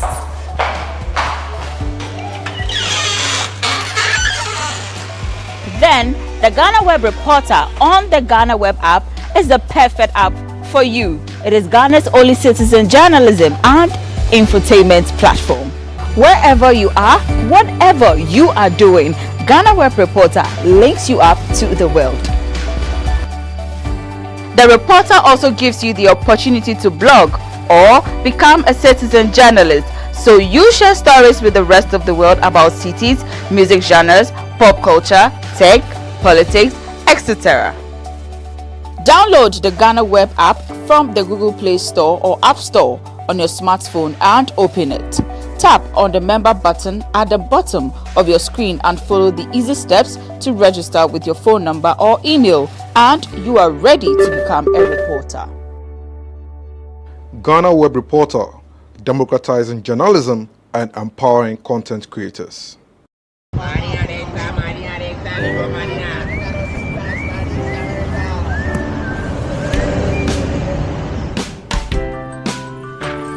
I want you so bad, Alpha Cracker. I want you. I wanna say yes, I can't resist. I want you. Ooh, I want you, Alpha Cracker. I want you so bad, Alpha Cracker. Have a goodness rich in milk and butter in Alpha Cracker. Yummy and deliciously crunchy. But I can't resist you. Alpha Crackers, simply irresistible. This advert is FDA approved.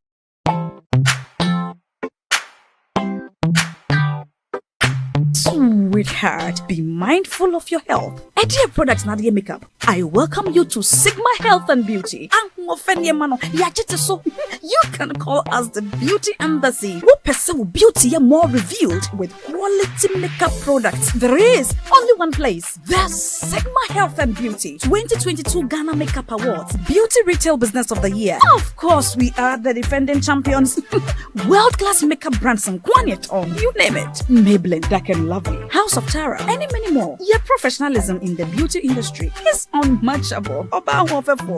Ensure the proper way of applying our products. Sigma Health and Beauty, Yewa Accra, Makola, Georgina Stores, and Rollins Park, Gate 4. Fryer in 0248 138 596 and 0201 408 186. Or visit our online shop at www.beautyavenuegh.com. Sigma, your beauty, our joy.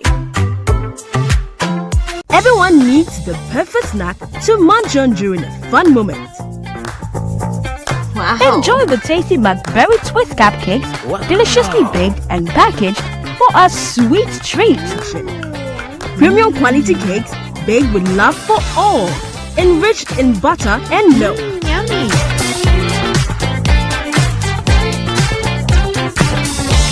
Oh, McBerry Twist cupcakes, simply irresistible. Try one today. This advert is FDA approved.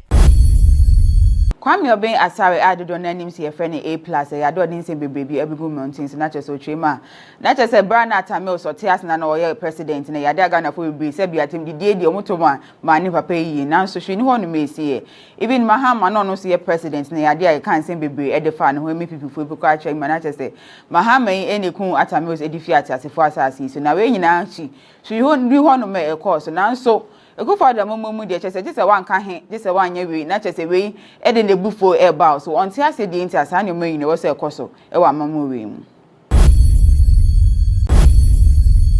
sese de nkofo bebre enegu so dwen ho se Ghana man e ade a chese ka bi memi nka bi o memu ni da so gi ya na se ade a chese ye fi ho no we e na ma she bedwani e de makulo take hole senator Ajaman Rollins ebisa se dem pa na sese ke memi nka bi o memu ni eko koso hwe ma na chese bibia sese akoye se gidigidi ayi se basabasa o je se wan kan wa adwen obi entimi nka na adwen na we no obisa se den ye twenchima fo no dem pa ne person kan twenchima fo ni se wo hwe Ghana e wo se we ni je ho na wotina de ni yapokwa sese ani sese de mebunu no omo fi country no nto ochema na chese e ya de a president fofo bi o eba betina so 2024 de ya de obebre fi se san nkofo no hi omo e de ya ejuma papa amagane na nya de obenyomo fi so mu nyina edwane akwa amanfofo so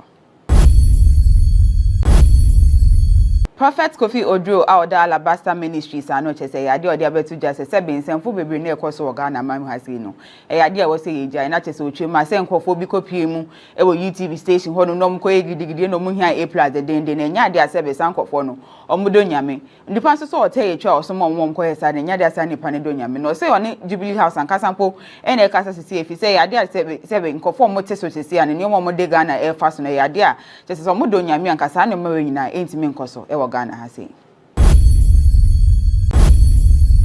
Nkwa bebra beto jani se ya dia aswafo edwumadi ekoso e Ghana hasi nsisan bebe na chese ya dia President Akufo-Addo chese oba besesa aswafo ni bi edom akohye bebe fufo na Benefsin echema na chese ya dia na podi ebe na fi energy ministry ho no be na akohye bebe fufo na imu wanka bebe ede na pobeko osanso chema na chese finance minister be de eche John Kuma enso so ya dia sese do ba be oswafo pani pan na imu wanche bebe a yede no eba be hye na nsanso na my news GH so e ka se ambassadori ahwe ebe na fi interior ministry no no so akohye bebe fufo nti se de Ghana for de nyina ye dia ye hwe bebe a President Akufo-Addo edi na wakaina ebe kwa kosheshe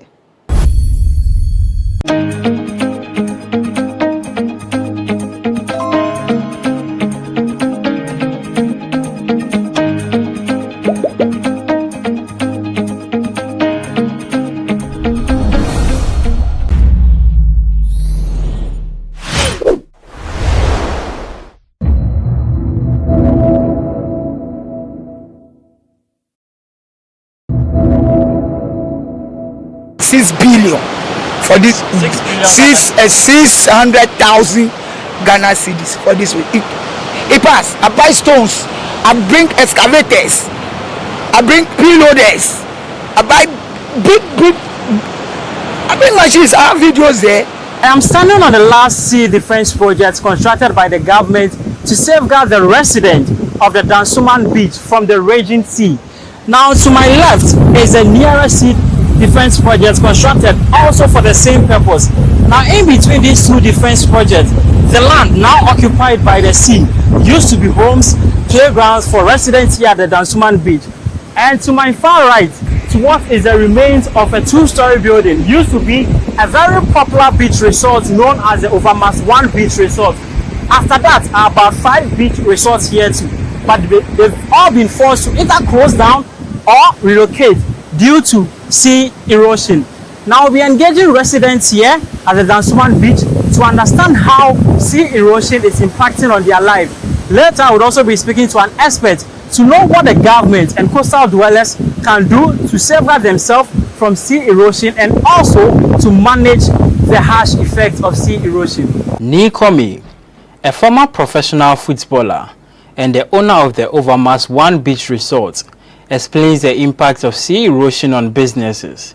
He laments spending over 600,000 Ghana cedis to relocate and renovate his resort. 6 billion for this. 600,000 Ghana cedis for this way. It pass. I buy stones. I bring excavators. I bring preloaders. I buy big. I bring machines. I have videos there. I spend a lot. It's a resort. So the government is supposed to help me. Because here is the Dansoman beach. The whole West Africa. The biggest beach. DC, Apu crowd, even the Easter, Apu crowd, the 6 March, the Sun, Apu crowd, any occasion, Apu crowd. But it's not attractive like before. When people come right now, they don't have place to sit, where to enjoy. When they enter, they are just coming to bath. It's affecting us. Painting a picture of what his resort used to be, Nikomi indicated that about 5 kilometers away from where we stood was a sitting lounge and football field where visitors used to play football. But today, it is all gone, swallowed by the sea. His business was not the only one affected by sea erosion. He mentioned 5 others that had to close down. Before we play football there, volleyball. No, the sea is not coming. The sea is far. But because of the defense, so the pressure came to us. That's why right now, see, the sea is coming. It's chasing us. It's not anything. It's because of the stone. That's why, because you don't have access to that place. So the pressure came to us. So right now it's collapsing us. Look at my stone. It was far. This place is far. Look at the other side. It was a resort too. That's Dansoma village. Here is a little paradise. That one too is a resort. It's far. So we used to pass here before we go inside the sun. Before we walk to the sea. How many hotels and resorts used to be here? How many hotels? We have about 6. About 6. I can mention them. Yeah, we have the Overmax 1 Beach Resort, DC. We have Little Paradise. We have Dansoma Village. We have Jack Kingdom. We have Abriwanana. We have Marseille. We have Soja Bar. We have a lot. Now I can't see any of the hotels you are talking about. No, if you are to point their location so that people understand what really sea erosion is causing you. Yeah. Can you point them? Yeah. Here is Overmax. From Overmax to Little Paradise. From Little Paradise to Dansoma Village. From Dansoma Village, we are going to Shatta City. From Shatta City, you are going to Sojaba. Then we move to my right side too. My right side too. We have Franconero here. From here, we have Abriwanana. From Abriwanana, we have Jack Kingdom. Right now, none of them. He left me. Jack Kingdom, he left his own small. rooms left 3. By my own right now I have 8 rooms. 4 is working now. It's okay. The 4 is working, but at top it's not yet. But the one that is here is gone already. Aside from the collapse of businesses, residents are in constant fear for their lives and property. After relocating 3 times, Ruben Akapu has been rendered homeless by the sea. This is my room. There's been somebody who a building. The sea conquer everything for this place. You get plenty problems here. I've moved like 3 times. If you look about 50 to 20 minutes, 20 meters, you see the road. If you come out, you closer to the road. If it's about 20 minutes, you closer to the road. So I'll move about 3 times. Whilst I'm talking to you, I'll move about 3 times. Ni Amu, another affected resident, also shares his story. He called on the government to come to their aid and construct a sea defense. If you she fine no you me di na me bia wo yo wo hia wo yen ton si bia na sure eba kumole because of sea defense na fio na anye akewo wo me ya ni wo sure it step we bia gba ndia me gba bia ama me na ejo ne yo hia pi elefen fita hia fen complete e se ton sure kumo fen ya bia wo yo kaja wa fe sea defense ya wo. To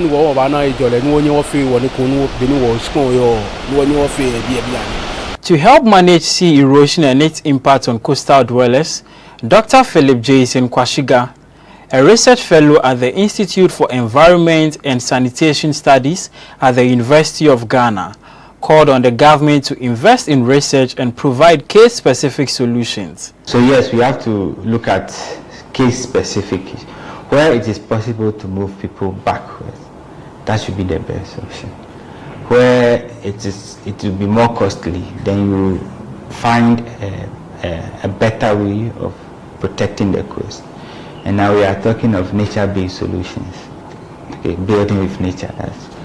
Can we bring in vegetation? Can we put in some, just put in sediments and all that for the coast to operate on its own. Yeah, so those are the options that we have. But each one comes with its cost, each one comes with its disadvantages and advantages.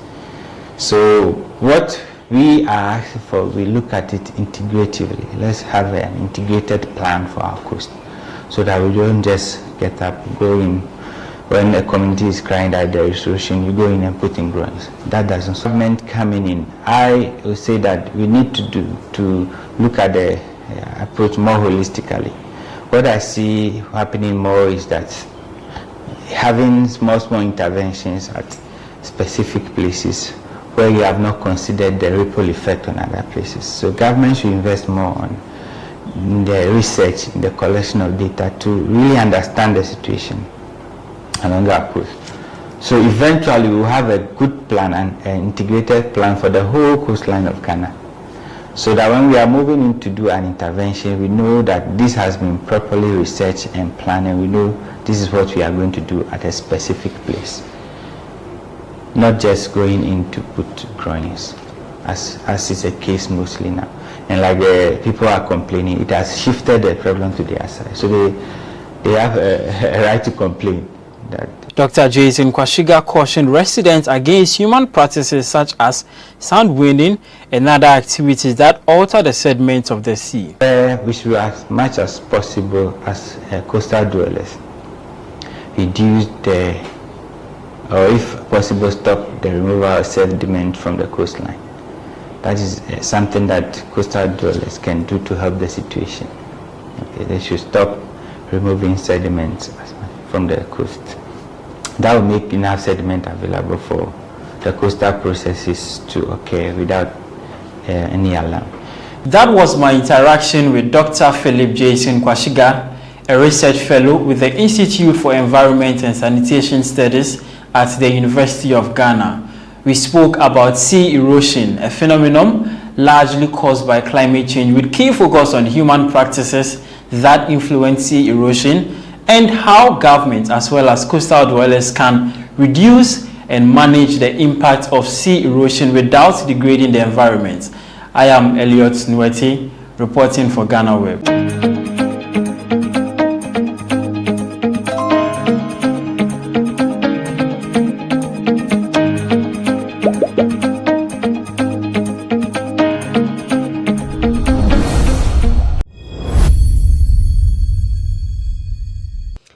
Ghana hand.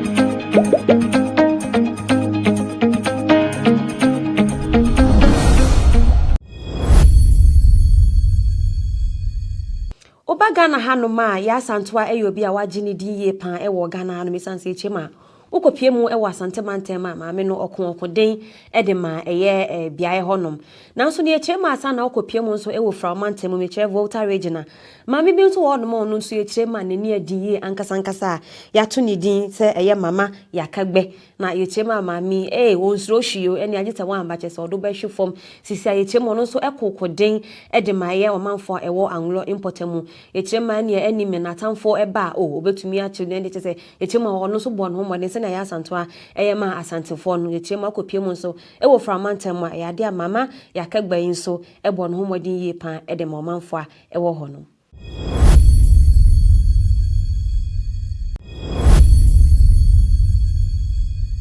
Edane da insentrani esisi na insentrani baako asisi aba beto dwane se okopie mu ewo atwone eno ewo eyebono mantemu ye kirema okonfo bi a wo ho no ma ye kirema no very notorious na ne oye ne se ne agese wo yere anasa wo kanchema ama mefa nanim wo obefa na awe no sisi a ne kirema nso no yusu eye for girls cham yi bi na ne ye kirema oye ya mo no ankasa ne wo famu ayere kra ofa no ede kan ho e ma sisi akomi akoyese wa ya ma na tra na ni ntonte kirema dwumedie bi ekoso ma chese pape komo honum ye be won se abosomfo wo honum bo efu ni ye pa na chese ye bo no e ma chese oto na nanom e won se do na ne ma ne ye wawane se edrum mra pape ye kwa akosie no a chese onipa ye de na to eye funada kam a chese de ne kwa musie akwa akosie no na ukosie onipa mpo ne 10 minutes chese 30 minutes kwa chese we nso kirema we dey 7 good hours na efunu eguso a eson eye omanfo a mkwa akosie nipa chese efunu kirema enya de obeko a ye chemo kopie mu e wa atro ne importam a insentrani esi wo honum no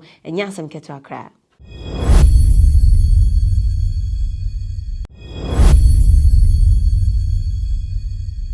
Enrada ene de story bi efa eye Kumasi Sentrani bi a ye chen mu se ye fe no Ochunoko ono ne chema afi 2000 de ne ba no sentrefo a na chese odimu akotin yi ankasa nanso se bi ye kase e ade a ne efra na ne interview mi okoye mu na wo chemu san e ono ankasa no hofo e na chese omo ye ne sa abo ye abrantu anampo re bi a ye fe no se ye ya opoku ono na ochemu so ono sisi ano onyankopon nyimpa ye ne enti a ne so ne ni eguso a efra esanse kasanka ne ni ba kompo ebia anka chese wadi ewu kra ye esanse wonu se nipa wo honumi emu ye kobra ankasa nipa enye enu nti sanko no we ni anka by now de nke bet no na what a shock ko bisa san wan ne ku nipa na chese ono Ochunoko din ene ebebo.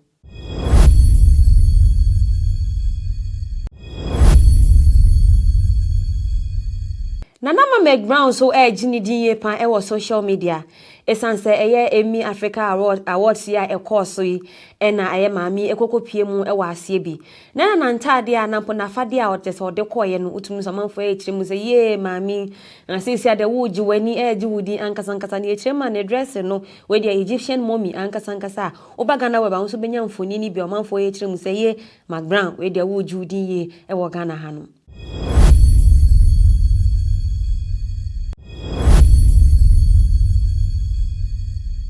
Na eye Kennedy Japan yanso ne video bi ababeto dwa efa eye ne mba nan bi a omu kire ma ane ene Ghana fue ntimu nhwe eye Kennedy Japan ento aba emfa ma ne ma mbedi MPP amanyoko ne anim ana esanso kire ma ono ana ne mba no kire ma Kennedy won mi sese ono ne ho mma bebrebe watumi asettle bia atwani omuye na ne mamponi ene the whole Ghana nto mu kire ma muntu aba emfa ma eye Kennedy Japan esanso oba besiesie Ghana ye pa ene video ni mu no ena abete se ne mbe ye ka se no Kennedy no vote enu nti ne mba ne kire ma muntu aba emfa ma Kennedy esanso oba besiesie bibia papa ewo eye Ghana hanu.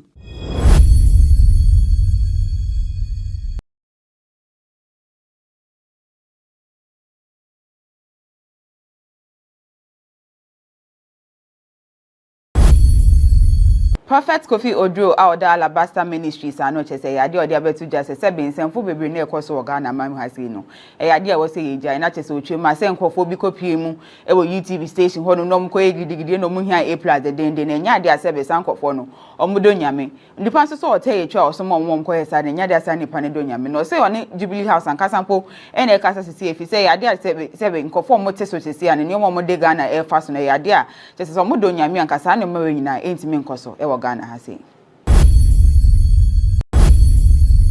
Kwame Obeng Asare adodo na nim se yefre ne A+ ya do din se bebrebe abigu mountains na chese ochema na chese brana atamel so teas na oye president na ya da Ghana for bebrebe se biatem didie omotoma ma ni papa yi na so hwe ni ho no mesi even Mahama no so ye president na ya da kan se bebrebe e de fa no ho emi pipifu ebuko a chema na chese Mahama eni kun atamel se edifiati asefo asasi so na we nyina chi so ho ni ho no me e course na so Ekufa da momu de chese jese wan ka he jese wan nya we na chese we e de nebufo e ba so onti ase de nti asa ne mayi ne wo se ekoso e wa mamu we mu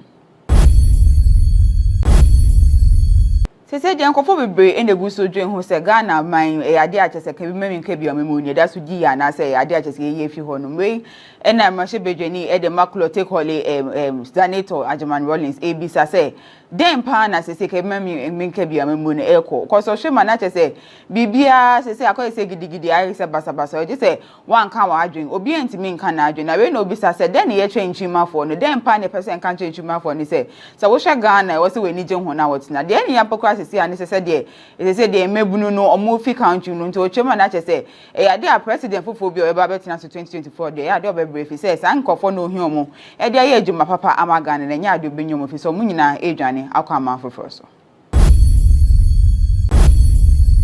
Nkwa bebra beto jane se ya dia aswafo edwumadi ekoso e wo Ghana asensi san bebe na chese ya dia president Akufo-Addo chese oba besesa aswafo ni bi edo makohye bebe fufo na benefsin echema na chese ya dia na podi ebe na fi energy ministry ho no be na kohye bebe fufo na imu wanka bebe ede na pobeko osanso chema na chese finance minister be de eche John Kuma enso se ya dia sese do ba be oswafo pani pan na imu wanche bebe a yede no eba be hye na nsanso na my news GH so e ka se ambassador ahwe ebe na fi interior ministry no so akohye fufo nti se de Ghana for de nyina ye dia ye hwe be bia president Akufo-Addo edi won na wakanyina ebe kwa akohye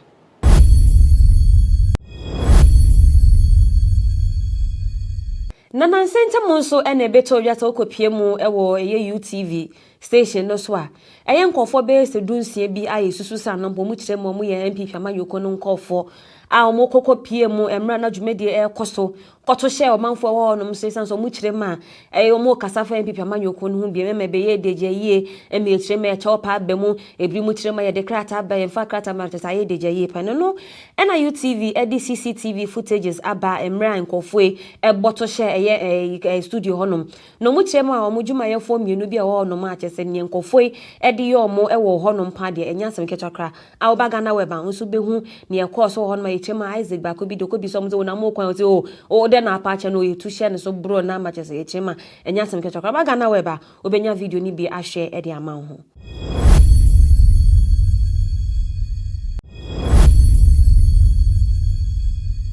Eja abo eja no enya ba bedu ene se eya homachi ena chese no manfo e hwe anim se eya Black Stars of Ghana omo eni eya Mexico ball boku omkwa kwa chiem na chese eya friendly game bi akoso no manfo ye hwe anim se Ghana aye bi dan komo kona nkoma kwa ye biem nsi we de ankwa nkoko ye esanse ye wie mu no na chese Mexico etumi ahye Ghana eya 2-0 arewosa omanfo e chirim se enti ball ya tena se a homachi 12:30 ni ba be hwe mu yikosi nim se mo kwa ya de ba on my way and I'm kokoye wo hono ma ene bae no Ghana otumsa Black Stars akwakoji ani so e wo Mexico memu ankasa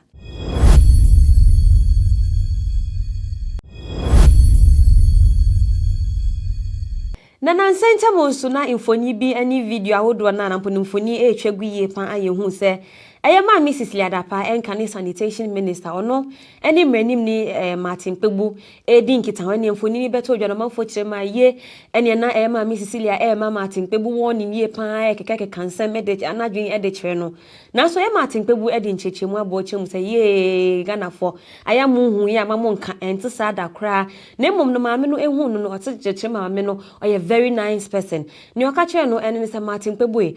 I didn't masemi bae asene watchwa no se sapia de asimi so ta wo ka ade mo kra ye nyanka se bia me di for na anapo me di bem na so komia ko se wo de wa jage me kra mesrew eto de bi na se wo kwansem me ho nsema na watobo akansem ne sanse bi ko honum kra na enye no kre eno tene Martin Pebu eche ma sei ni sei e na eye sisela pa e ka cha ni timfoni na e ba ya mu kirem san e na maame no e bo no kokko e won ne fine ko se Martin Pebu eche ma de bi da na emom no e sisela pa e very nice woman ankasa.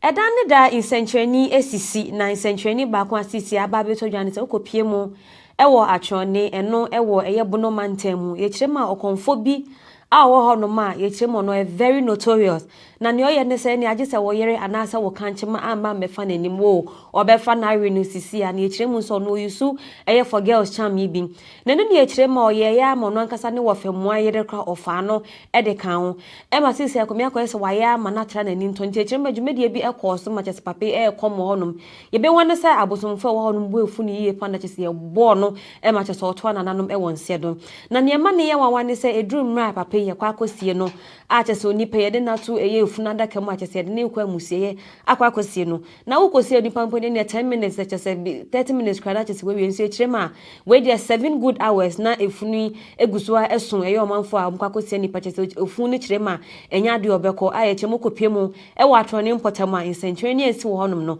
enya asem keto akra.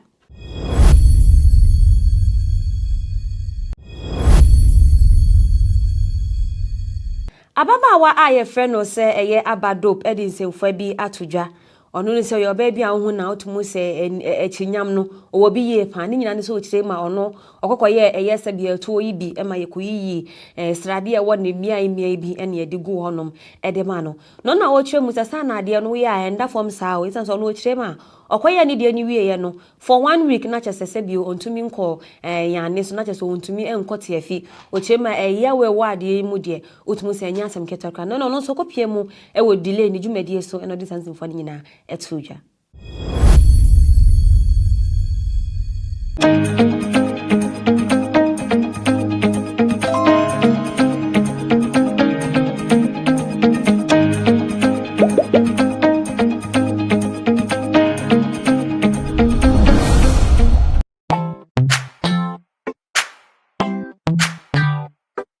Sweetheart, be mindful of your health. Dear products na dear makeup. I welcome you to Sigma Health and Beauty. You can call us the Beauty Embassy. Who pursue beauty more revealed with quality makeup products. There is only one place. The Sigma Health and Beauty 2022 Ghana Makeup Awards Beauty Retail Business of the Year. Of course, we are the defending champions. World-class makeup brands and Guanyet you name it. Maybelline, Dark and Lovely, House of Tara, and many more. Your professionalism in the beauty industry is unmatchable. Ensure the proper way of applying our products. Sigma Health and Beauty, Yewa Accra, Makola, Georgina Stores, and Rollins Park, Gate 4. Fryer in 0248 138 596 and 0201 408 186. Or visit our online shop at www.beautyavenuegh.com. Sigma, your beauty, our joy. Are you still searching for the right platform to share your voice, thoughts, and feelings?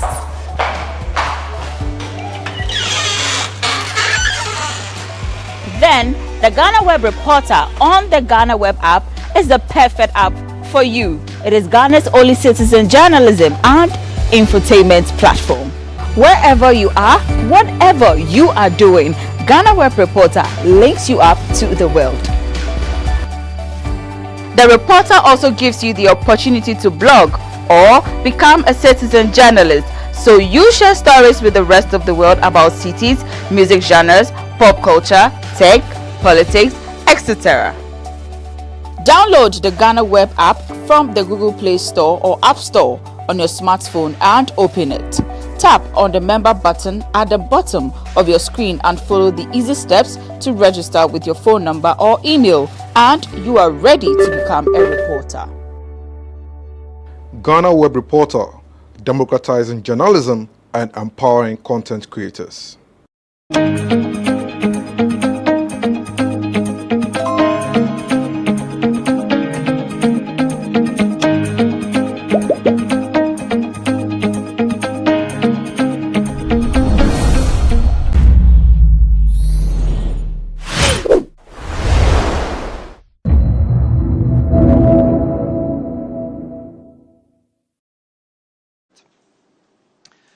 The government has also made progress in its debt restructuring strategy, so another big plank underpinning the fund-supported program. And in particular, the government successfully completed its domestic debt restructuring over the summer. Monetary policy has been appropriately tightened. Wide-ranging reforms are being implemented to bolster domestic revenues, improve spending efficiency, strengthen public financial management, strengthen debt management, enhance transparency, and tackle financial challenges in the energy and cocoa sector. The authorities' economic reforms also include measures to ensure financial stability and also to make the environment more conducive to private sector investment and job creation. Now, not all the challenges are going to be solved overnight, and there is still a lot of work ahead. But what makes us very optimistic is that these actions are already generating positive results. Growth in 2023 has proven more resilient than what we were initially envisaging. Inflation has declined. The fiscal and external positions have improved. International reserves are increasing again, and exchange rate volatility has significantly reduced. Let me stop here. I'll be happy to take questions, but before I turn to the Honorable Minister, I would like to thank him and Bank of Ghana Governor Addison and their teams, as well as representatives from various government agencies and as well as non-governmental stakeholders we have met over the course of the mission, and frankly over the past year, for very open and constructive engagement. Thank you. Thank you, Stefan. And that is a view of the fund at the end of the first review. I'm sure our colleagues will have some questions later to interrogate some of the points that you have made. But I want to go to the Governor, Dr. Ernest Addison, for some remarks. Before I come to you, Ken. Governor. Okay. Thank you very much, Honorable Minister of Information, Honorable Finance Minister, Ken Oforiatta, the IMF Mission Chief, Stefan Rude, distinguished directors of the Ministry of Finance and the Bank of Ghana, members of the media, ladies and gentlemen. Let me first start by thanking the entire IMF team for the constructive engagement during the past 2 weeks on all issues bordering on fiscal policy, monetary policy, and structural reforms. Indeed, it has been a very comprehensive and collaborative work between the government side and the IMF, and this has made the 2-week mission very successful and fruitful, leading to the staff-level agreement today. We have all established that the very decisive measures put in place by the government and the Bank of Ghana have started yielding results, signaling a faster than expected turnaround, which needs to be sustained as we reset the economy. More specifically, non-food inflation has dropped significantly by 19 percentage points. Food inflation has also come down by about 8 percentage points. Core inflation, which measures underlying inflation, is also decelerating at a fast pace. From the beginning of the year to date, the Bank of Ghana has built reserves of about $650 million instead of the programmed drawdown of $98 million. And this has been boosted by the innovative Gold for Reserves program. And as a result, we have seen relative stability in the exchange rate, depreciating by only 2.5% between February and now. It is therefore very important to sustain this strong performance and consolidate the gains we are seeing. Looking ahead, the Bank of Ghana will continue to maintain a tight monetary policy stance until it is confident that inflation is firmly anchored and aligned with the disinflation path agreed in the program. There would be challenges and difficulties as we work towards sustaining these gains, but we remain focused and committed to the reforms and prudent policies to ensure the full benefits of this program are achieved. I thank you very much. Governor, thank you for the remarks. And now I would move to the Honorable Minister responsible for Finance, the Honorable Ken Ofori-Atta. Thank you very much, Kojo, and really good morning to you all. Kojo, thanks for being here with us.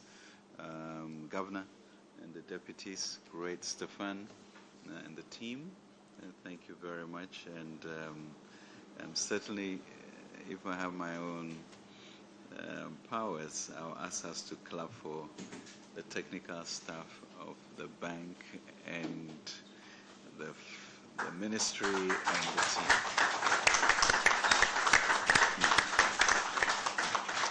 Yeah. So, ladies and gentlemen of the media, and really also to thank you for honoring this invitation. The program, as you know, started on 17th May 2023 and approved then a 36-month IMF program under the ECF, which was $3 billion. And really to also thank the fund staff.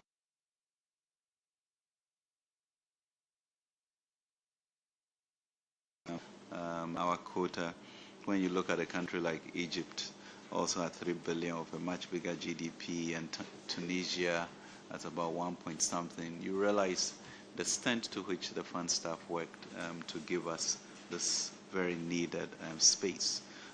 And also the negotiations which ended up with front loading, such that, God willing, by November, we actually would then have released 1.2 billion of the 3 billion effective in that. So truly a lot of work has gone into this to give Ghana the opportunity to stabilize much faster.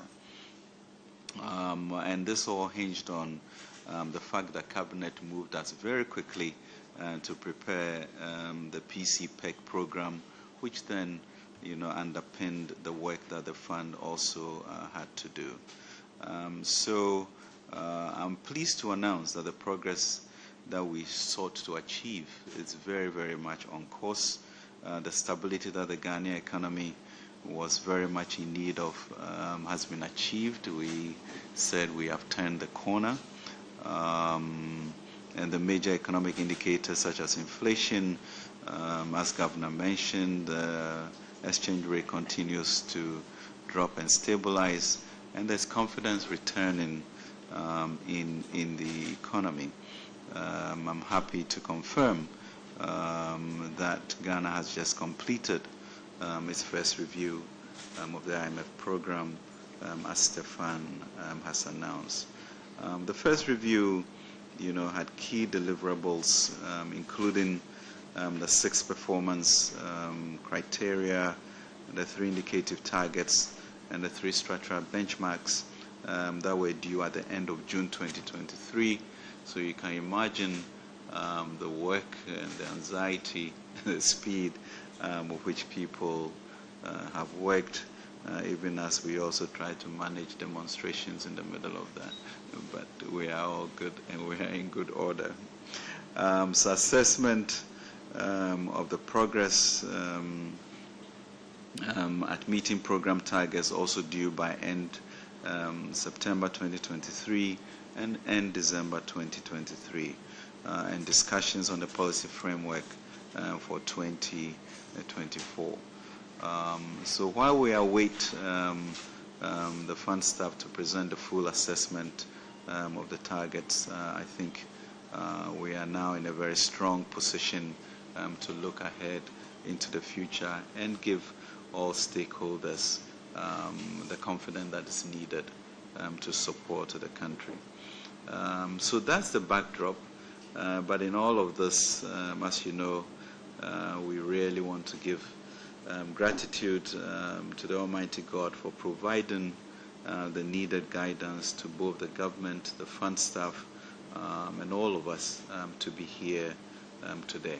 And we are very, very appreciative of what the Lord is doing for us in our economy as a country, and we believe He will perfect it to its logical conclusion. Let me also thank His Excellency the President for his continued leadership and direction through this period, and also the Vice President. And this is not really hackneyed. Cabinet has had to meet out of turn. We've had to have various EMT meetings, and so their engagement has been very important, and a commitment to make sure that the President himself is driving it with the energy that is required in this circumstance. And we can't take it for granted, because we do have a clear view of what's happened in Chad or Zambia or Sri Lanka, Egypt, Tunisia, and we know that something different is happening here. And therefore the leadership of all of these people we've mentioned are important. Expressing our appreciation to the IMF in general, and particularly also to the Managing Director, Kristalina, Stephen Roder, IMF Mission Chief to Ghana, and his team, and for their continued commitment to Ghana as we work to navigate our temporary crisis. I also have the really would like to thank the sector ministers and staff of the MMDAs, the CSO financial sector, and the private sector players whose consultation during this process succeeded in reaching this positive outcome. And for me here, I'll say my Linus blankets of Minister Amin and Deputy Minister Abina and Deputy Minister John. And it's beyond the work they do, it's also they being parliamentarians, and if I feel I'm overwhelmed, I wonder how they manage to do both. So sincere thanks for that support, the sacrifice and the hard work that is being shown at the ministry. So a lot of hard work indeed has gone into it, and it's a really significant milestone.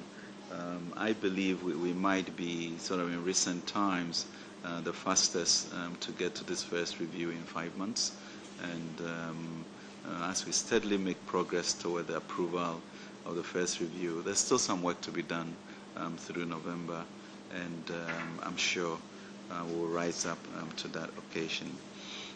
But we have also, beyond the quantitative performance criteria, the indicative targets, the structural benchmarks, also the turnaround strategy for Cocoa Board, and in addition, as Stefan mentioned, the issue of social intervention is important, and so the strategy to make sure that the LEAP program, capitation, etc., are truly anchored and are indexed to make sure that their lot does not get worse.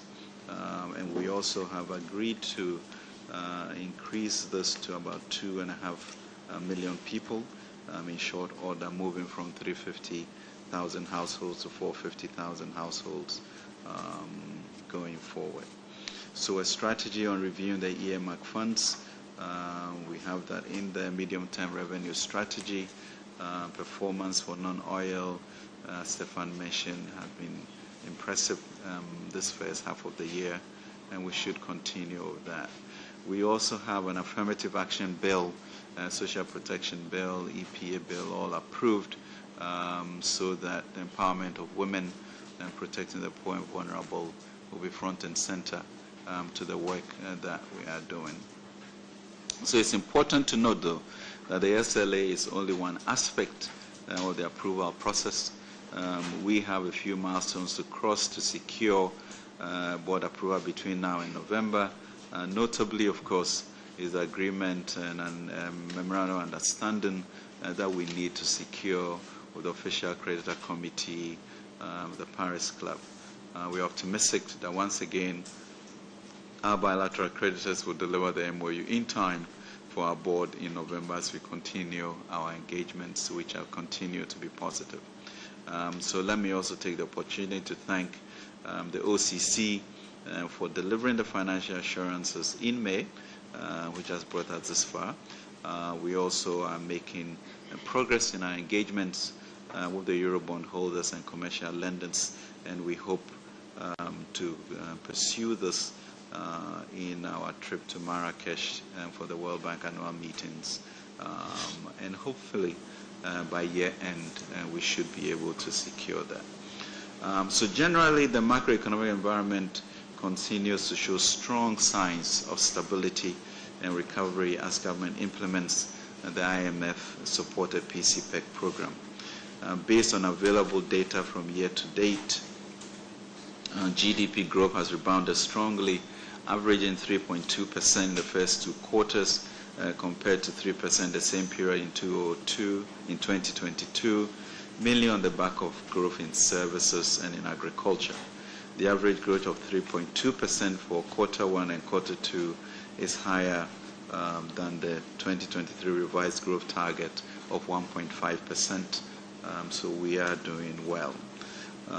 The latest price development in August 2023 also indicated a fall in headline inflation after consecutive upward trends since May 2023, and it dropped to 40.1%. And as the governor mentioned, we are looking very strongly at this to ensure that food prices come down. The Ghana cedi has remained relatively stable from the beginning of the year to date, depreciating cumulatively by 23.5% over that period. But that really is essentially a huge jump in January, and basically since February to date, about 2.5%, creating the type of stability that is required for businesses and for confidence to be built up. So the depreciation over this period, February to now, is only 3.1%. On the fiscal front, the primary balance on commitment basis for half year 2023 was a surplus of about 2 billion compared to a target of 4 billion, driven in part by strong non-oil domestic revenues and rationalized spending. Non-oil public revenue for the period was 50.1 billion compared to program target of 49.8 billion. The MPC, of course, governor maintained the 30%, and international crude prices, had its own effect. Adjustment for utility tariffs remain a risk that we are going to maintain. And as you know, we spend considerable amounts on the IPPs, but to ensure that energy is not a problem, the lights have been kept on and there are no queues. Gross international reserves continue to be built up, as the governor has mentioned. On the debt restructuring front, we successfully concluded the remaining 3 crucial debt exchanges, marking the completion of the comprehensive Ghana domestic debt exchange program. And let me reiterate, marking the completion of the Ghana domestic debt exchange program. I think we've done extremely well. The 3 concluded debt exchanges included the US denominated local bonds of $742 million. Participation rate was 91.7%. The cocoa bills, 7.7 billion, with participation rate of 97.4%.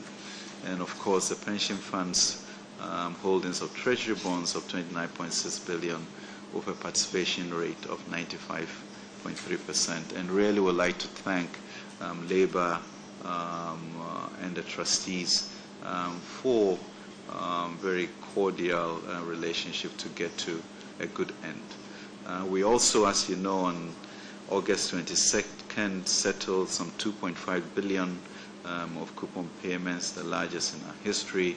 An additional 2 billion was also paid to the pension trustees, and 274 million on Esla and Dachi on 5th September 2023.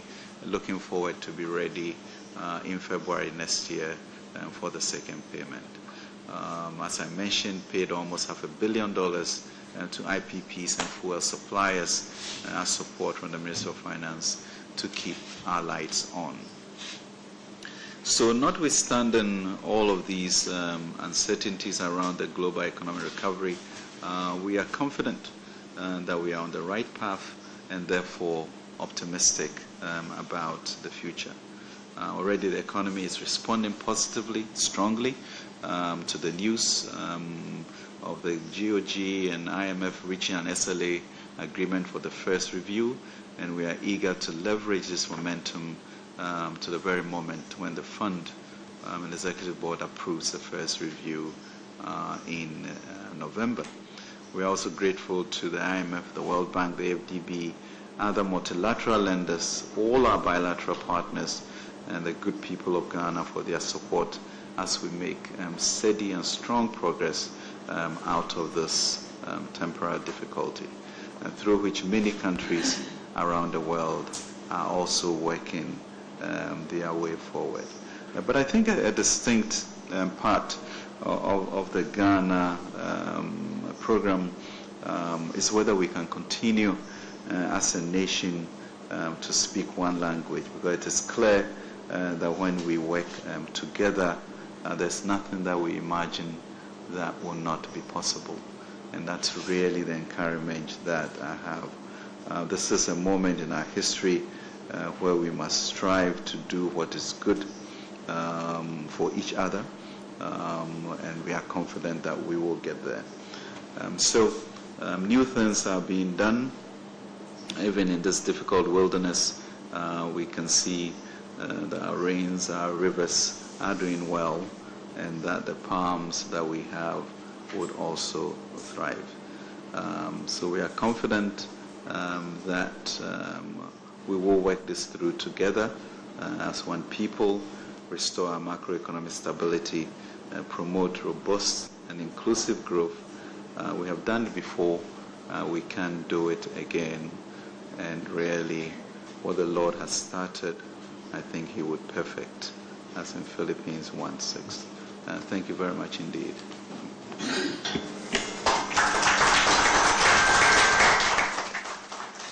Honourable Minister, thank you for your remarks. Colleagues, I'm going to come to you for some questions just to put our conversation in perspective.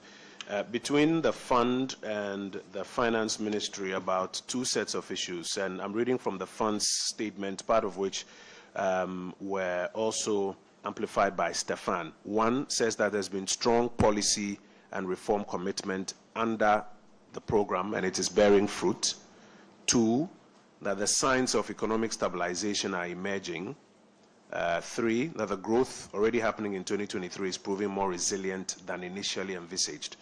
And four, that the fiscal and external positions have improved.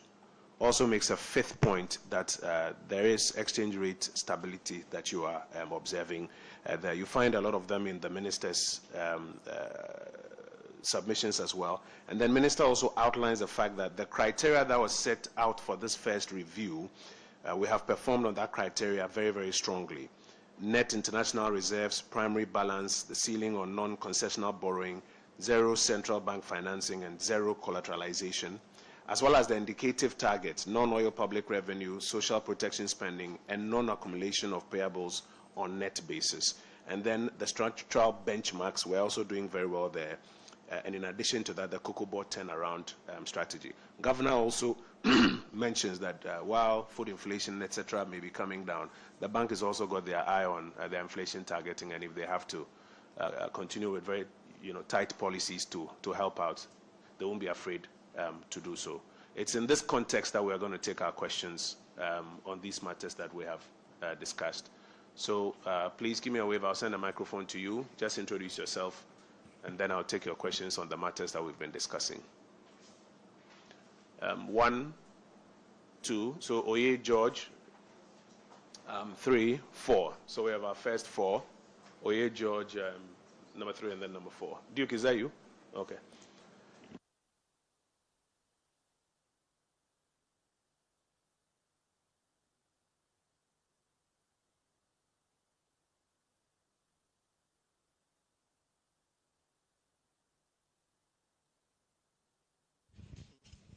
Thank you very much. My name is Nanoye Ankra. I work with Asasi Radio. Honorable Minister, with the indicatives that you have presented, looking positive, as well as the mission chief, can you please give us in plain or simple terms how Ghanaians have benefited from the first tranche that came in? And then if you can also give us some key sectors that the second tranche, if approved, will the second tranche go into? Then my second question is to the mission chief. With the indicators that you have presented, are you going to review, is the fund going to review the Ghana's growth rate from the current 1.5%? Thank you.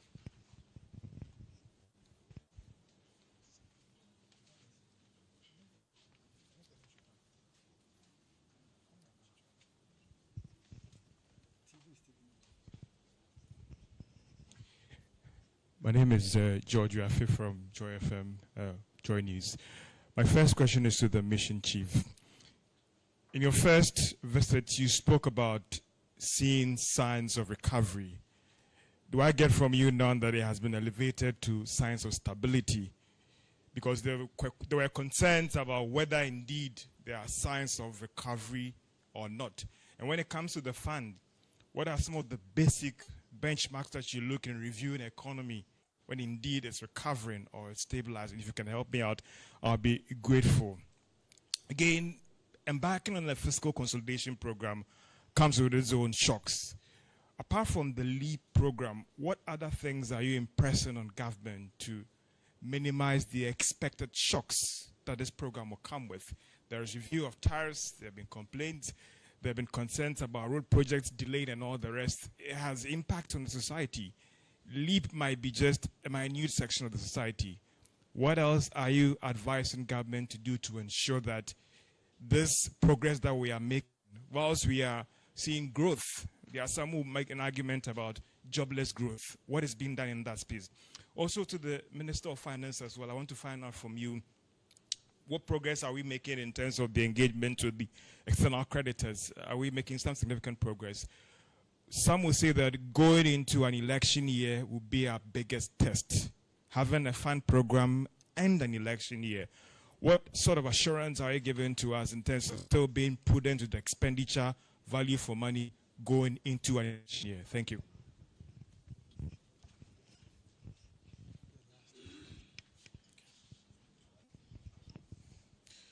Thank you. My name is Duke Menson Poko. I work with TV3. My first... Yes, okay, thank you. Question to the mission chief.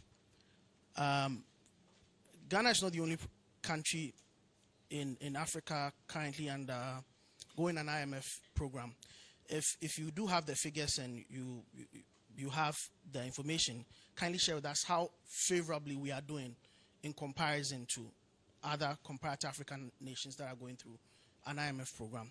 And then secondly, to the minister, taking off from where George left off in relation to our external creditors. From what the mission chief has said and from what we've read, it looks like a very key benchmark. Do we have a firm plan in place to reach that MOU with our external creditors?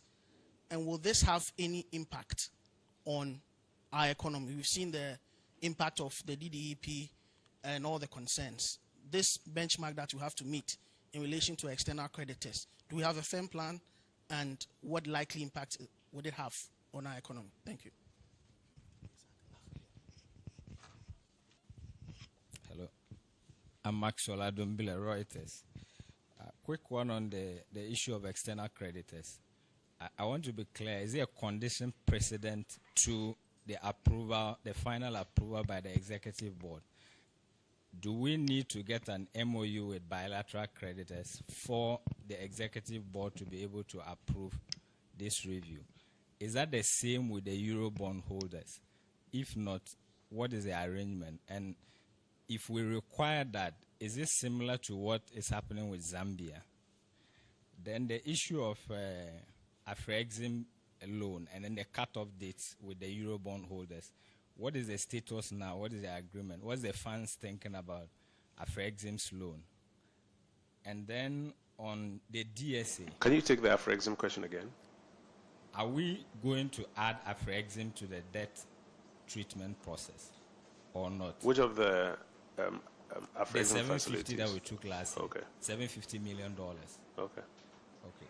On the issue of DSA, as you've said, both sides have said, the situation has changed significantly. Exchange rate has improved, inflation has improved.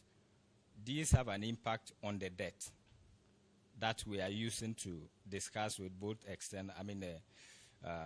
the OCC and then the Eurobond holders. Are we likely to see a revision of the DSA to capture the current situation?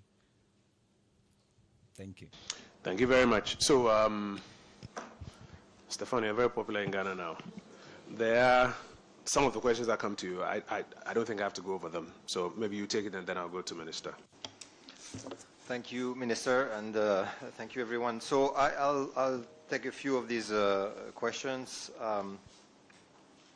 I think there was a question, first of all, about the growth rates. Our intention is not to get into the very details of the changes in projections at the current juncture, because we need to finalize everything, the assessment, and then to present it to the board. But just to give you a little bit of a perspective on where we are and how we are looking at things, the Minister mentioned that the growth performance in the first half was of the order of slightly north of 3% growth.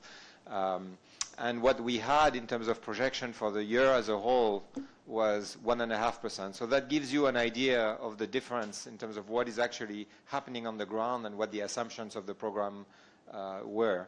And so yes, we will revise growth up for this year, but I will come up with details and the exact number later in the future. George's questions about recovery versus stability. I think on recovery, really, the question is similar to that about, the one that I just answered about growth, really. What we are seeing in terms of growth dynamics is better than what we were anticipating. I think this is really very good news. On the stability front, I would say this is the same. Inflation is coming down. International reserves of the central bank are going up, which is also very important to bolster confidence. And so we also have the adjustment to the fiscal position. The minister mentioned the numbers for end June that are much better also than the targets. The external position in general is stronger. The currency has become much less volatile than what Ghana has experienced at the end of last year, where it was a very, very challenging situation. So clearly, there is a turnaround, there is an improvement, and signs of macroeconomic stability are now emerging. Again, this is not the end of the road. I mean, inflation is 40%. We want to see, everyone in this room wants to see it much lower. But certainly, we are coming from a position where inflation was at 54% at the end of last year, and so the traveling direction is certainly the right one, and things are improving. A question about the LEAP program, but I think it's really a question more generally about social interventions. And yes, social interventions and social policies are very important for the government and for the program. The leap is a key focus, but you will remember that in the program we have a target, a floor on social spending, and so the goal is really to make sure that the adjustment of the budgetary position is not done at the cost of or by raising costs for the most vulnerable in the society, and that target covers not just the LEAP, which is a very important, very effective and very well-targeted program, but also for a few other social programs, including, for example, the school feeding program, which you will remember, the benefits of which you will remember were doubled in the context of the 2023 budget. And so we are looking together with the government at all of these important programs, and they are covered under the indicative target of the ECF. But generally speaking, I think it's not just about that target. It's also more, more broadly about interventions in the health and in the education sector. Also, not everything is included and covered in the program, but there's also, lots of. The government is also making significant efforts in these sectors, and I think we have to acknowledge that as well.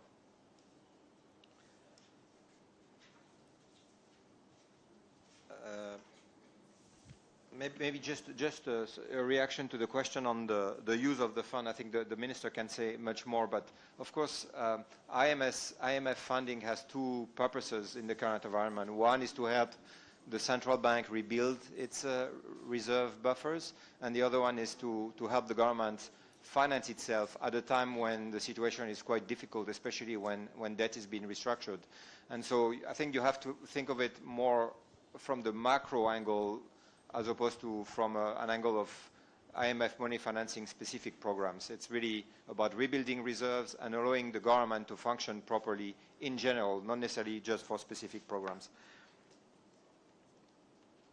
On external creditors and what is needed from the IMF's perspective for us to be able to proceed with the board meeting, we mentioned it several times. We refer to it in the press release. What is really needed at this stage is what we call financing assurances. The nature of those financing assurances, you will remember at the time of the program approval, was a general commitment from the official creditors to provide relief consistent with the program parameters. We are now at the first review and we need progress, and so we're moving from a general commitment to a specific credit commitment on the terms, specific terms of the debt restructuring. And so what is needed at this stage is an agreement between the government and the OCC on those specific terms. For the external commercial creditors, based on the IMF policies, what is needed, it remains the same than what was needed at the time of the program approval, and it's just making sure that there is progress in the sense that the government continues to make good faith efforts with those external commercial creditors to reach, to achieve a debt restructuring agreement that will be also consistent with the program parameters. And then finally, I won't comment on Afrexim because this is, as you know, I think I have explained that. I explained that several times. The role of the IMF is not to tell the government how to restructure the debt, but just to make sure that the debt restructuring strategy is consistent at the macro level with the program. But it is very much a sovereign decision to decide which part of the debt is included in the perimeter of the debt restructuring and how that debt will be restructured. So I won't comment on this. On the DSA itself, indeed, at each review, and this is the case systematically for all IMF-supported programs, the DSA, the numbers will be revised as we revise the macroeconomic framework. That means growth, inflation, exchange rate. All of these will be changed slightly to reflect the reality on the ground, and so the debt stability analysis will also reflect that revised macroeconomic framework. I'm going to stop here. Thank you very much, Stefan. Great questions and for the conversation, and thank you very much for that. I think the challenge, for all of us in this very difficult time is to be able to get to some equilibrium where we don't really take things for granted, in terms of the lights being on, the amount of money we've spent in that sector to make sure that life goes on as interrupted as possible. And then, as Stefan mentioned, a keen eye on the social interventions to make sure that we index it and that we intervene at the right levels. So the indexation that we have put in place will make sure that we support it with issues of inflation, intervene, also increase the number of households that would be taken care of. So those are very active things that we are doing. Stefan has mentioned the issue of the growth factor. So there seems to be some resilience in the economy that we are pleased with, and will continue to support that. With regards to the specific use of the funds, also Stefan mentioned, goes on to support balance of payments and international reserves that are important, and it's budget support. So areas that require interventions, we then do that. I think, George, you mentioned that the thorny issue of growth and joblessness, and therefore specific interventions that we need with the Enclave program, the Youth Start, etc., to actually tackle those as well as we can in these difficult times. External creditors, I believe we are doing well with regards to the engagement. Expected that this coming week we might actually get a proposal for them. Our target is to be able to conclude this thing before year end, and we are pursuing it. And I think achievements of the SLA also puts pressure on coming to faster resolution. So this achievement is important towards our negotiating stance going forward. The Paris Club Common Framework, MOU, certainly France and China continue to be very supportive, and we'll engage them in the coming weeks for that. The MOU is important for the board, and so we'll make sure that we do achieve that, as they came through in May last year. The Eurobond, as Stefan mentioned, requires good faith efforts moving in the direction to reduce the impact. And I think we are all quite sanguine about where to go to make it possible. The good numbers of the exchange rate and inflation, of course, would impact the DSA. Appropriate adjustments will be made to give more space, but we still have to make sure that the debt restriction is not compromised going forward. So it's going to take the collective, common collective effort of all of us, and truly a country that is committed to moving forward, to burden share, and then other groups like the MOU from the Paris Club and the investors and IPP power producers would also fall in line to accelerate this. But in all of this, ladies and gentlemen, is the President's clarity on a growth agenda. So we've had a plethora of meetings this past month looking at a growth agenda to make sure that even with this strong recovery in terms of growth, that we'll have a program that will further enhance that. And so we look forward to to all of us working, speaking the same language to move the agenda forward. Thank you. Thank you. I'm going to come round for a final batch of questions, and then I will come to principals who are here to respond. So are there any takers?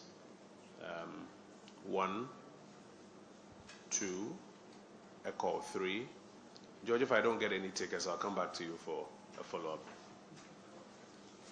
So 1, 2, 3, and then George, I'll give you the final word.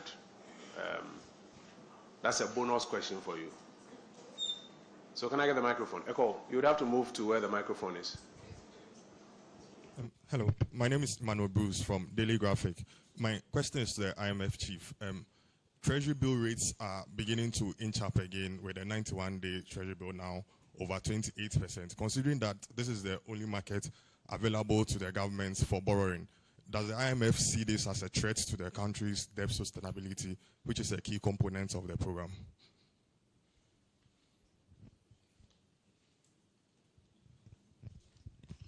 My name is Nila Telate from City FM, City TV. My first two questions go to the Finance Minister. Mr. Minister, what's the state of the Financial Responsibility Act? Has it been restored? I'm asking because we know our previous engagement with the IMF has not actually dealt with, our fiscal slippages. What's the guarantee this time around as we make progress with this current, extended credit facility? And between now and when we expect the restoration of the Act, what does it look like in terms of, dealing with government and discretionary, expenditure? The second one has to do with, prior to the first disbursement, we saw a number of government projects being put on hold. With our high hopes of the next tranche, are we to say that it is going to pave way for the resumption in some of these projects? Lastly, Mr. Governor, the last time we met at the MPC, you gave strong indications that the Financial Stability Fund will be operationalized. You said some modalities will be firmed up. I just want to know if these things have been done, because banks are actually looking forward to it as they try to, make some rebound over there. Thank you. A call. Thank you very much. My question is to the Finance Minister. Minister, you mentioned Cocoa Board. The board has gone through a restructure, as you said, but it has also increased the farm gate price by 63%. Meanwhile, the board doesn't have money to buy the cocoa. This year, for the first time, it couldn't raise its syndication on the back of the debt issues. Now, it also owes the LBCs, the license buying companies who buy the cocoa on behalf of the board. And now the debt is piling up. Think you not that whilst you are just resolving another is also piling up? Question 2, you mentioned resilience, but the growth we have recorded have all been, I don't want to say superficial, in terms of the fact that it is services that is driving the growth. The real sectors are contracting. Industry is contracting. For like 3 consecutive months, there's been a contraction. So the growth that we are seeing, it fairly seems a service-driven. And for an agrarian economy like ours, I wonder whether that really can be considered resilient. Can I get deeper detail? Thank you. So we'll go for the final question, but I think we need to correct some facts. In the services constitutes part of the rail sector. And then secondly, if you look at the growth numbers, agric is also doing about 6.2. So those factual inaccuracies need to be corrected even before we respond to them. George, I'll give you the final word. To the Minister of Finance, my question on the election-related spending and the fund program wasn't answered, so I wanted some clarity on that one. The staff is supposed to go to the board in November. From now to November, are you assured that you can close a deal with these external partners or creditors for you to be able to get the program approved by the external board? And to the Governor of the Bank, you talked about maintaining a monetary stance, quite a tight one. Does it mean that we're still going to see policy rate going up, because there are still concerns about how the tight policy again has come with some shocks for the economy. Now that we've seen inflation going down, are we going to see some easing as well? And with now passing the first review, what is the expected impact on the currency? We've seen some blips with the cedi recent times. How would this impact the local currency? Thank you.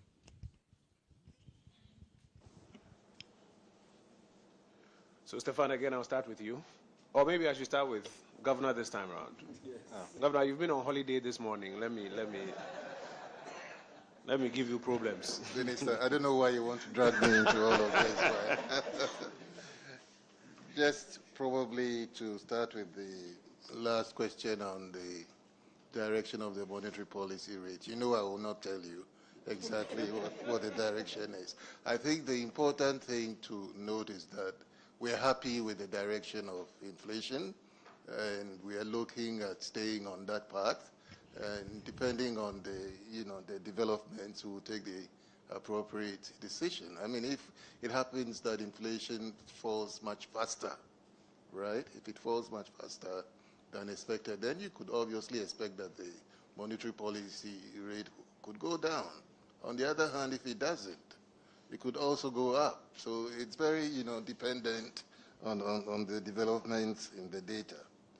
And just a little clarification on the cocoa board issue. I think that they are still getting the syndication this year. It's just that the size of the syndication is going down from, I think, 1.2 to 800 million. That's it.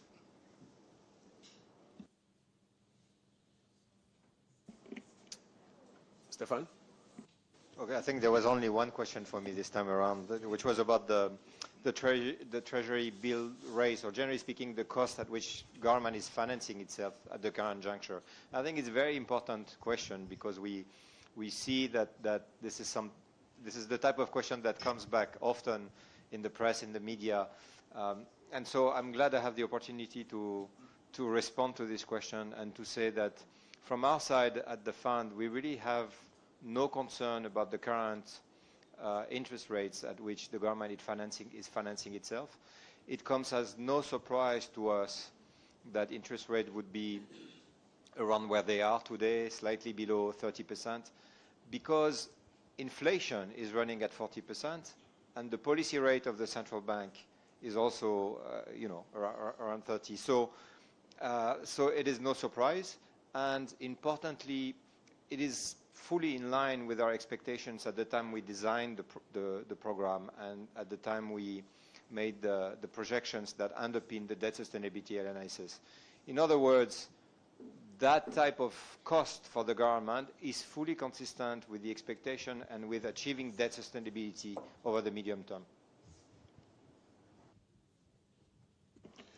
Minister, so I'll come to you, and while at that, you may want to add your closing remarks to it. Thank you very much.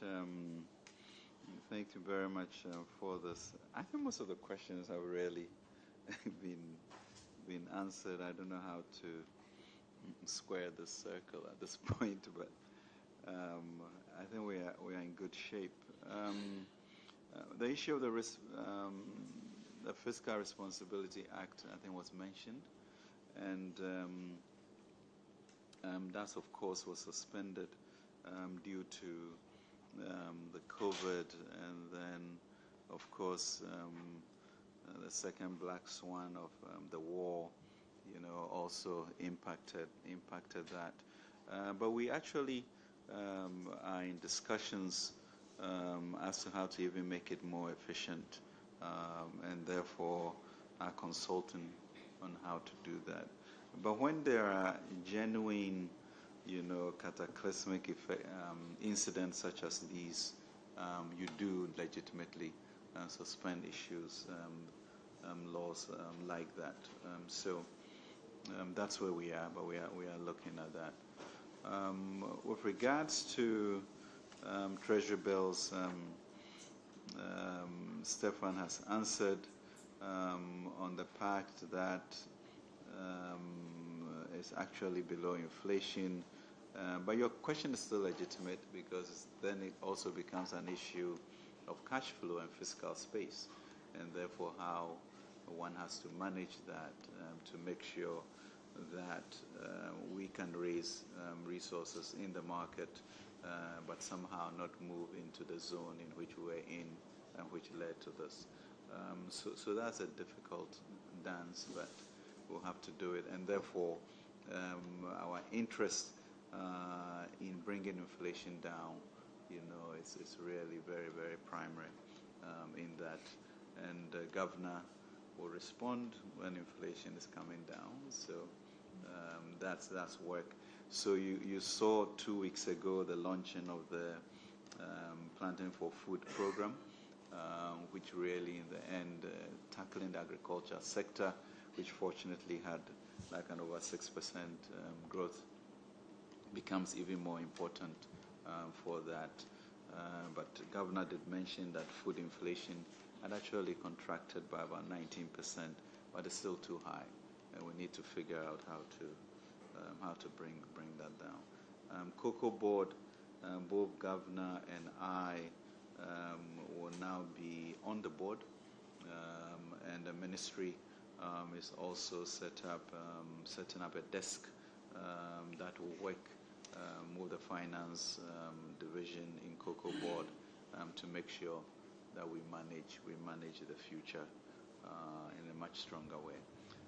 So when we talk about resilience and therefore our approach to agriculture, which seems to be responding, and we really, some countries live on services, so we shouldn't really underrate what services can do for us as an economy in terms of capacity to absorb jobs and get people working from every corner of the nation. So yes, the resilience is there. People depend on maybe oil as one product. We have oil, we have cocoa, we have services going on, and that's helpful. I think to not be surprised at where we were last year to where we are today, and not really acknowledge that there's some resilience, whether we put our finger on it or not, it's just being disingenuous to ourselves. So let's also identify these strengths and find ways to encourage all of us in this collective effort to build the nation. So let me really, Mr. Minister, just thank everybody for coming, and truly the work between the Ministry and the Bank of Ghana has been exemplary, and also to thank Leo being in Ghana, continuing to encourage us, Stefan and the team for just incredible chemistry in the way forward, and really a certain common collective will to see this work. We are most appreciative, and as we say, the Lord will show us hidden treasures and build rivers in the wilderness with your help. So thanks, Minister. Honourable Minister, we are grateful. Colleagues, as we wrap up, my prayer is that you remind your audiences of the following. Number one, that when the global economic crisis started, Ghana put its own program on the table called the PCPEG. That's the first thing that we spoke about as far back as July 2022. Ghana put its own program together, the PCPEG. Number two, we then requested for support from the International Monetary Fund, and that's why Stefan makes the point that it's an IMF-supported program. It's our program supported by the fund. Number three, that after the first disbursement, we have passed our first review. And the review has been passed because we have met the KPIs on that review. Inflation gradually doing better, growth gradually doing better, exchange rate stability gradually doing better, fiscal slippages, we are gradually containing those ones. That's very important that you let the people of Ghana know that this first review has been passed because of this performance, and that finally there's still a lot more work that is ahead of us, and we need the collective support of the entire country to achieve that. These decisions are difficult, but we've got to take these measures so that we can get our economy to the point that we desire. I want to thank you all that you've been with us this morning, to the members of the mission team, to the staff and directors of the ministry and the bank, to Chief Director, to Governor, to Stefan, Leo, and Honorable Minister, I want to thank you all for being with us. Ruth, our chaplain for this morning, will pray us out, and we thank you all.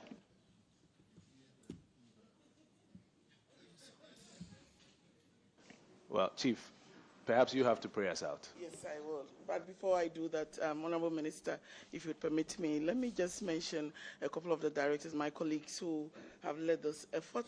Dr. Alassane and team, thank you very much. I think we need to give them a hand. Kwame, where's Kwame and Prosper? Thank you very much for all the effort and the determination to get us through. I want to also mention Mr. Arkest and the debts. What I mean for ensuring that we go through our DDEP. Thank you and your team. I want to also mention Mr. Apiagyei for the arrears clearance and all the effort that had gone in. Thank you. The Director of Budget. So please, if you can bow down your heads for a word of prayer. Almighty God and our Father, we thank you. We thank you once again as a nation and as an institution. We come before you this morning bringing thanks to you, because to you belong all power, all glory, all honor. It is your doing, and it is marvelous in our sight, and we are grateful. Our hearts are filled with gratitude to you, because we are not in a good place, and see where we are, and we can only attribute it to your grace and your mercy and all that you continue to bless us with. We thank you that we managed to go through this. We thank you for the lives of all the minister, the president, our team from the IMF. We thank you for the commitment and the resolve to turn this economy around. We pray for strength, we pray for health, we pray for energy. We pray that we'll continue to pursue all the strategies, all the interventions, and we pray that you lead us. We pray for our media people, that you give them clarity, you give them understanding, and you give them utterance, that they will speak and bring hope and faith in the people of Ghana, that together we can turn this economy around. We thank you and we bless you for an amazing day. Thank you for your presence. In Jesus' name, amen.